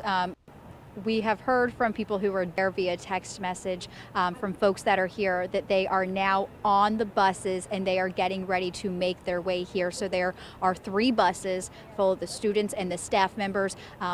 their loved ones here, anxiously waiting and texting them. They should be getting here in the next few minutes, but they are officially done with the questioning, done with the interviews with police, and they are now on those buses. People are anxiously waiting. Medium Rare brought some meals for people, so people are going inside, gathering their meals, and then waiting outside. You can see folks here for their loved ones to come, but this should be happening in the next few minutes. We will be here as we see these reunions unfold. We've already seen a few, and they are so emotional, and hopefully sooner than later we will have more of those to share with you guys. We think about our community always stepping up in situations like this. Always the people you don't hear stepping about. up. You have Medium Rare helping out, but I'm thinking of the teachers at Edmund Burke as well. We heard from someone earlier in the show saying that, a teacher was texting, trying to reach out to parents to let them know that, the situation was okay, their children were going to be just fine, but just trying to process it themselves and also keep these little ones safe as well. Our teachers are so special, and at times like this, we're reminded of how invaluable they are. We already knew it, but this just is the exclamation point again in times like this. When we need them most, they always go the distance. I think we are going to our John Henry, who is out Oh, okay, no, we're not going to go to John get to Henry. him in just a minute. Yeah. But again, just these people who have had to sort of make sure everyone remains calm. And many of them are probably parents themselves. Right, so right. making sure their families are okay. Teachers look at kids as their own children. Yeah. Even, they're in my classroom, these are my babies, these are my children, regardless of how old they are, right? Yeah, so the school is 6th through 12th graders. So you have a range of ages there and students that you're dealing with. But thankfully, it sounds like a good chunk of them were able to communicate with their parents in this moment to let them know that they're okay. I bet the students were also comforting each other as well. Yeah. Making sure that they're okay. Yeah. That kind of peer-to-peer engagement, I'm sure, had to play a role in the outcome today as well. Yeah. So we are almost 4.5 hours into this. Yeah. And still a lot of people are talking about what happened today, still trying to piece this all together. Listen to how one person describes it a little earlier. I can't even explain it. Just hoping my son's okay. Your son, what grade is he in and how is he doing? He's in 7th grade, and I'm just watching a SWAT vehicle go in down the alley. And he seems to be okay. He's emailing with his mom right now. You're here. How did you hear about it? Through my son's email to my wife, and I came over here. You went to this school? Yes, I actually went to this school 30 years ago. Typically, so it's kind of crazy. Community. Yes, very much so. Just the idea of what you're hearing. I mean, it just leaves me speechless. I don't. You keep hearing these on news reports that you didn't think it ever happened to you, and I mean, hopefully nothing's really going to happen to me, but you're just kind of a bit paralyzed. Yeah, I think of the information these parents got initially. Some students telling their parents a student was in the school, had blood on his or her shoulder, and that was apparently from some of the glass that shattered in a tunnel. But those students are thinking in that moment that perhaps there was a gunman in the school, not really knowing what the situation was like. Yeah, thankfully that was not the case. But police do have a person of interest that they want to talk to related to the violence that happened today. If we can put that picture up on the screen. DC police want to talk to Raymond Spencer. If we can go ahead and put that up on the screen. 23 years old from Fairfax, Virginia. He is believed to be a person of interest. And there is a lot of talk about a video that is circulating that may have had some connection to him that they are attempting to authenticate. Right. It's something that we're not showing yet because we don't know if it is an authentic representation of what happened today. And we have had a chance to look at it, and it is horrific if it is indeed connected to this. And we want to be responsible. We live here too. You are our neighbors, and we want to make sure that the information that we give you is accurate. Yeah, we heard Assistant Chief Emerman saying a minute ago, asking Raymond Spencer to turn himself in. He's a person of interest right now, saying they simply want to have a conversation to figure out if he's tied to the events that unfolded today. So clearly a lot to figure out. We know that police are also still canvassing that area. The Assistant Chief mentioned that. They're not done. They're still urging people to shelter in place if you can, because they are still navigating that scene to I assume, locate Mr. Spencer. You may be wondering, where did these shots come from? Why did they ring out when they did? Why were there so many shots? Why did this all happen? And those are answers that the police don't have yet and that we don't have either. So as we continue to process all that happened today, all the lives that were touched, all the infrastructure that was impacted, all the families now that may be still trying to get home, all these families that haven't had a chance to see and touch their loved ones, there's still lots of things to work through in terms of how and why this happened today. Yeah. We want to get back to our Casey Nolan, who was standing by at that press conference a little earlier. And we know that the mayor and law enforcement, they are going to have another press conference a little later tonight. What are you hearing in the meantime, Casey? Yeah, they're saying potentially at 10 p.m. They're not really committing to a time just yet. And I think that just speaks to how much they don't know yet. That was something, this is an environment where they are, not only investigating a scene here, but they have the virtual world to contend with as well. That video was like wildfire going around and people wanting to know some answers about it. And they have now confirmed that's at least something they want to know more about too, enough so that they would publicize this young man's name and ask him to come in. Raymond Spencer, 23 years old from Fairfax, come in so we can talk. Turn yourself in was one of the phrases they used. So again, still an active scene. They do not have anyone in custody. And beyond this space where we are now, they are also looking at bullet holes at a business a couple of blocks away to see whether this scene spread even farther than they originally thought. We'll send it back to you. As again, the antennas of this, it happened in that small area, but the impact of what happened today is much broader. Yeah, and let's listen to what the mayor had to say just a short time ago. Unfortunately, I had to look in parents' eyes tonight who were terrified. And they were terrified thinking of what might happen to their children. And we have experienced this too much in our country. The epidemic of the gun violence, the easy access to weapons has got to stop. People should not be scared taking their children to school. And that's exactly how she should have ended it. Yeah. End of statement. Yeah, that's right? it. And it's really not just an issue at schools as well, but you think about the people who live in these communities and they're dealing with what we've seen take place. Let's go to these buses. Buses are arriving. These buses right here, these are the kind of sirens we want to see because it's an urgent matter to reunite the children at Edmund Burke with their parents. Finally happening some almost 4.5 hours after this all began. Yeah, heading to the Cleveland Park Library where a lot of those parents we saw were just standing there, just waiting for that connection to hug their children again. They've been texting, calling all day, but that just doesn't hit the same. The weekend can finally begin. Our coverage of this day continues tonight, both on air and online at 11 o'clock and always on WUSA9.com. This has been a special report from WUSA 9. For continuing coverage, go to WUSA9.com or download our mobile app.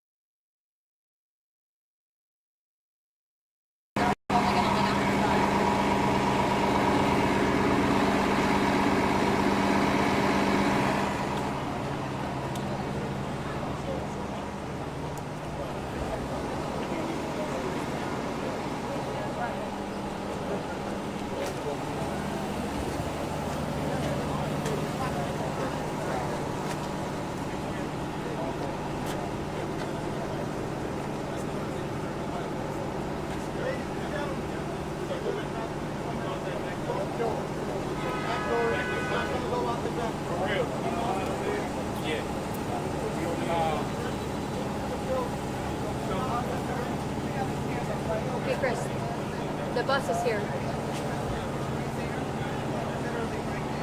They're streaming the camera, Mario. Okay.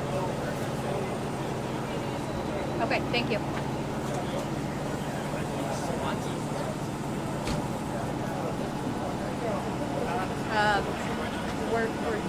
We're right here with everyone. Yeah, you can see. Yeah, we cannot go further than this. Oh, of course. Yeah. Okay. Thank you. Thank you. Bye bye.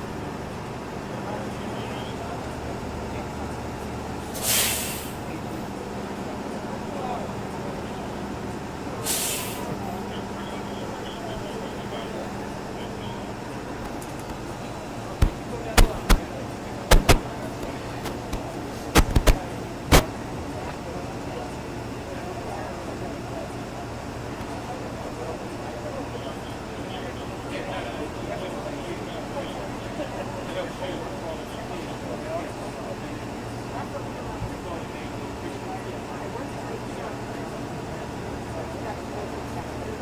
me.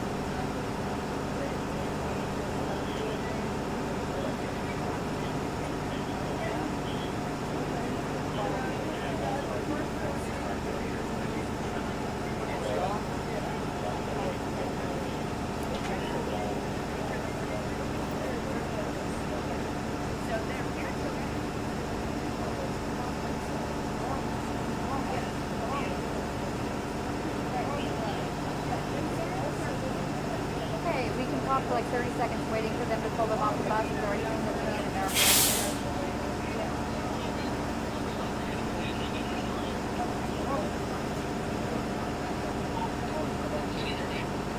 Yep, sounds good. Bye. Yeah, we're ready. Okay, sounds good. Bye. So they want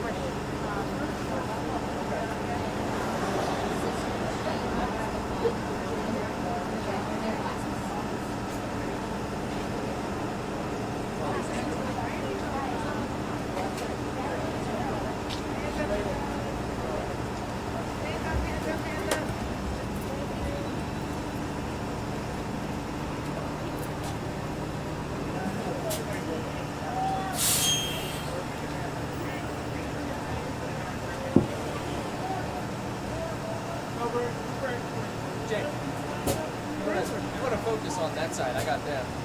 If the parents are coming out.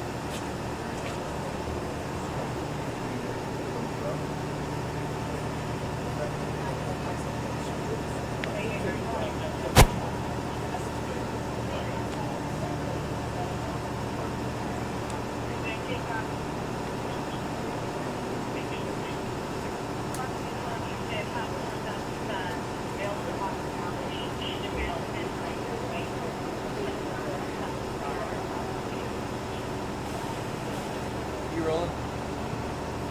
Mario? You rolling? No, right now. Slide in front of you.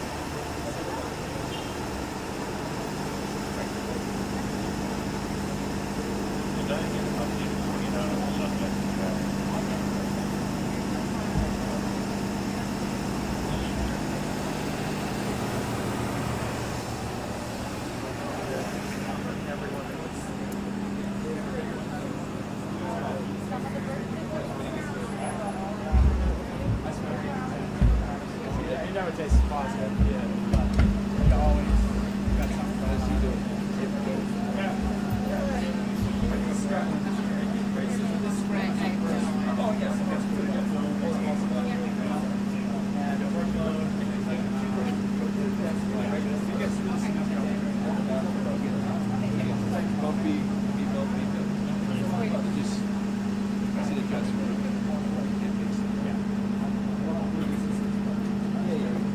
And they also this year they're pushing for this one.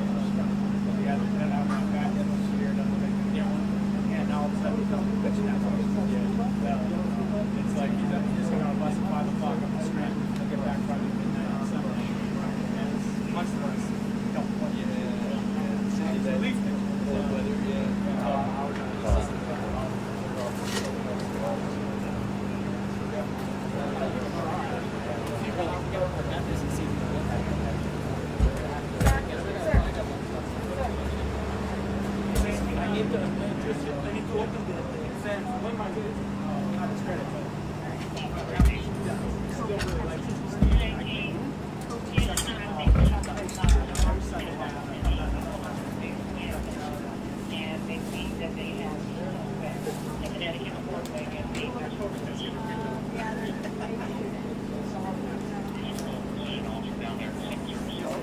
A little bit. There's 8 kilometers went that way.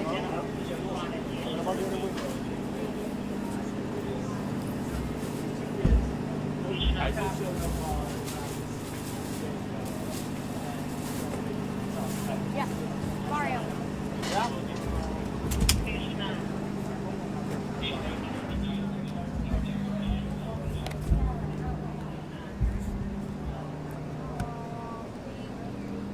People are hugging.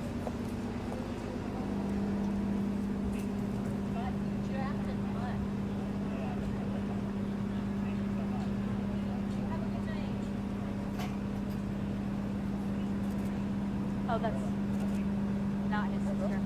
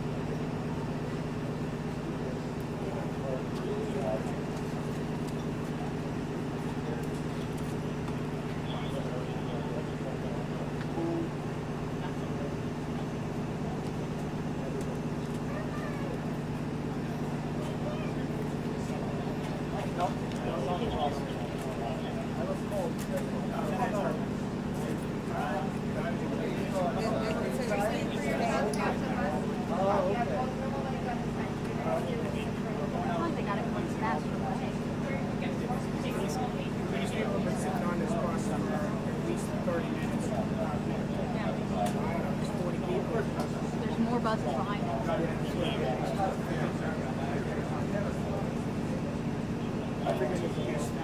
Yeah, I think so. I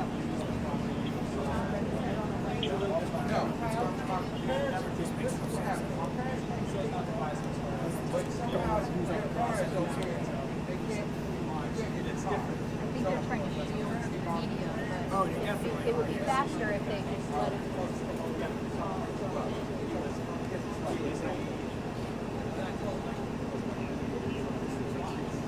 Oh, yeah, I guess that's a good point. What's that? Liability if one keeps your child. I know. I'm sorry.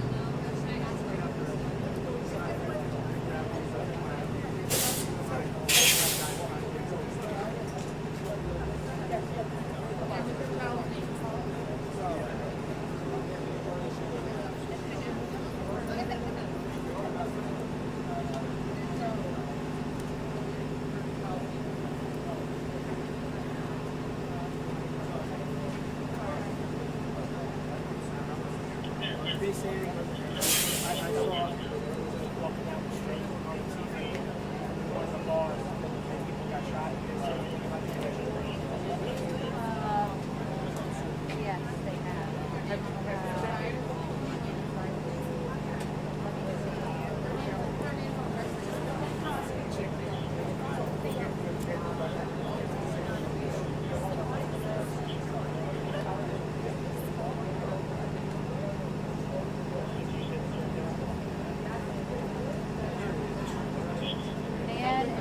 And one of the women in the juvenile hospital, two adults are stable but critical. The juvenile has minor.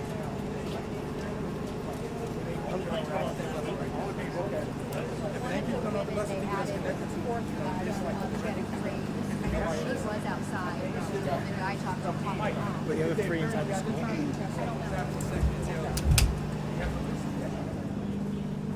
Yeah.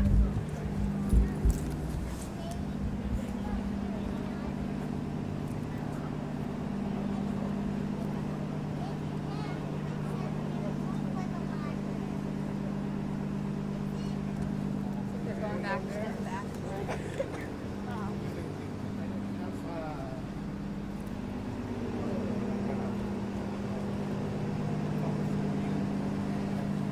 A what? Like a reunion. Oh, I know.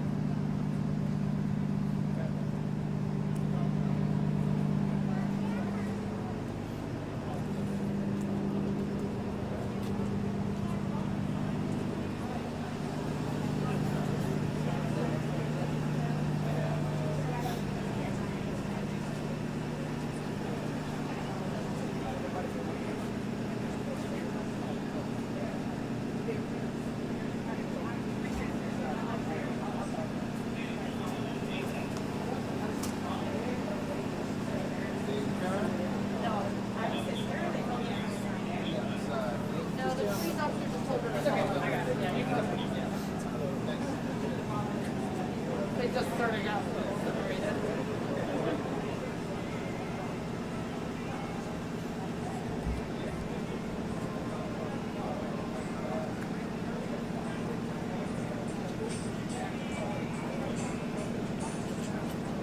Hey there, where are you?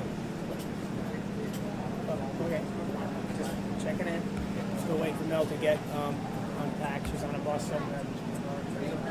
That's the library. We missed all the action, dude. This is chaos. Can't believe all the fucking nonsense that's going on here. What's that? Yeah. Yeah, I'm sitting outside the library waiting for Mel. But her bus isn't here yet.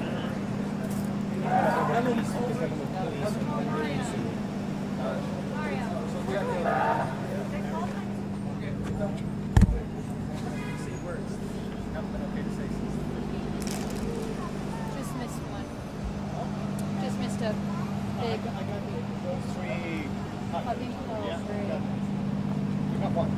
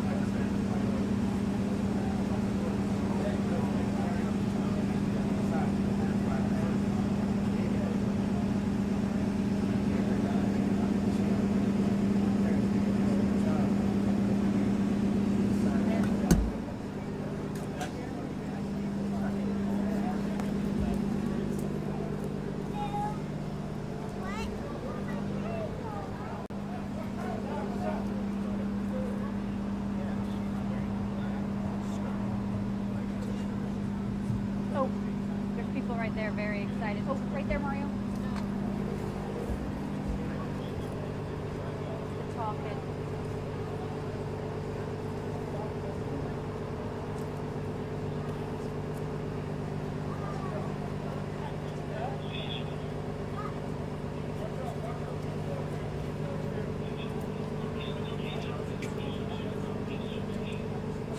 Today has been just crazy.